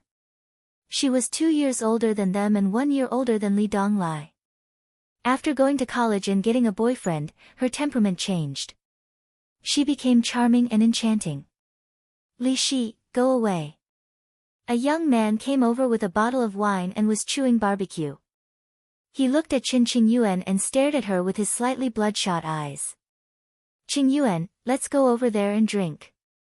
Chen Qingyuan put on a straight face and refused. No. Then I'll sit here and drink. He pushed Li Shi away. Li Shi glared at him and said, damn you. She swayed her waist and sat down beside Pei Ziki. Pei Ziki minded her own business and ate the barbecue and eggplant. I'm so tired of eating barbecue. Do you have any vegetables in your fridge? I can cook. I'll go and cook some dishes. Li Shi poked Pei Ziki's waist. No, Aunt will kill me. Pei Ziki shook her head. The kitchen was forbidden to outsiders. Nan Man Pei never allowed outsiders to enter the kitchen. Even Pei Ziki and Li Donglai could only look around. They couldn't even cook egg fried rice. When Qin Zhe comes, let him cook a few dishes. If it's him, my aunt won't be angry. Pei Ziki said, even if she's angry, I can push the blame to him. He can handle my aunt's anger. Really? Li Shi didn't believe it. Your aunt has such a good relationship with him. It can't be. The group of teenagers didn't know much about what Nan Man Pei had done in the past, but they occasionally heard their fathers mention it. Their fathers were very afraid of her. Anyway, she was a very difficult woman to get along with. She was strong and domineering. Being with her was like sitting on pins and needles.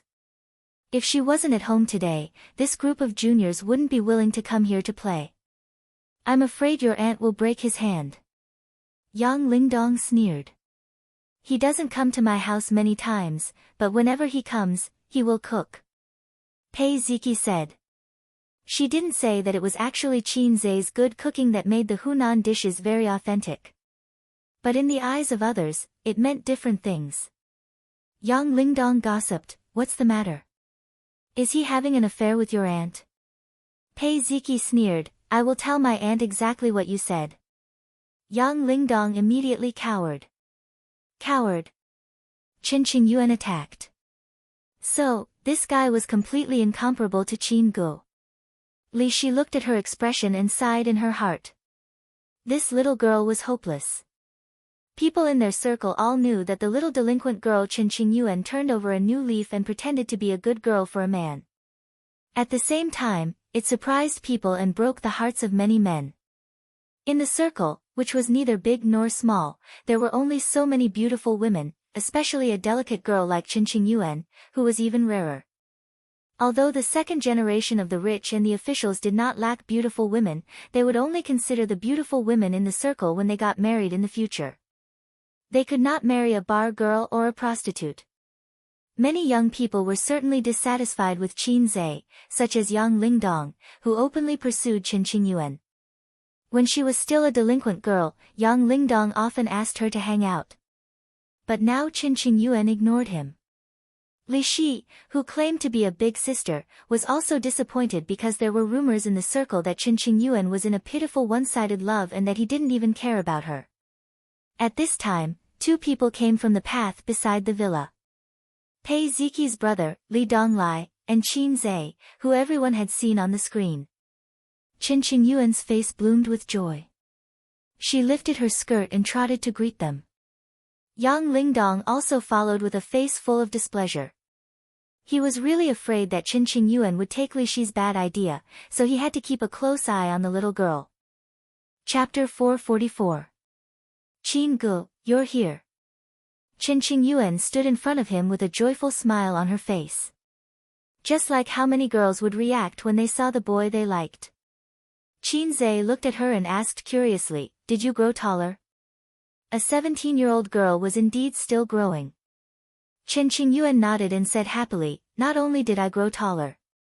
She puffed out her chest. Qin Zhe was very calm and did not even look at her chest. Her breasts were not as perverted as his sister's. Qinqing Yuan was a little disappointed but immediately smiled and took the initiative to hug Qin Zhe's arm. Qin Zhe struggled and she hugged him again. She struggled again and hugged him again. "Qin Gu." Qinqing Yuan called out pitifully. Qin Zhe looked at Li Donglai and Li Donglai pretended to look at the scenery with his hands in his pockets. It wasn't good to not give her face, so Qin Zhe could only let her hug his arm. Qinqing Yuan immediately bloomed a sweet smile. There was a murderous aura. Qin Zhe realized that there was another big-chested guy who was angrily staring at his arm. Qinqing Yuan's small chest was rubbing against his arm. "Hello." Qin Zhe gave him a friendly smile. "Hello." Yang Lingdong stared at him. "Qin Zhe," Qinqing Yuan said, "Qin Gu, his name is Yang Lingdong." Qin Zhe thought to himself, "So your name is Yang Lingdong. I thought your name was Lu Shu." Qinqing Yuan frowned and said, "Go away, don't block the way. Qin Gu and I are just friends. Don't misunderstand." Li Donglai, was Qinqing Yuan really stupid or was she doing it on purpose? Old Yang was about to explode. Yang Lingdong was not reconciled. The girl he had been chasing after did not show any expression in front of him. Once she saw Qin Zhe, she threw herself into his arms like a love-struck fool. It hurt his heart. He knew that at this moment, he had to show his magnanimity and calmness. Verbally attacking someone without a word was the style of a jealous little boy. Thus, Yang Lingdong revealed a radiant smile. "I was just joking. I've heard so much about you. As expected of an actor. You have good looks and are indeed super handsome." Qin Zhe pretended not to understand the sarcasm in his words and said brightly, "What are you talking about?" Yang Lingdong was speechless. This person is not easy to deal with, he thought. The charcoal fire in the courtyard was bright, and the rich aroma of meat wafted out. With the addition of Qin Zhe, the atmosphere in the courtyard became more lively. The girls all liked to sit around Qin Zhe, chatting and laughing. After a few glasses of wine, they started to show off. The men also often came over to propose a toast. They all hoped that Qin Zhe would help them make a fortune. Qin Zhe patted his chest and said, "If you want to invest, feel free to come to me, but the capital has to meet the requirements. Hundreds of thousands of yuan. Go play with mud." Li Shi sat on his left and Qinqing Yuan on his right. Qinqing Yuan silently helped him peel the lobsters. This girl probably had OCD, and the lobsters were neatly arranged. "Qin Gu, eat it. It's delicious." Qin Yuan sucked her fingers, looking a little cute. Qin Zhe was under great pressure. He forced a smile and ate the lobsters she had peeled. Qin Gu, eat it. It's delicious. Li Shi placed the cut mutton in front of him.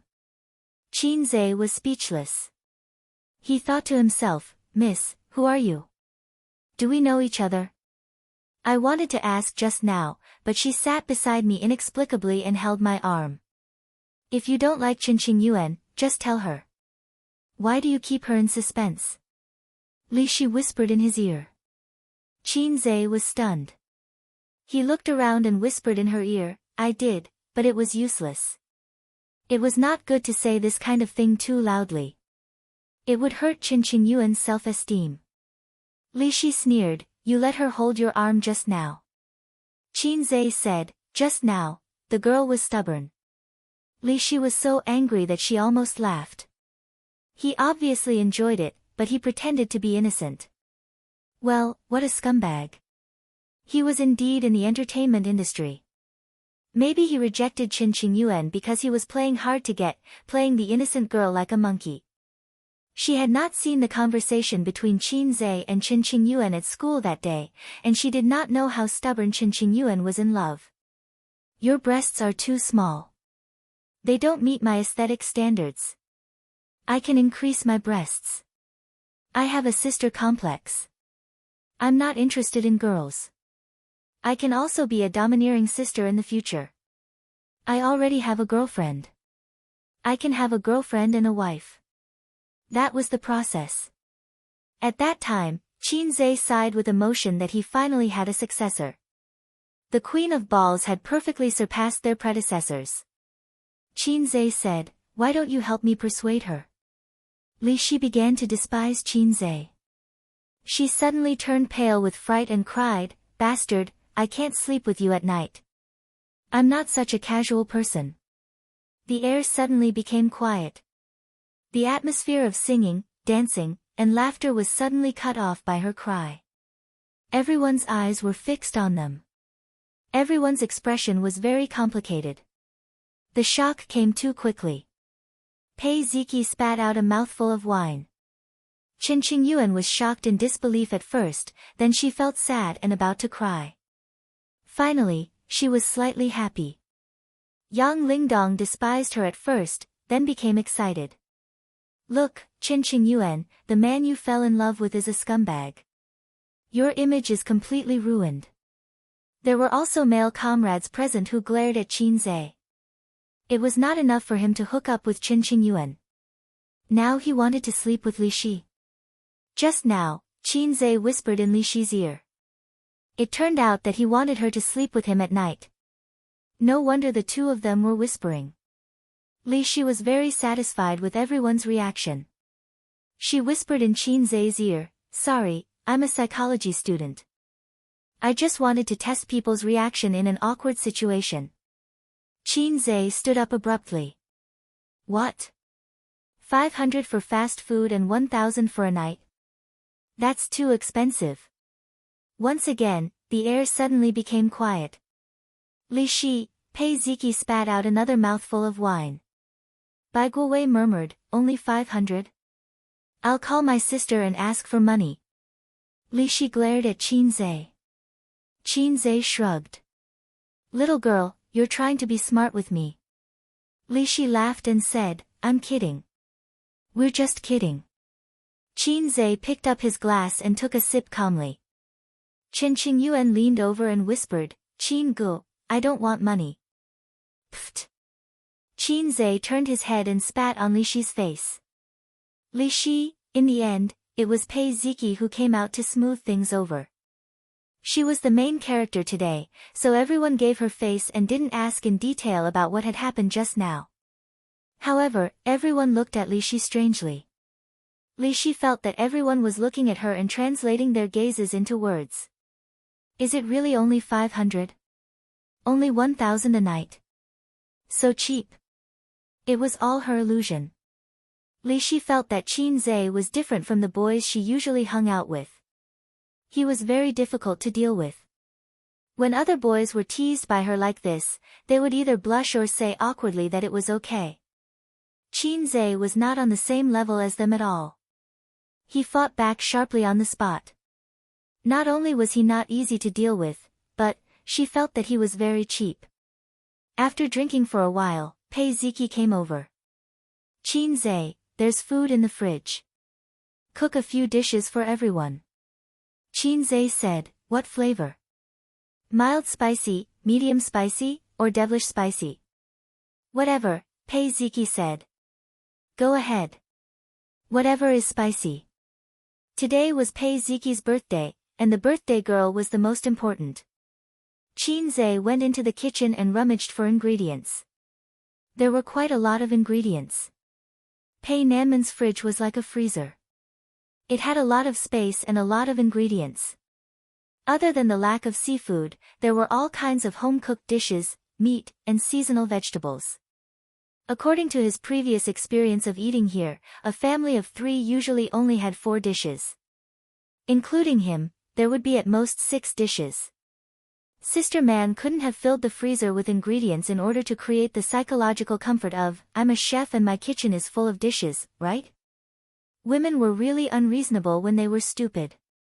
Could it be that they could really grow to 18 centimeters when they hinted to him every day that, my dick is 18 centimeters long? Thinking of this, Qin repeated 10 times in his heart, my dick is 18 centimeters long. What if it came true? He cooked more than a dozen dishes in 3 pots in half an hour. The aroma drifted outside, and the smell of barbecued meat could not be covered. It smells so good. I suddenly want to eat. Spicy. I like this kind of spiciness. The young boys and girls who were drinking and eating meat outside were gradually attracted. Li Donglai quickly ran into the villa and brought out the dishes with a few of his buddies. Thus, they ate and drank as much as they could. Bottles of wine were opened one after another. The brothers competed in drinking, and there were even couples who performed mouth-to-mouth feeding. Chen Qing and Elder Yuan were envious as they watched. Their gazes frequently turned to Qin. Qin Gu, let's drink. Chen Qingyuan blinked her starry eyes. She found that Qin was good at cooking. You want mouth-to-mouth? Don't say it out loud. You're so annoying. Qin said in his heart, girl, are you arrogant? Our relationship hasn't reached that level yet. Chen Qingyuan had indeed drunk a lot of wine, and it was all drunk when he forced him to drink. However, Qin kidney was a teddy bear's kidney, and he wouldn't fall even if he drank 1,000 cups. Sigh, it seemed to be the liver's problem. Everyone, come and toast. Chen Qingyuan clapped her hands.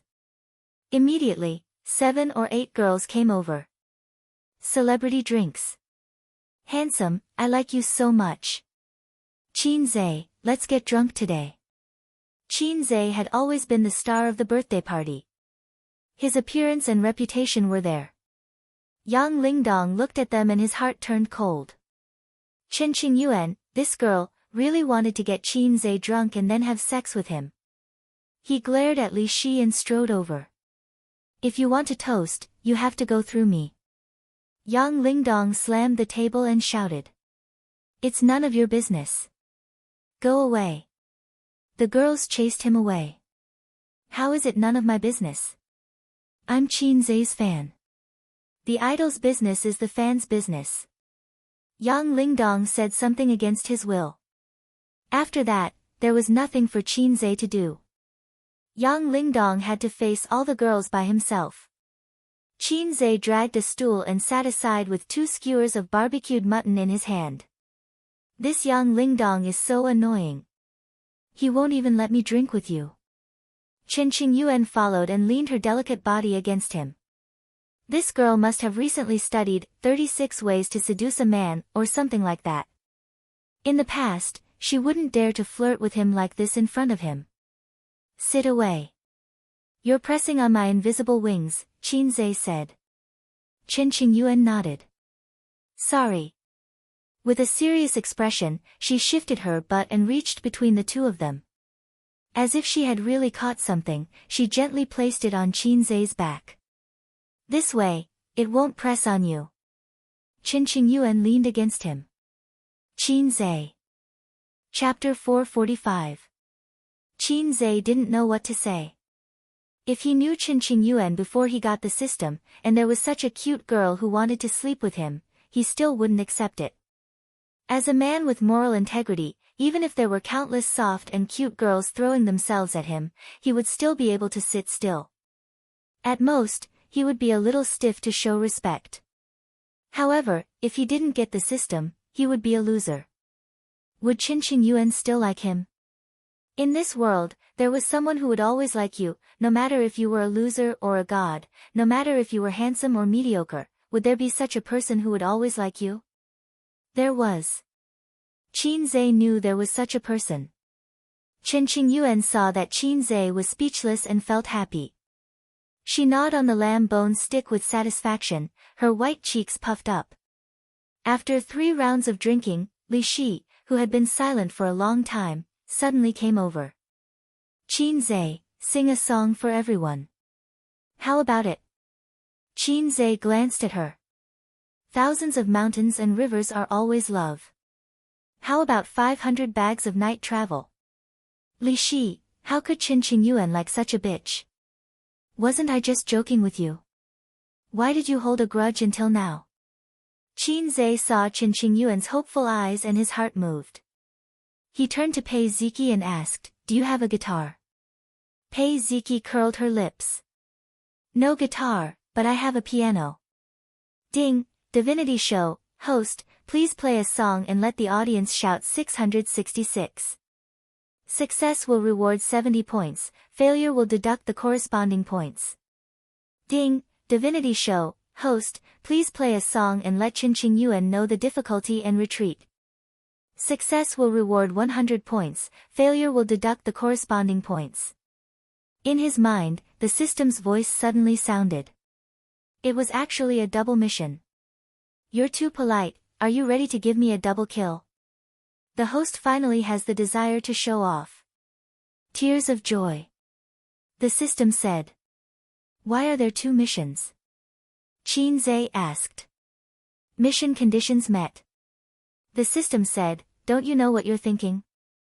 Thinking back, he did have the thought of playing the piano to show off. Secondly, he wanted to sing a song for Qin Qingyuan, hoping that she would back off. Who knew that these 2 thoughts would be immediately captured by the system, and then a mission would be created? Where's the piano room? I'll go and play. Qin Zhe looked at the soft girl, Qin Qingyuan. I'll sing a song for you. Qin Qingyuan was stunned, and then her eyes sparkled. Pei Ziki said, come with me. She excitedly led the way, followed by Qin Qingyuan and Li Qian. When the little friends in the courtyard heard that Qin Zhe was going to play the piano, they all came to join in the fun. Li Donglai said, there are too many people. Let's watch it in the living room. It's the same. The piano room was on the 2nd floor. Looking up from the living room, the 2nd floor was circular. The piano room could also be called a glass room. People in the living room could look up and see the scene inside. Qin Zhe pushed open the 2 glass windows so that the sound could be heard in the living room. The people in the living room saw the corner of the piano and Qin Zhe sitting at the piano with a straight posture. At the door stood Pei Ziki, Qin Qingyuan, and Li Qian. When Qin Zhe's hand touched the piano key, the song searched in the mall had been exchanged and poured into his brain.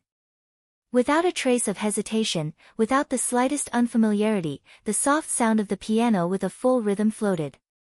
Everyone in the living room couldn't help but listen attentively. The sound sounded like a piano, but listening to the rhythm, it sounded like the sound of other instruments, such as organ, guitar.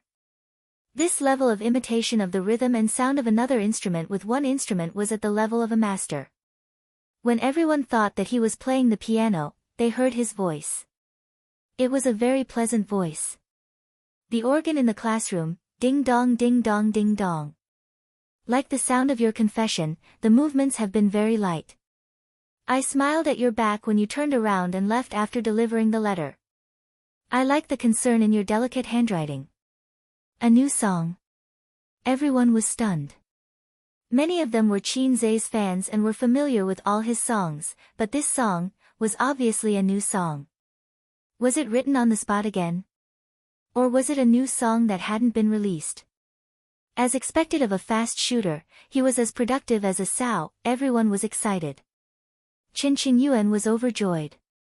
Qin Gu said that this song was written for her. This was a love song, a proper love song. It seemed that Qin Gu still had her in his heart, but he was a bit pretentious and wanted to reject her. Qin Qingyuan's heart bloomed with happiness. Li Qian looked disdainful. The song was good, and the singer was talented, but why was he so hypocritical? Just now, he vowed that he didn't like Qin Qingyuan, but now he turned around and sang a love song for her. Days are like a merry-go-round, spinning in my mind. The scenes of you being good to me appear. You said that holding hands was a promise. But my dear, that's not love. Too beautiful a promise because too young. But my dear, that's not love. It turned out that this was not a love song. In the glass room, the three girls had the same thought at the same time. There was only one melody in Qin Qingyuan's mind, but my dear, that's not love, the happy little flower, withered. The song ended. Qin Zhe felt good about himself, but the system didn't send a message that the task was completed. It was okay. He had encountered this kind of situation many times and had experience. Qin Zhe walked to the window and shouted down, "How was it?" Everyone applauded. "Yes." Qin Zhe said, "Is it good or not?" Everyone applauded. "Yes." Ding. Task completed. Reward, 70 points. See, the task was that simple. Amidst the applause, Qin Zhe walked to Qin Qingyuan and whispered, "This is my answer to you. It's the same as before." This was the second time he had directly rejected Qin Qingyuan. Qin Qingyuan lowered her head and looked at her toes, feeling a little sad. Just as Qin Zhe was waiting for the notification that the task was completed, she raised her head again. "Although I'm a little disappointed, I already knew this result. I've been rejected once. It's okay to be rejected again." After a pause, she said, "In a few years, you won't reject me anymore." As she spoke, she puffed out her chest. "Girl, where did you get your confidence from?" Ding. Task failed. 100 points deducted. Qin Zhe, it cost 30 points to redeem the song, and 100 points were deducted if the task failed. The total was 130 points. After deducting the 70 points he earned, he still had 60 points. It was a big loss for him to show off. Hope was always beautiful. For example, a group of people got rich first, and then another group of people got rich. Reality was always nonsense. For example, those who got rich would flaunt their wealth to those who didn't get rich every day. Qin Zhe knew a long time ago that the system's tasks weren't guaranteed to be completed, especially these kinds of tasks like "everyone is cheering 666, beat everyone up," and "what kind of emotion do you make someone feel?" They were the worst. Pei Ziki bit her lip, wanting to say something. Li Shi looked at Qin Zhe and then at Qin Qingyuan. She thought to herself, "This guy is crazy. There's a girl who's throwing herself at him. It's not like he's asking you to marry her." From a woman's point of view, there was nothing wrong with it. In this era of gunfire, it wasn't necessary to be in a relationship and get married. Many men and women liked to be in a relationship, but they didn't want to get married. If they had slept with you, how could there be so many single dogs? From a man's point of view, I've slept with this girl before. It's so good. In fact, from a woman's point of view, I've slept with this man before. It's so long. It's not a loss. After all, it's a matter of pleasure. Men think they're taking advantage, but in fact, women are the same. Therefore, Li Shi thought that since the girl was so handsome, he should accept it. What would happen in the future? Li Shi's values were in line with the values of most women. After playing the piano, everyone continued to sing and dance. Qin Yuan's mood was obviously much lower. She sat silently on the side, drinking wine. Her back was thin and slender. Pei Ziki took out a big cake from the refrigerator. After eating and drinking, she ate the cake again. However, everyone drank a lot of wine and ate more meat.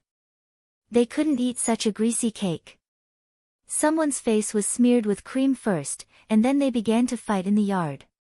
You can't underestimate a woman's narrow-mindedness. Li Shi, who was sprayed in the face by Qin Zhe, held a grudge. She sneaked behind him and slapped the cake in her hand on Qin Zhe's face. Qin Zhe moved quickly. He tilted his head, grabbed her wrist with his left hand, and covered her face. Li Shi's beautiful face was suddenly covered with cream. It fell down her face and fell into her C-cup breasts. The girl was also tough. She glared at Qin Zhe fiercely, turned around, and went to the villa to wash her face in the bathroom. Pa! A piece of cream hit Qin Yuan's forehead. The girl, who was drinking silently, was stunned for a moment. Suddenly, she felt very wronged and cried. The boys around her were very embarrassed. Pei Ziki put her hands on her waist and kicked each of them to vent Qin Yuan's anger. I'll take you to the bathroom, she said. No, I'll go by myself. Qin Yuan sniffled. A few minutes later, Qin Zhe also felt the urge to pee. He went to the bathroom in the villa. The two toilets on the first floor were full. He went to the second floor, and the toilets on the second floor were full. He went to the third floor and the two toilets on the third floor were still full. He tried to push Nan Man Pei's bedroom, but the door was locked. He couldn't get in. At this time, the door of the bathroom at the end of the corridor opened. Qin Yuan walked out with wet bangs. Her eyes were slightly red. Are you okay? Qin Zhe asked. Qin Yuan shook her head. She bit her lip and looked at him. Qin Zhe saw her red face and said, Don't drink too much. Okay. Qin Yuan nodded. When he walked into the bathroom, Qin Yuan suddenly shouted, Qin Gu. Qin Zhe looked at her. It's okay. Qin Yuan suddenly stopped talking. She lowered her head and hurriedly walked towards the stairs. Qin Zhe took out the large magic tool to pee. He lowered his head and glanced, from 100 Herb Garden to Sanwei Study. Back then, the old man always said that he wouldn't be able to achieve great things. After using the bathroom, he walked to the stairs. Suddenly, he heard a conversation. Qin Yuan, I've been chasing you, but you turned a blind eye. That Qin Zhe doesn't like you at all, but you can't wait to throw yourself at him. Go away. It's none of your business. I'm not convinced. How am I worse than him? If you don't make it clear today, I won't let you go. Go and look in the mirror. How are you better than him? Chapter 446. Qin Zhe stood at the corner and saw Qin Yuan leaning against the wall between the second and third floor. Yang Lingdong had his hands on the wall, blocking Qin Yuan. It was the legendary Cabidan. When he watched TV dramas in the past, he always envied the male characters who Cabidan. However, he didn't have a girlfriend and was a coward back then. He didn't dare to Cabidan his sister, so every time he saw a Cabidan, he would curse in his heart. Qin Yuan was also wondering why she fell in love with Qin Zhe. At first, it was in the KTV private room. Qin Zhe descended from the sky on a 7-colored cloud, and with a series of popping sounds, he rescued her from danger. If this was in ancient times, the girls would give themselves to him. Qin Yuan felt that she couldn't abandon the good virtues of her ancestors, so she secretly fell in love with Qin Zhe. Although she liked him casually, her love was very deep. Since then, Qin Zhe had been like a wild dog that had broken free of its leash. He was the fastest in the entertainment industry, the most accurate in the stock market, and the most ruthless in fighting. In the end, he was fast, accurate, and ruthless. Of course, she was attracted to such a man. There were many, many reasons for liking someone. The one that touched Qin Qingyuan's heart the most was still that time in the KTV. When she was at her most helpless and scared, her friends were all scared and were pressed to the ground. The only one who was tough was Qin Zhe. Qin Zhe had a cigarette in his mouth, like Sun Wukong holding the golden cudgel. Qin Zhe wore a pair of 100 yuan sneakers, like a monkey stepping on a rainbow cloud. Qin Qingyuan felt a sense of security. This was something she didn't feel from her parents who kept saying that they were good for her. Liking someone is a touching experience. Falling in love with someone was a trigger. How am I not as good as him? Tell me, Yang Lingdong said loudly. Are you as rich as him? Qin Qingyuan asked. My parents are rich. Yang Lingdong was unconvinced. You're talking about your parents too. It's none of your business. Isn't my parents' money my money? Your parents might not be your money. What if your father has an illegitimate child outside? Your parents are dead, and the money is your money. That's a matter of decades later. Are you as handsome as him? Do you know how to play the piano? Can you write songs? When Qin Zhe heard this, he beamed with joy. He thought to himself, Qin Qingyuan's only problem is that she's too honest. Don't say it out loud, it'll be embarrassing. Qin Qingyuan shrugged. Look, you can't beat him in anything. Why don't you give me a reason to accept you? Yang Lingdong muttered, I don't accept this, aha. Qin Zhe walked down and coughed behind him. Yang Lingdong was so scared that his body trembled. He looked at him in horror. Are you trying to scare me to death? Yang Lingdong said angrily. I don't look scary. Qin Zhe touched his face. I just look scary. Yang Lingdong was speechless. Yeah, you're Qin Ji's boss. Are you older than him? Qin Qingyuan sneered. Why should I choose you and not him? How big is it? Yang Lingdong couldn't accept this kind of thing. Damn, big chest, you're wrong. Shouldn't you be suspecting that we're in a fake relationship? Qin Qingyuan turned to look at Qin Zhe. Damn, why are you looking at me? I'll tell you that my brother is huge. My brother can go from 100 Herb Garden to Sanwei Study. My brother can go 20,000 miles under the sea. My brother, shrouding the heavens. Qin Zhe regretted speaking up for her. After Eggy's awakening, his thoughts were unconstrained. Qin Qingyuan tilted her head as a bright idea came to her mind. She said, Yang Lingdong, give up. I can't sit on your seat. Qin Gu, you're hurting my heart.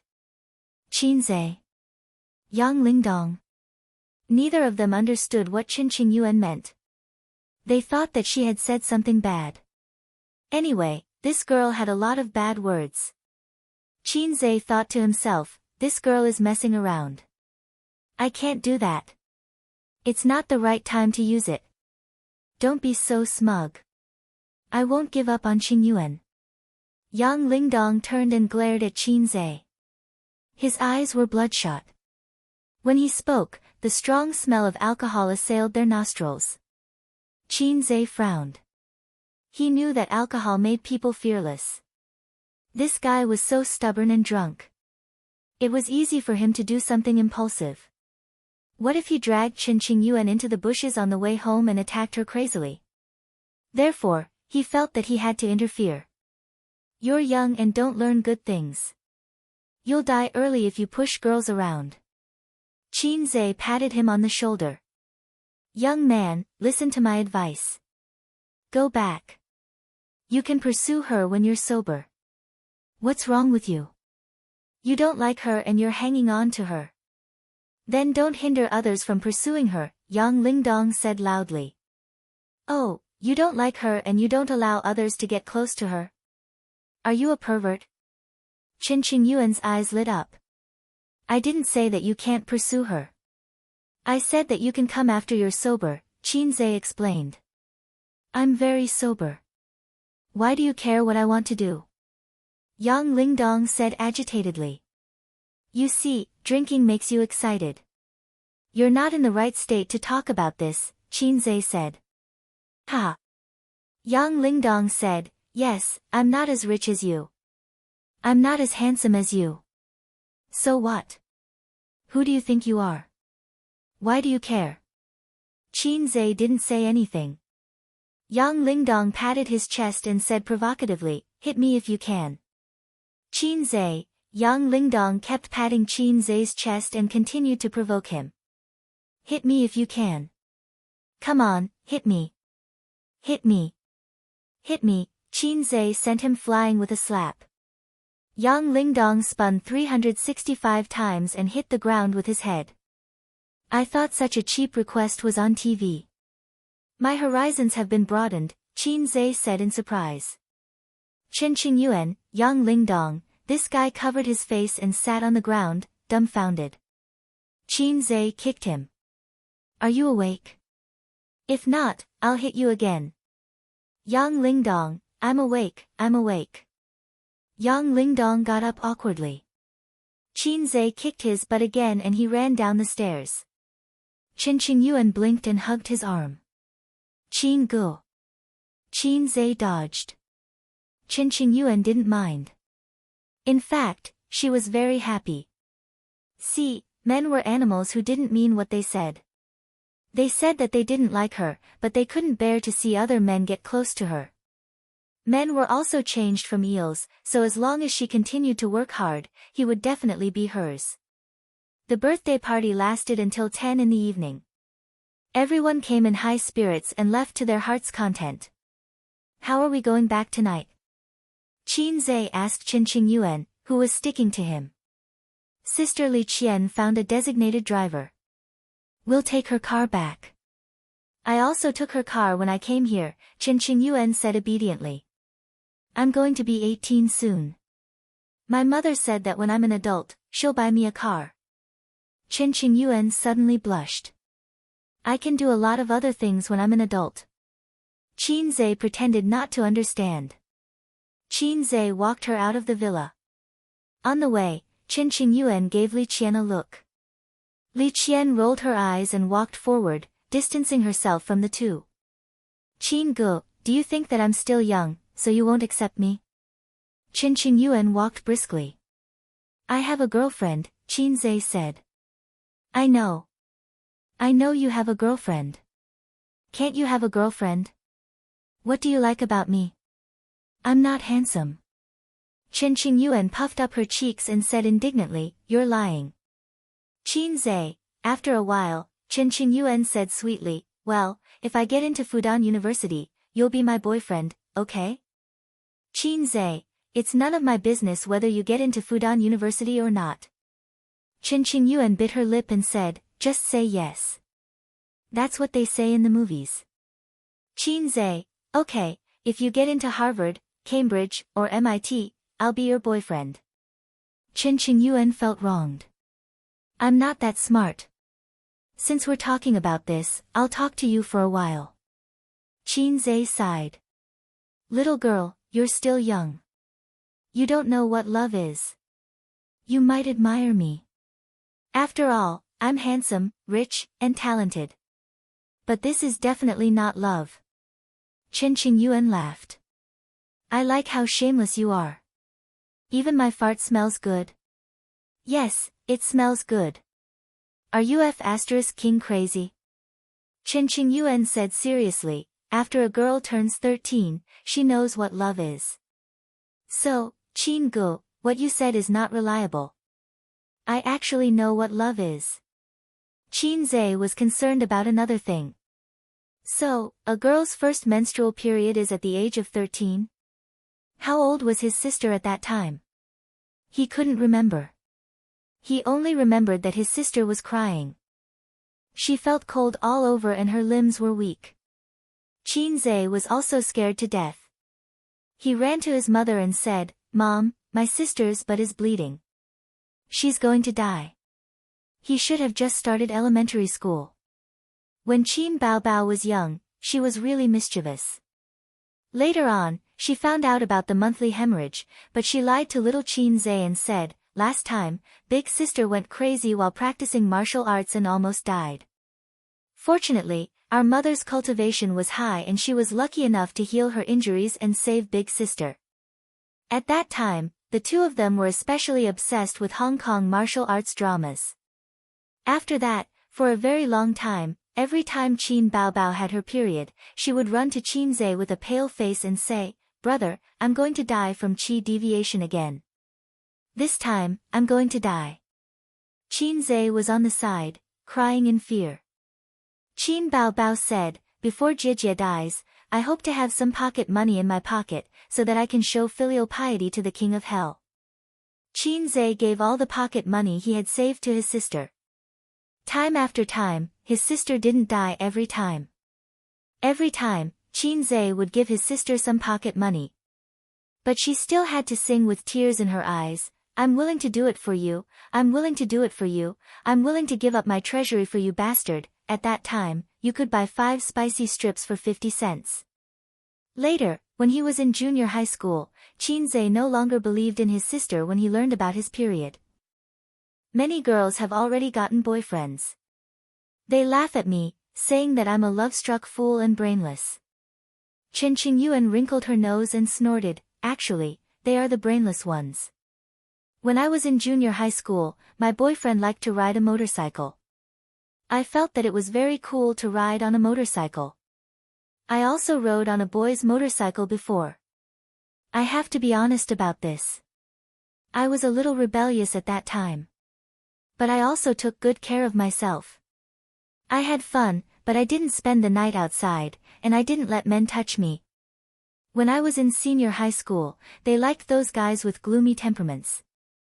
They felt that it was a sign of maturity, scheming and shrewd." At this point, Chen Qingyuan giggled. "But after I met you, I didn't like boys of the same age anymore. That young Lingdong just now was already not bad. But in front of you, he seemed particularly childish. While they were still pretending to be cool and proud of small things, you already had your own business. When they were still singing a few songs and feeling that they were outstanding, you were already a famous composer in the music industry. When they were still using tens of thousands of pocket money to show off their superiority in front of ordinary classmates, you were already worth tens of billions." Chen Qingyuan tilted her head, her eyes sparkling. "You see, what reason do I have not to like you? Damn, I'm actually so outstanding." Qin Zhe thought for a moment and retorted, "Because I'm old.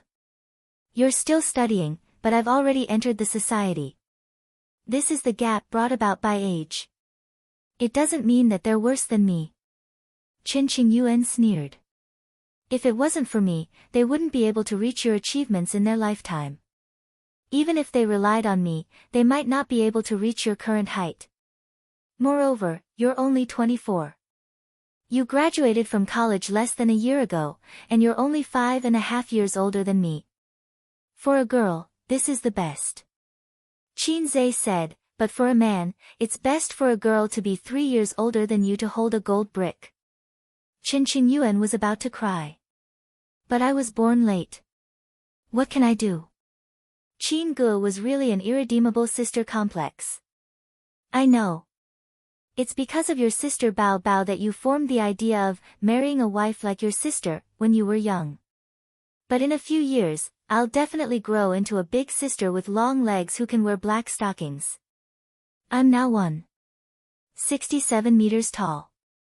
It won't be a problem for me to grow a few centimeters taller in the future. I've checked online. A girl's bones will only close at 23 years old." Qin Zhe said, "Yes, that's true. A boy's bones will close at 25 years old." "No, you, how did you know? Who told you about marrying a wife like my sister?" Chen Qingyuan said, "So you told me. She said that you especially liked your sister when you were young and didn't like your sister. If there's good food, you'll give it to your sister first and give the leftovers to her." Qin Zhe was speechless. "I've been unknowingly betrayed by that brat Suyu. I really want to explode." As they spoke, they arrived at the villa's sentry post. Li Qian stood at the door and made a phone call to contact the designated driver. "Is the designated driver a female?" Qin Zhe asked. "No, Female drivers are too scary. Qin Qingyuan shook her head. Qin Zhe nodded and was about to turn back when he suddenly remembered something. He asked, Qingyuan, what did you mean by, I can't do it? He felt that something was wrong. It was the intuition of an experienced driver. Qin Qingyuan blushed. Qin Zhe was puzzled. Why are you blushing? I can't do it, Qin Qingyuan said. Yes, I can't do it. What's the problem? I can't do it. I can't do it. There's nothing wrong with that. Qin Qingyuan turned sideways and patted her perky butt. I can't do it. It's sitting, not doing it. With that, she turned around and ran away. Qin Zhe thought for a moment. In that case, if she couldn't do it, it meant she was small. It hurt, it meant she was big. Qin Zhe was speechless. Qin Zhe's face was full of tears. Look at this little girl. Sister, you've lived 8 more years than her. It hurt. Chapter 447. Qin Zhe stood by the sentry box and watched Qin Qingyuan and Li Qian get into the car. The engine started, the car lights turned on, and the BMW rushed out like a cheetah. He returned to the villa the same way he came. The birthday party was over.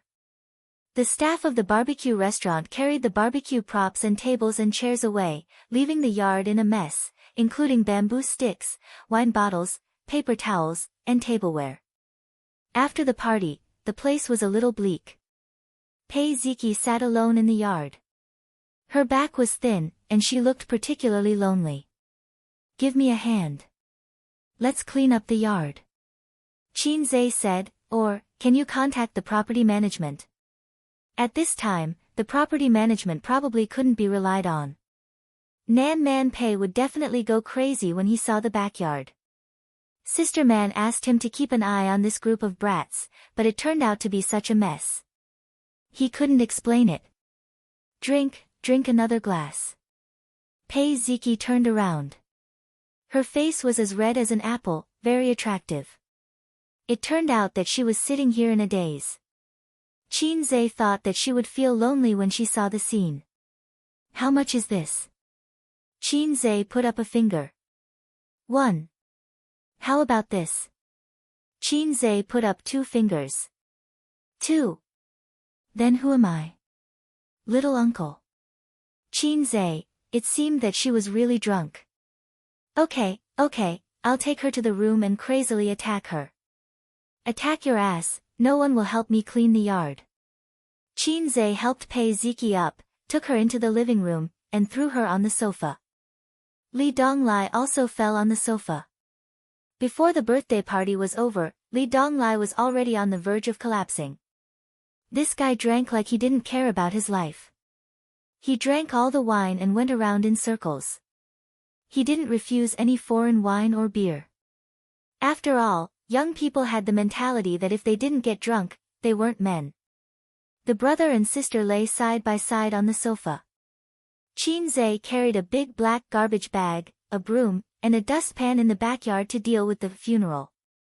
The barbecue tools, tables, and chairs were provided by the barbecue restaurant. Now that they had been taken away, the burden was reduced a lot. Qin Zhe mainly dealt with the garbage on the ground, as well as some disgusting vomit. Qin Zhe had obsessive-compulsive disorder. For example, when he spanked his sister's buttocks, he wanted it to be even. The toothbrush in the bathroom must be facing the same direction, and the towel must be spread out and not wrinkled. The courtyard was in a mess, which made his obsessive-compulsive disorder very uncomfortable. Pei Ziki walked out with a small stool in a daze and sat down at the bottom of the stairs. She rested her chin on her hand and looked at Qin Zhe with blurred eyes. What are you looking at? Qin Zhe took the time to look back at her. Look at you. Pei Ziki burped. Why are you looking at me? I want to see how handsome you are and make Qin Qingyuan like you so much. Can you tell? No. Qin Zhe thought that this girl really knew how to say things that went against her conscience. Qin Qingyuan was much more honest than her. I don't understand.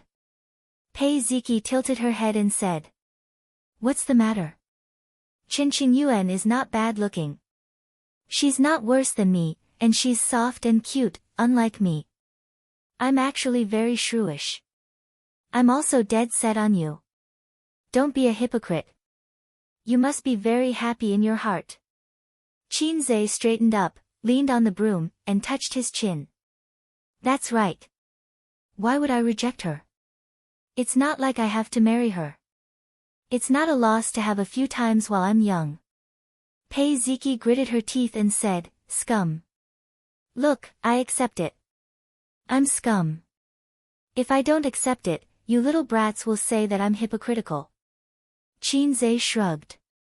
Forget it. I'm not interested in a small asterisk. What are you glaring at? You're just a little girl of 18 years old. You're not convinced? But the little girl will grow into a mature lady in a few years. She's very malleable, Pei Ziki said. Ha ha ha, are you talking about yourself? Qin Zhe glanced at her small, protruding chest. I'm not bragging. I've seen the whole process of a table tennis ball evolving into a football with my own eyes. At your age, you're only at this scale. You'll be a yo-yo for the rest of your life. Pei Ziki carried a small bench and chased him all over the yard. The two ran a few laps. Pei Ziki stepped on a puddle of vomit. She slipped and fell straight forward.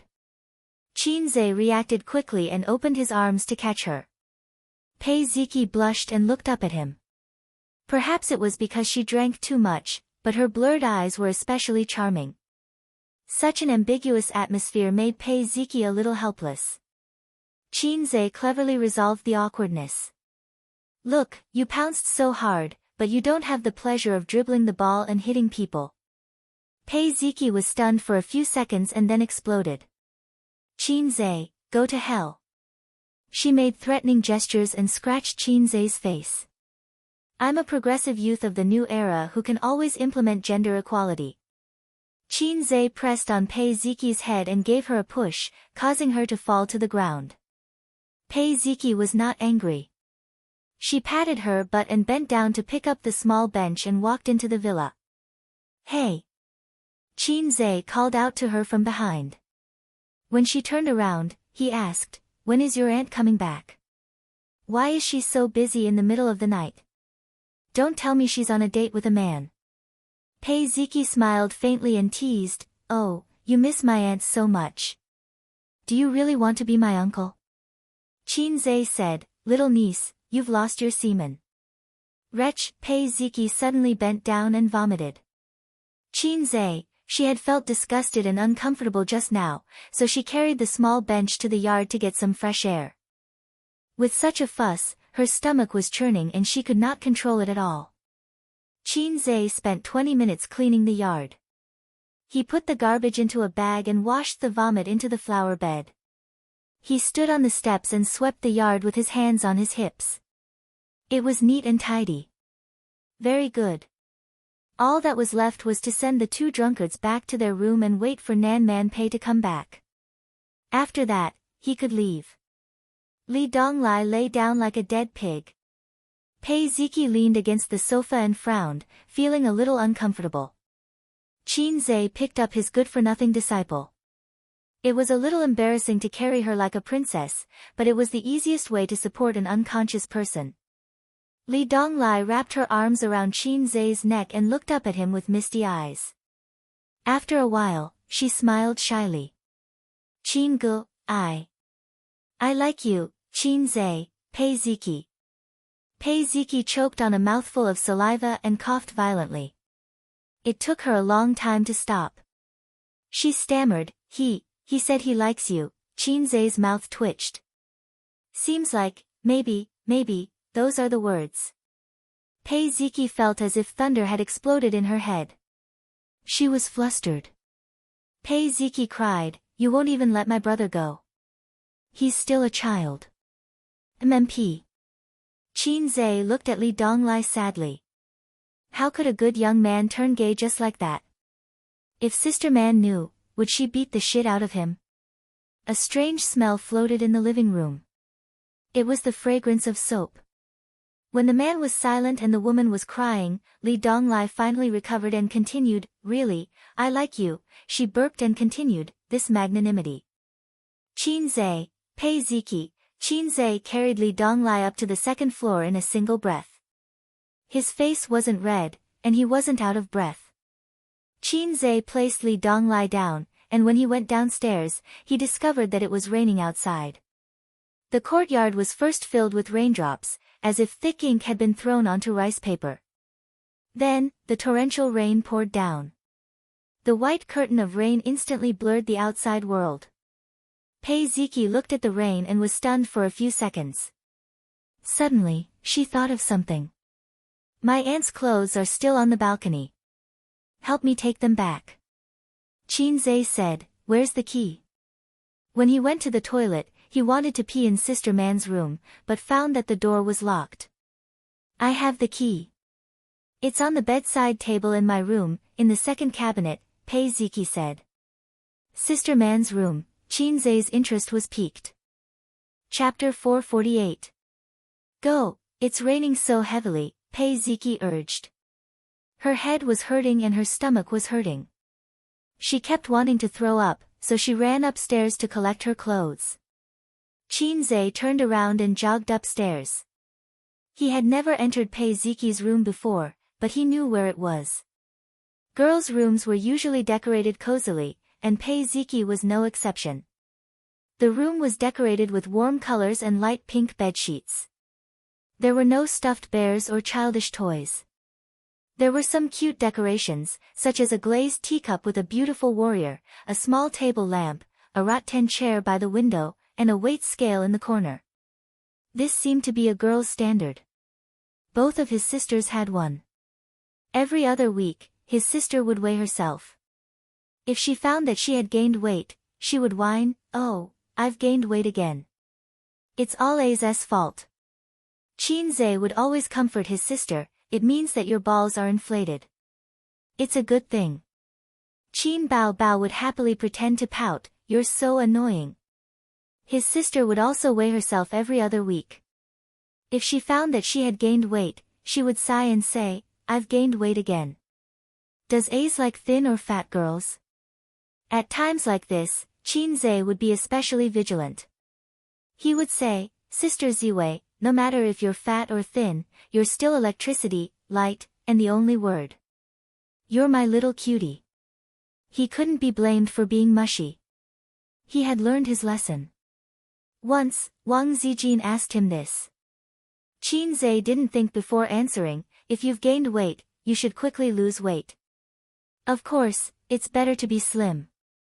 Wang Zijin pinched his waist and put on a fake smile, "You think I'm fat?"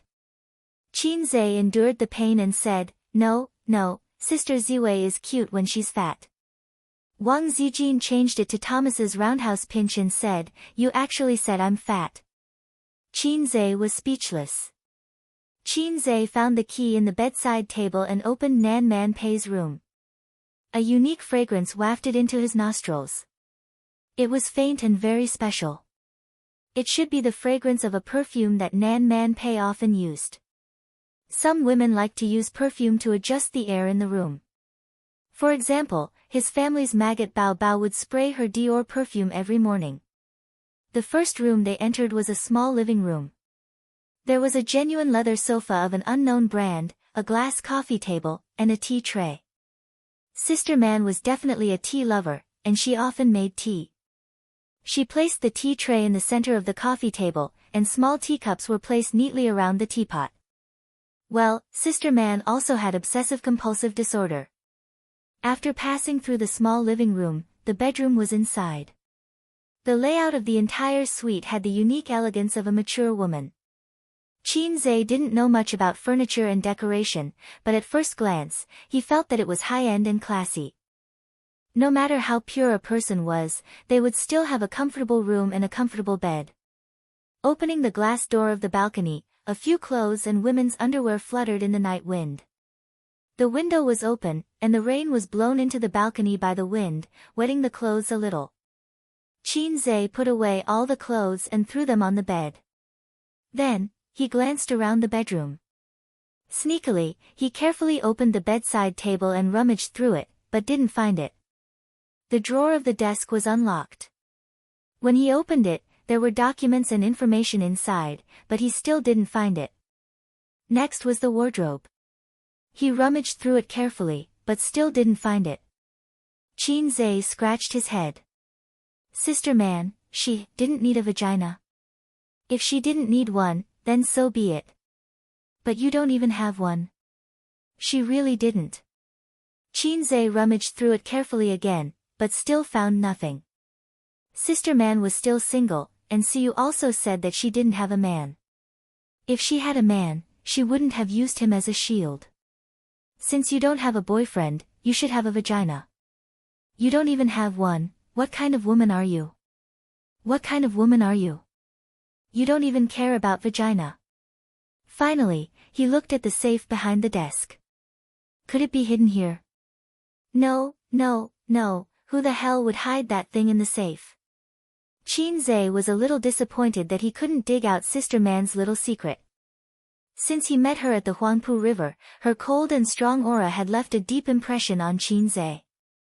It was the feeling of a little newbie looking up to a big boss. At that time, Qin Zhe was useless, not even a fast shooter.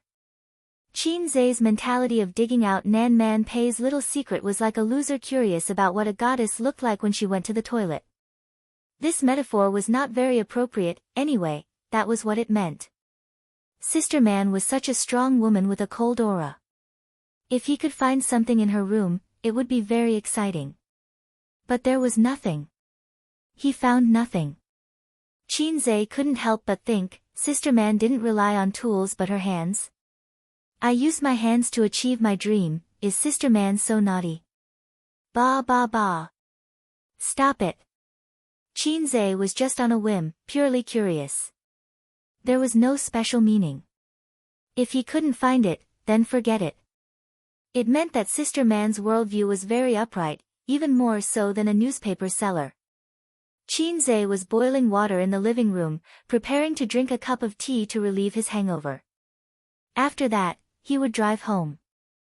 There were a few bags of tea under the coffee table, not too much, not too little. They were not canned tea leaves that could be bought in the market, but in plastic bags. They looked more like ordinary tea leaves that were fried by farmers. But with Nan Man Pei's status, these seemingly ordinary tea leaves were definitely worth a lot. Influenced by his grandfather, Qin Zhe knew a little about tea leaves. When he was free, he would brew a pot of tea to drink. Sister Man preferred coffee because it tasted sweeter. The fragrance of top-grade coffee was not inferior to tea leaves. She loved vanilla latte the most. Before the water boiled, he walked to the balcony, opened the window a little, lit a cigarette, and looked out at the pouring rain. On a rainy night, one's heart would be especially peaceful. He liked the sound of the rain. The rain was getting heavier and heavier. The raindrops pitter-pattered against the window. The wind passed through the glass and made a sharp whistling sound. Qin Zhe held the cigarette between his fingers and looked into the distance. The world was full of the sound of rain.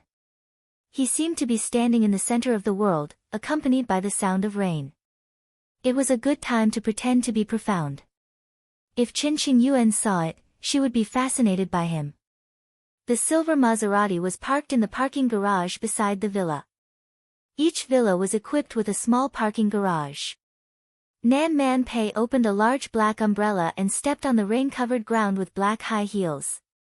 Closing the door and locking the car, she walked into the villa with an umbrella. Nan Man Pei's height was undoubtedly tall among women, 1.7 meters, only a little shorter than Su Yu. In terms of facial features alone, she was very beautiful, but compared with Qin Bao Bao and Su Yu, who had flawless facial features, she was slightly inferior. But she and Su Yu had attended several business activities at the same time. The eyes of the men present were always the first to look at her. This woman had an aura that was born to be the focus, as bright as a torch in the dark night. She was a woman in her early 30s, a ripe peach, slender and powerful legs, and a round buttocks that could always stretch her skirt. There was also a heavy and plump chest. Her body revealed a seductive style, but her temperament was cold and elegant. Qin used to think that if Sister Man could put on gorgeous lipstick and black eyeshadow, it would be a rare visual feast. Nan Man Pei walked through the bluestone path beside the villa. The front door of the villa was basically closed. After entering the iron gate, she walked through the bluestone path from the right side to the backyard. Nan Man Pei glanced at the yard deliberately and nodded with satisfaction. It was very clean. The hall was brightly lit. Nan Man Pei closed the umbrella at the door and leaned against the door. The hall was also very neat. It was not messy like she had imagined, with pillows flying everywhere. There was also no trash. This made her, who was a clean freak, feel a little better. It seemed that inviting Qin was the right choice. He had always been reliable. Pei Ziki curled up on the soft sofa and fell into a deep sleep. Nan Man Pei woke her up. Pei Ziki rubbed her sleepy eyes. "Auntie, you're back." Nan Man Pei smelled alcohol and frowned slightly. She was a woman who paid attention to health. She didn't smoke or drink.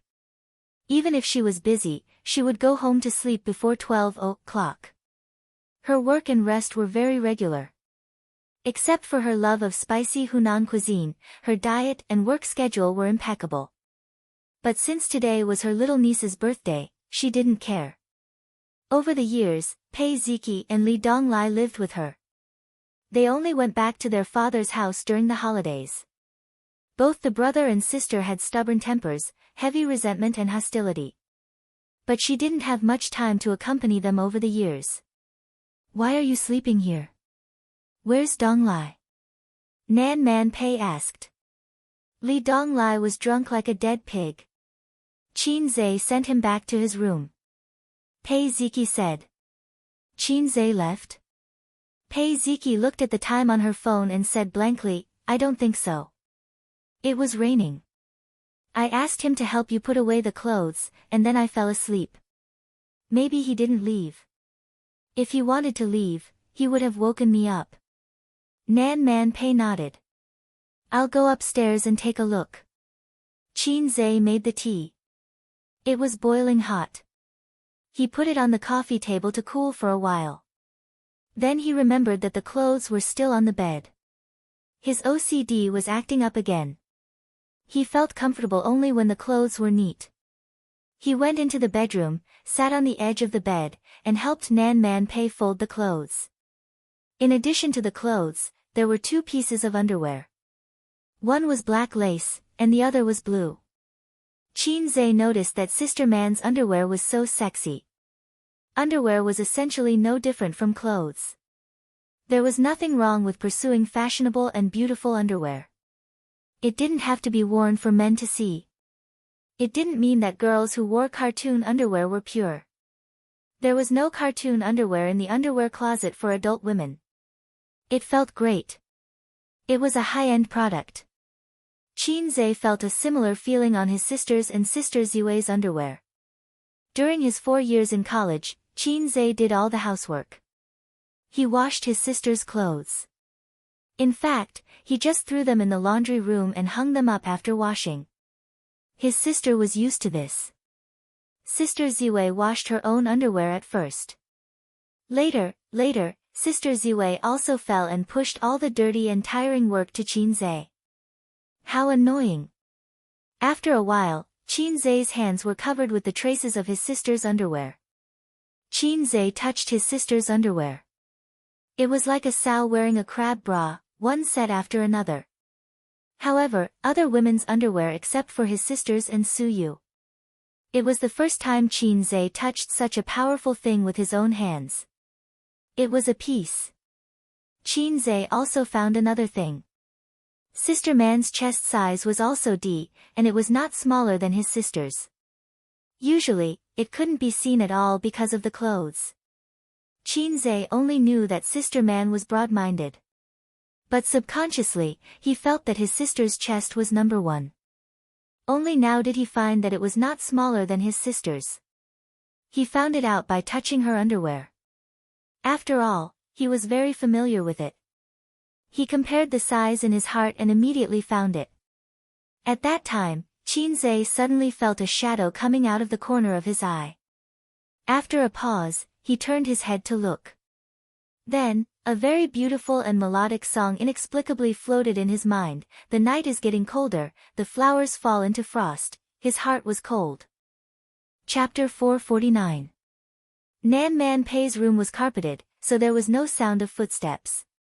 Besides, the heavy rain outside disturbed Qinzhe's hearing, so he didn't notice Nan Man Pei going upstairs and entering the room silently.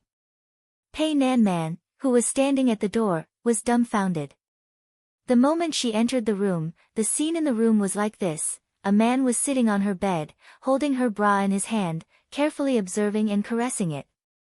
Nan Man Pei hadn't watched any Japanese educational films, otherwise, she would have immediately connected Qinzhe with the men who loved underwear in the films. Man. Qinzhe was so embarrassed that he didn't know what to say. He was comparing Nan Man Pei's size with his sister's, so he looked very carefully. Who knew that Sister Man Pei had seen everything at the door? How should he explain it? He couldn't explain it at all. Man. Nan Man Pei's mouth twitched. Man. Sister, let me explain, Qinzhe said. Explain what? Nan Man Pei glanced at the bra in his hand coldly. Explain why you molested my bra. I wanted to help you fold your clothes. Qinzhe said weakly. It was so awkward. Okay, you explain. Nan Man Pei raised her eyebrows. Qinzhe was suddenly confused. What was there to explain? How to explain? I just wanted to see if your breasts were bigger or my sister's. No, it was better not to explain. I just felt that the material of your bra was very good, so I couldn't help but touch it a few more times. That wouldn't do either. Wouldn't that make him an underwear thief? Explain, why don't you explain? Nan Man Pei sneered. I didn't expect you to be like this, Qinzhe. Since he couldn't explain it, Qinzhe simply didn't try to explain it. He would just treat what had happened as a misunderstanding. Since you're back, then I should also go back, ha. Qinzhe threw away the bra in his hand and hurriedly tried to escape.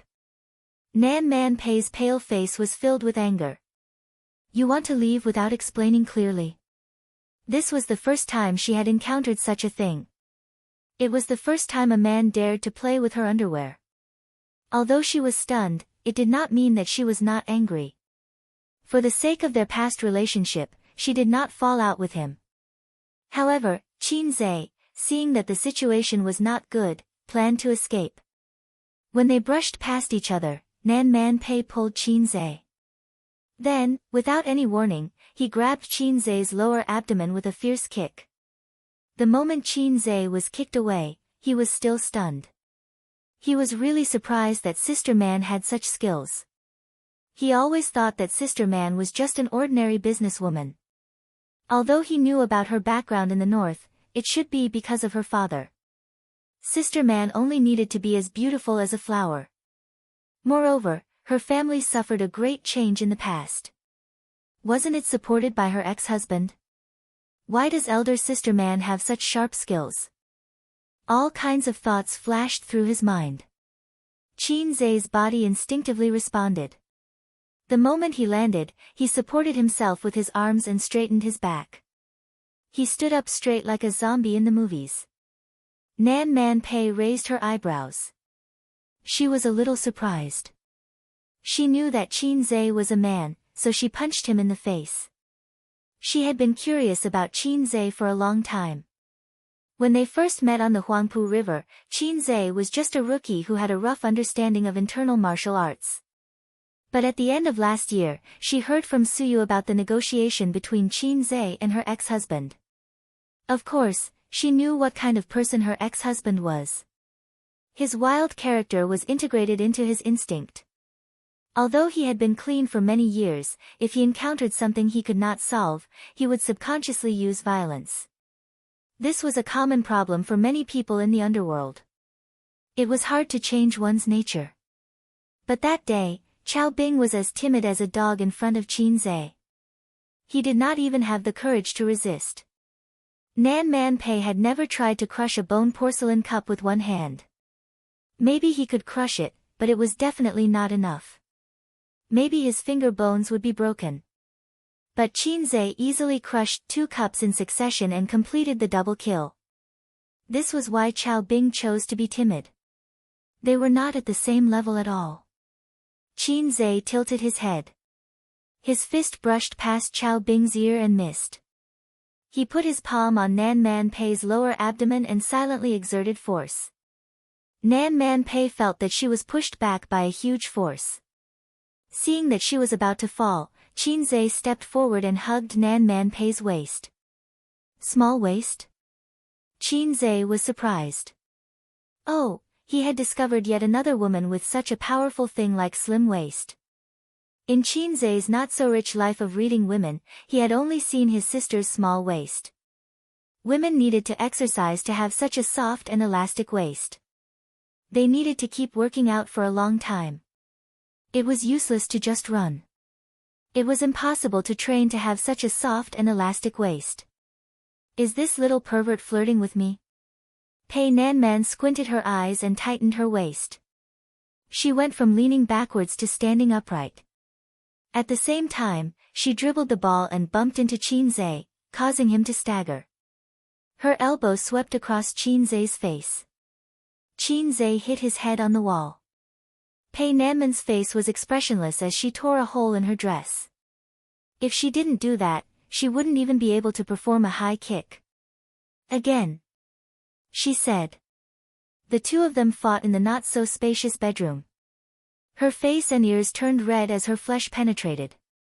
Every attack was accompanied by the sound of panting. Every hit was dripping with sweat. The bed could not withstand their tossing and turning, and it creaked like a toothache.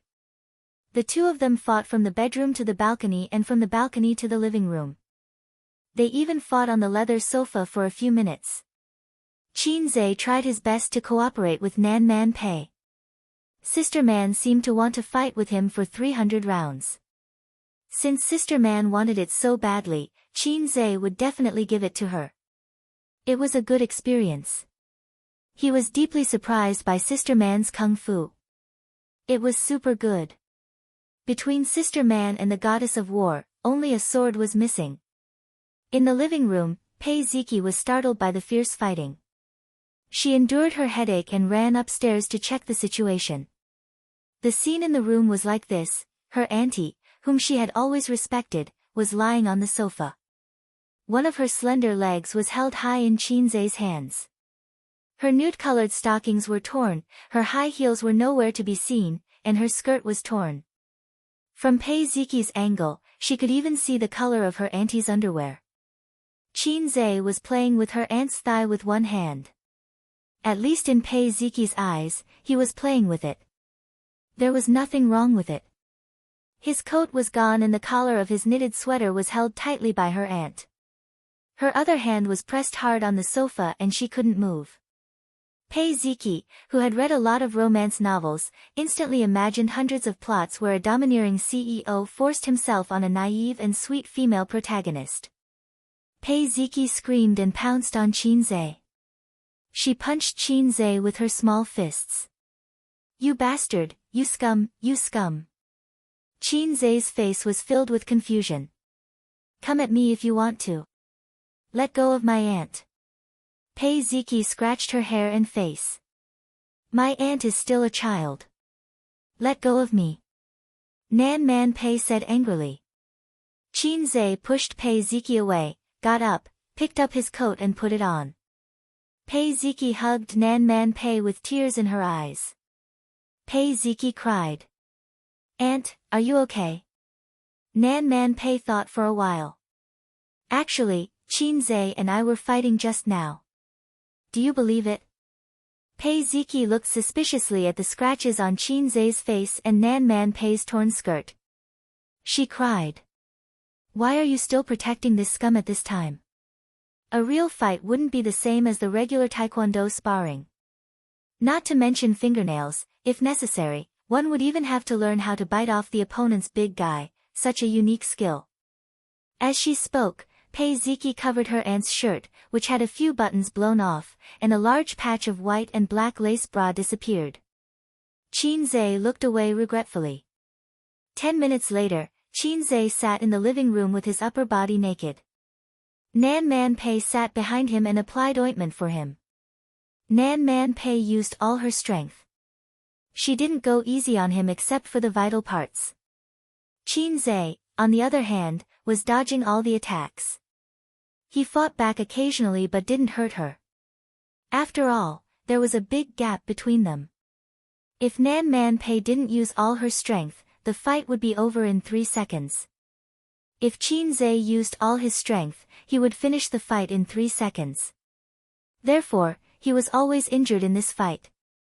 Pei Ziki stood aside and stared at the bruises on Qin Zhe's back. She finally believed her aunt's words.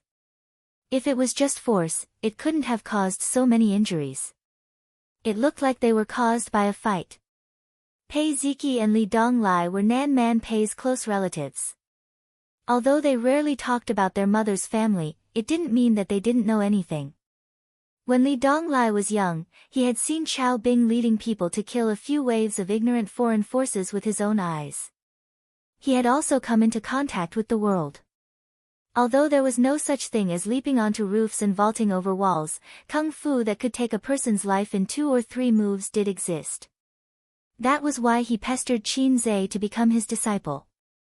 Pei Ziki said handsomely, "You obviously wanted to take advantage of my aunt during the fight. Fortunately, I came early." Nan Man Pei looked at Qin Zhe. Qin Zhe kicked her little butt and scolded, "Get lost. Don't you have school tomorrow?" Pei Ziki rushed over. Qin Zhe, who believed in equality between men and women, slapped her onto the sofa with the great monument-smashing hand. He even slapped his sister like that, not to mention a little girl who was still wet behind the ears. Pei Ziki cried, "Auntie," Nan Man Pei said softly, "Go back to your room and sleep." Pei Ziki pouted and glared at Qin Zhe. Then, she rubbed her butt and left. 11:45 p.m. Qin Zhe was drinking tea. Nan Man Pei changed into a nightgown. "Why aren't you leaving? Are you going to spend the night at my place?" Nan Man Pei glared at him. "I feel that the smell of alcohol is still there. Drunk driving is very strict recently." Qin Zhe exhaled at Nan Man Pei. "Smell it for me." Nan Man Pei tilted her head and said angrily, "Do you believe that I won't beat you to death?" Qin Zhe said, "I'm not bragging.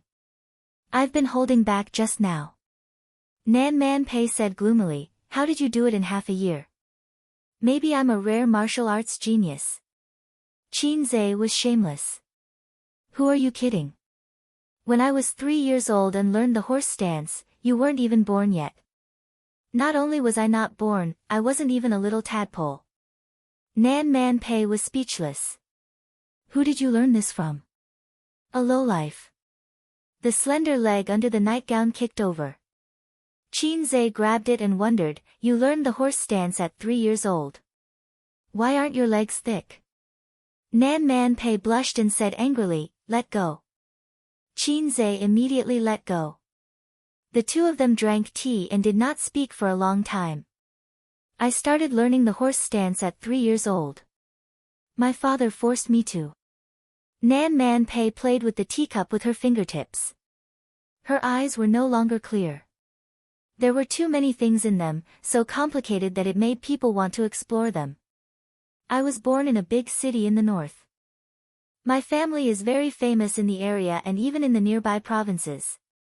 I lived with my nanny in a big house in the suburbs during my childhood. White walls and black tiles. The courtyard was eerie and there were 2 stone lions in front of the door." Qin Zhe subconsciously straightened his back.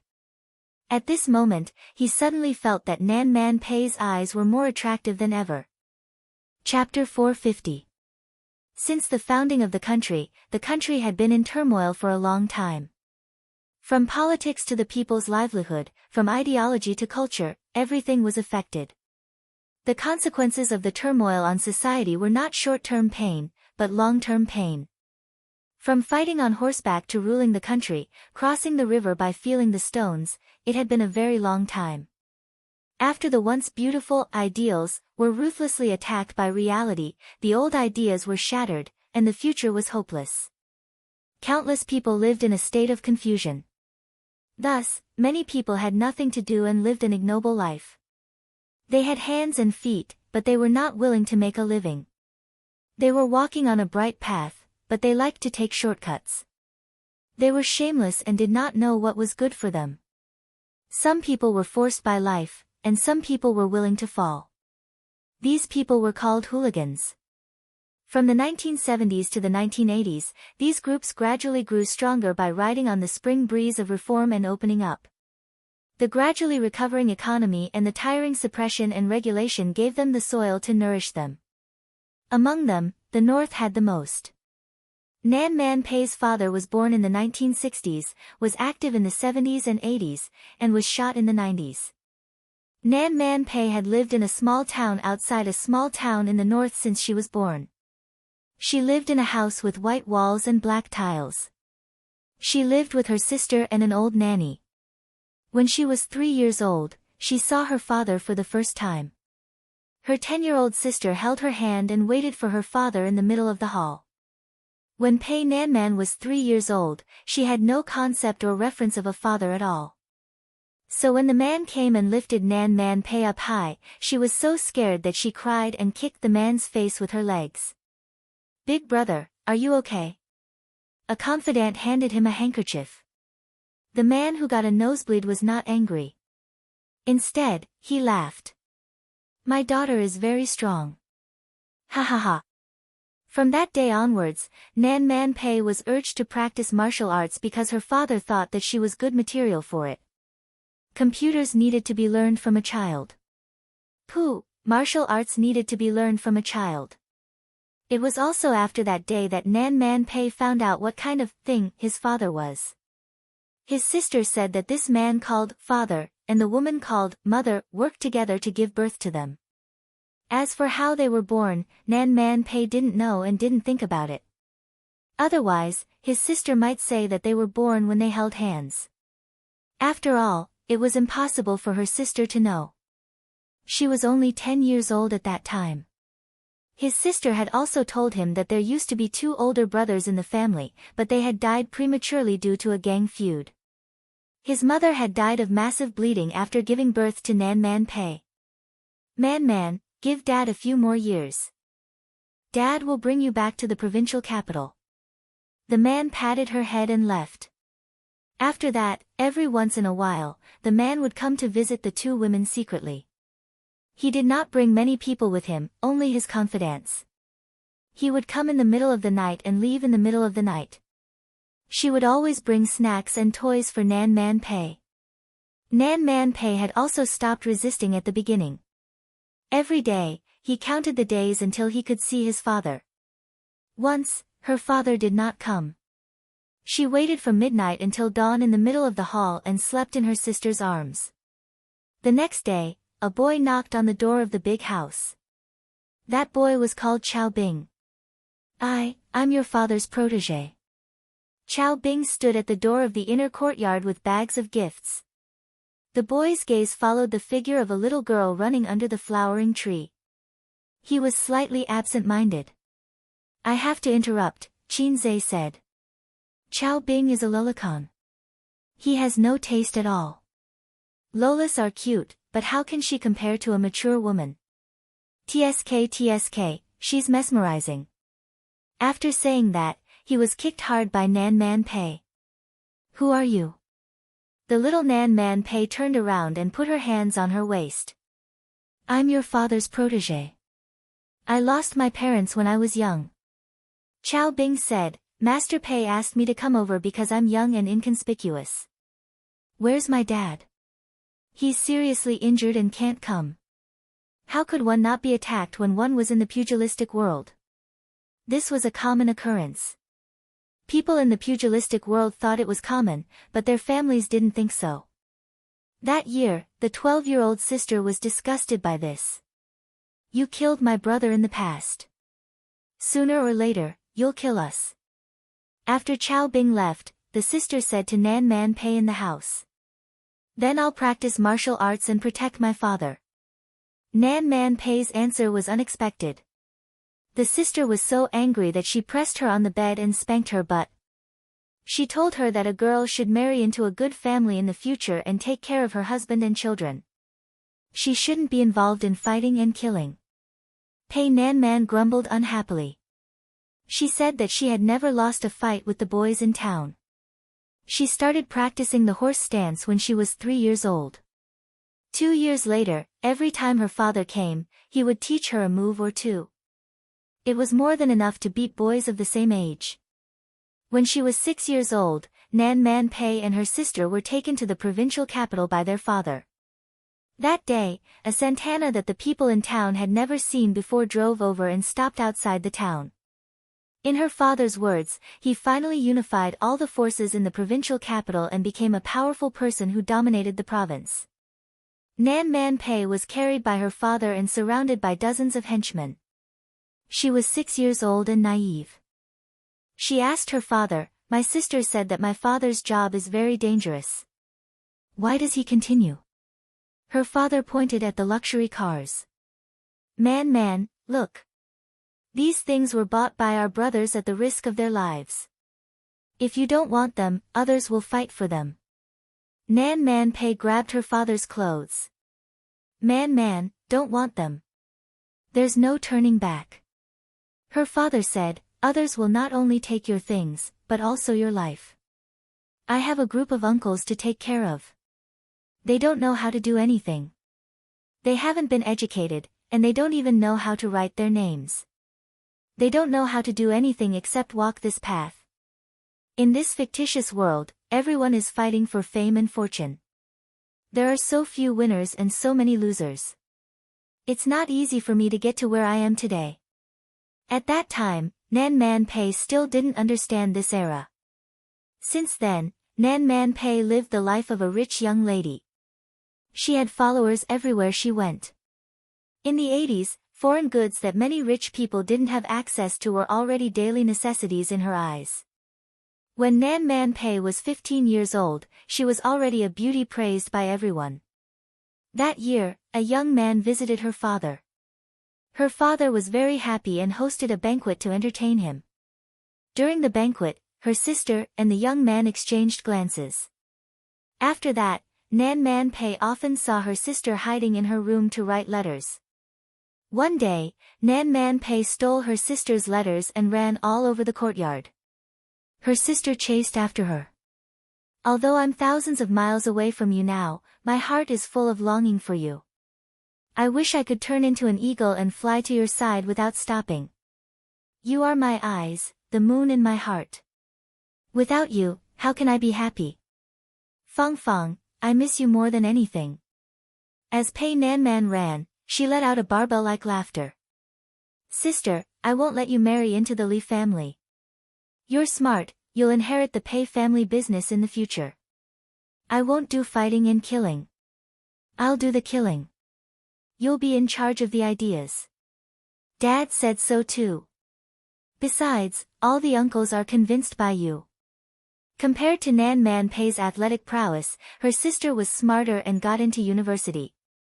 In that era where there were bumpkins everywhere, a university student in a gang that barely knew how to read was simply as dazzling as a female literary star. Later, that young man from the Li family came again. He and Master Pei had a big argument at home. "Dad wants you to retire. If you retire now, you still have a chance to escape unscathed. If you're too late, he won't be able to protect you." "Retire? How? If I retire, will I still have a chance to live? What about the hundreds of brothers? The impact this time is more terrifying than you think. It's not a small punishment. Do you want to eat peanuts? Then I'll change. There must be a way to survive. Those brothers have been with me for so many years. I can't retire just like that. It's no use. You're the center of attention this time. As long as you don't retire, the trouble will continue. My dad is going to move up a little. He can't give you any protection now. Do you know how many eyes are watching? The conversation ended on a sour note. Not long after, the famous Master Pei was captured and shot. The life of this ambitious man who had dominated the north for more than 20 years ended. In late spring, the young man from the Li family came again. He was here to take his sister away. He wanted to take away Nan Man Pei's last hope as well. That day, Nan Man Pei chased them out of the house. He drove for a few miles and stopped them. Sister, you can't go. Nan Man Pei stood in front of the car. He looked stubborn. Man, let me go. I want to go to the south with him. Staying here is not the life I want. His sister got out of the car. Dad has only been here for half a month. The people outside are all restless. They want to set up their own businesses and take away more than half of our business. You're going to leave them behind with just a few words. Dad is gone. Let his things disappear with him. It's not something we should bear. Nan Man Pei grabbed his sister's sleeve tightly. Tears streamed down his face. But I can't accept it. I can't accept it. In the end, his sister left. Outside the window, the rain gradually slowed down. Nan Man Pei held a teacup and was immersed in his memories. It had been a few decades since the 80s. It felt like a lifetime. When he looked back, things were still the same, but people had changed. Qin Zhe coughed. Looking at this scene, I suddenly have an idea. I want to sing a song. As expected, Nan Man Pei's attention was caught. Asking the world, is this the highest mountain? Ha! Or, is there another mountain higher than this one? Ha! Nan Man Pei was speechless. Qin Zhe asked hopefully, what do you think? Yes. It's great. My songwriting talent is recognized by the whole country. Yes. That's amazing. What kind of *T song is this? Are you comforting me or stabbing me in the heart? Are you trying to tell me that there's always a higher mountain and that my dad didn't regret his death? Forget it. I'll let it go for the sake of his kindness. What happened after that? Qin Zhe asked. Chapter 451. Nan Man Pei was in a daze. After that, I went home and thought about how to stabilize the situation. When the tree falls, the monkeys scatter. I'm afraid that everyone will kick a man who is down. My father has offended many people in the past few years, and he will definitely settle the score. At that time, I understood what my father meant. There's no way to retreat, there's really no way to retreat. But I'm not willing to leave the north just like that. This is the foundation that my father worked hard for his whole life. My 2 brothers died here. But reality left me with no way out. I can't support it alone. So I went to look for Chao Bing. At that time, his status in the gang was very high. He dared to fight and many people chose to follow him, supporting him to set up his own gang.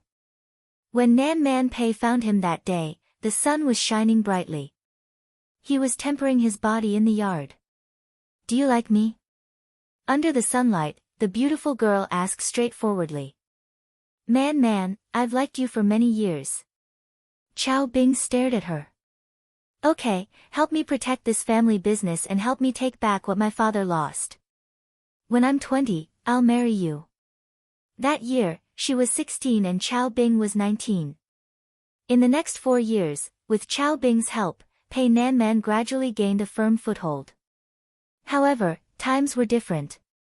Every gangster was racking their brains to clear their names. Many of the profiteer and grey industries were gradually being withdrawn from the stage of history. Man, the situation has changed. We have to give up some things to manage other businesses. Nan Man Pei had no objections to what Chao Bing said. She had successfully protected her father's family business and didn't have a clean ending. As for Chao Bing, she was naturally satisfied. A woman didn't have to marry someone she liked, but she had to marry someone who liked her. Nan Man Pei thought so at that time. Chow Bing was a person who cherished old relationships. He was adopted by Nan Man Pei's father and was even more devoted to her. When she was 20, she married Chow Bing as promised. She thought that she would live like this for a generation, but in the second year of marriage, she found out that she was infertile. This caused a fatal crack in her marriage with Chow Bing. The next year, Chow Bing placed the divorce agreement in front of her. They said that you have a mistress outside? Nan Man Pei didn't look at the agreement but stared into Chow Bing's eyes. I don't like her, but I need her father's help. Otherwise, it will be difficult for us to clear our names. It's you, not us. Man, believe me. Give me some time, and I will divorce her. The person I love has always been you. Nan Man Pei sneered. It's best if you have a son. Chow Bing, if you want to borrow a chicken to lay eggs, you have to ask for my permission. Chow Bing didn't say anything. Divorce is good too. I won't have to bear the pressure anymore. Nan Man Pei signed the divorce agreement. From that moment on, she and Chow Bing had completely cut off all ties. She was angry at the betrayal, but she was not sad. Instead, she felt relieved. It was as if a heavy burden had been lifted off his shoulders. At that time, she understood that marrying the person she liked was far more important than marrying the person who liked her. Later, Nan Man Pei came to Shanghai with a group of people who were willing to follow her and an unimaginable amount of money. From then on, she took root in Shanghai. Her grades were average since she was a child, but she was self-taught. With the help of the Li family, she completely cleared her name. With a solid foundation, she made a lot of money every day. Qin Zhe carefully observed Nan Man Pei's expression, especially when she said that Chow Bing had seduced the daughter of the Shengguan family and became Qin Shimi. He felt that Sister Man Pei must be very hurt. She was such a proud woman. But she didn't. Maybe she was too shrewd and experienced, so she could hide her emotions in her heart. Qin Zhe coughed again. Sister Man, I have a sudden inspiration. Shall I sing a song for you to relieve your boredom? Nan Man Pei nodded. Go ahead. I once loved a man.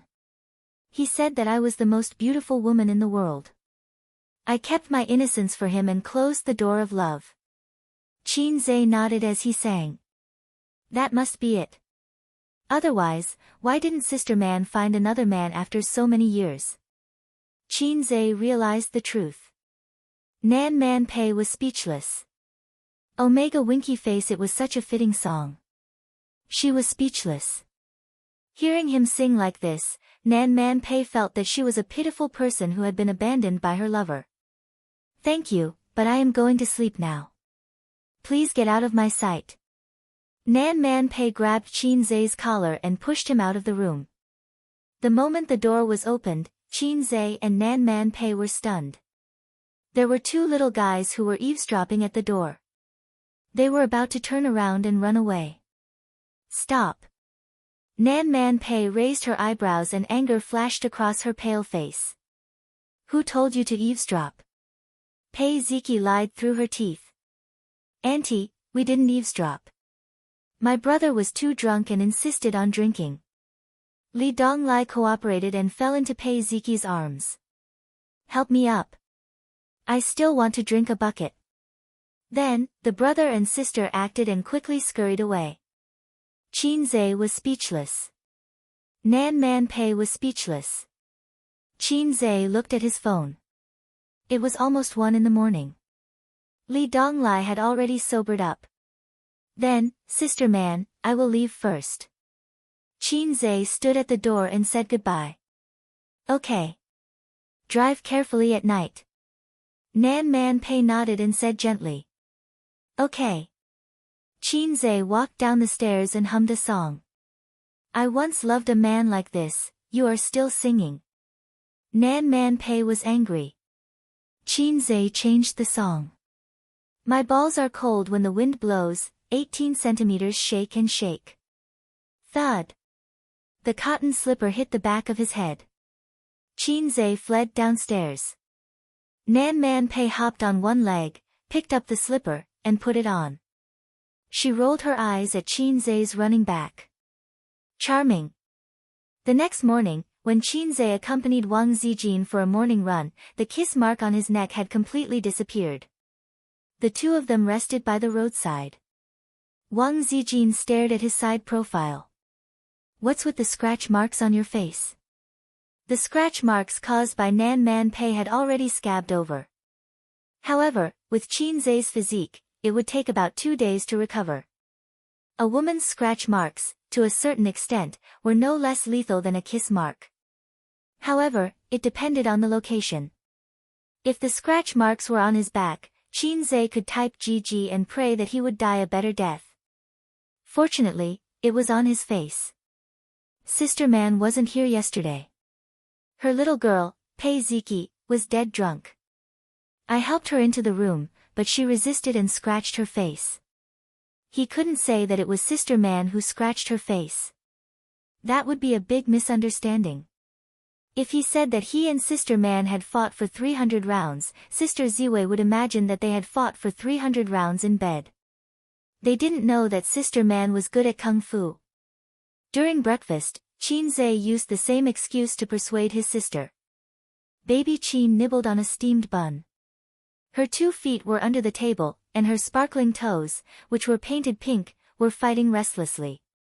Don't drink so much. Take care of your body. Qin Bao Bao tucked her hair behind her ear and took a sip of soy milk. There's a meeting in Tianfang today. You should come too. Wang Zijin thought, this again. During this time, the company's restructuring was completed. The positions were more or less arranged. Some of the people with connections and parasites were fired. Now we need to improve our teamwork and integrate the new and old employees. Also, the company's scale has expanded. The finances are a bit strained. Qin Zhe frowned. Strained? How is it strained? How's Tianfang's profit this quarter? Qin Bao Bao said, let's talk about it at the company later. After breakfast, he and his sister went to Tianfang. As soon as they entered the office, an ordinary-looking assistant brought in the company's financial report and investment report for the previous quarter. It was Qin Zhe's first time looking at this. Usually, he only paid attention to the company's income. After he and Qin Bao Bao entered Tianfang, the company's performance did improve. This was the benefit brought by him and Qin Bao Bao.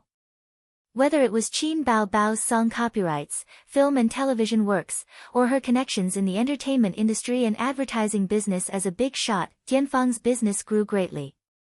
But for a big company to develop positively and healthily, it couldn't rely on 1 or 2 people. After all, it wasn't a studio. It needed a large majority of middle management elites. Tianfang clearly lacked such elites. Excluding the commercial performances, commercials, movies, and variety shows that Qin Bao Bao participated in, the other celebrities didn't have much work to do. Li Wei, who was ranked second, didn't even have half of Qin Bao Bao's work. In Tianfang's investment report for this quarter, they had invested in a total of 3 movies and 2 television series. The loss reached 10 million. Tianfang's investment department and business department were too ordinary. Qin Zhe called his assistant. Announced that all department managers will have a meeting at 10 a.m. No leave, they must attend, 10 a.m., conference room 1. After the 2 entertainment companies merged with Tianfang, the number of senior managers increased from 7 to 8 to nearly 20. The youngest department manager was in his 30s. Most of them were middle-aged men in suits. Qin Zhe and Qin Bao Bao were the last to arrive. Qin Zhe sat at the head of the table. Qin Bao Bao sat on his left. He looked around at everyone. This is the first meeting of our company's reorganization. Everyone has seen me before, but this is the first time I'm meeting all of you. Let me first welcome our new colleagues. Clap, clap, clap. After the applause ended, Qin Zhe continued, there are 2 reasons for this meeting. Let's talk about the first matter. The personnel arrangements have been settled. In terms of business, we have to speed up. The bigger the company, the more expensive it will be. What do you all think about this? Tianfang's marketing department manager suggested, CEO Qin, we can let CEO Qin hold another concert. It would be best if it was a national tour. After that, we can release the second album. Everyone nodded. If the concert was a success, it would mean a huge amount of income. Everyone had tasted the benefits of the previous concert. A national tour would be even better. With Qin Bao Bao and Qin Zhe together, they would be invincible in the music industry. Moreover, a national tour could promote the new album, killing two birds with one stone. Right now, Qin Bao Bao still held the new record for digital albums. No one had broken it yet. Some people in the industry said that perhaps only Qin Bao Bao could break the record. Qin Zhe furrowed his brows. His train of thought still hadn't changed. Tianfang's scale was not big before. It was not a problem to rely on him and Qin Bao Bao to support it. But now that Tianfang's scale had doubled, this model could no longer work. My sister and I have to work so hard to earn money to support your group of employees? Who exactly is working for whom?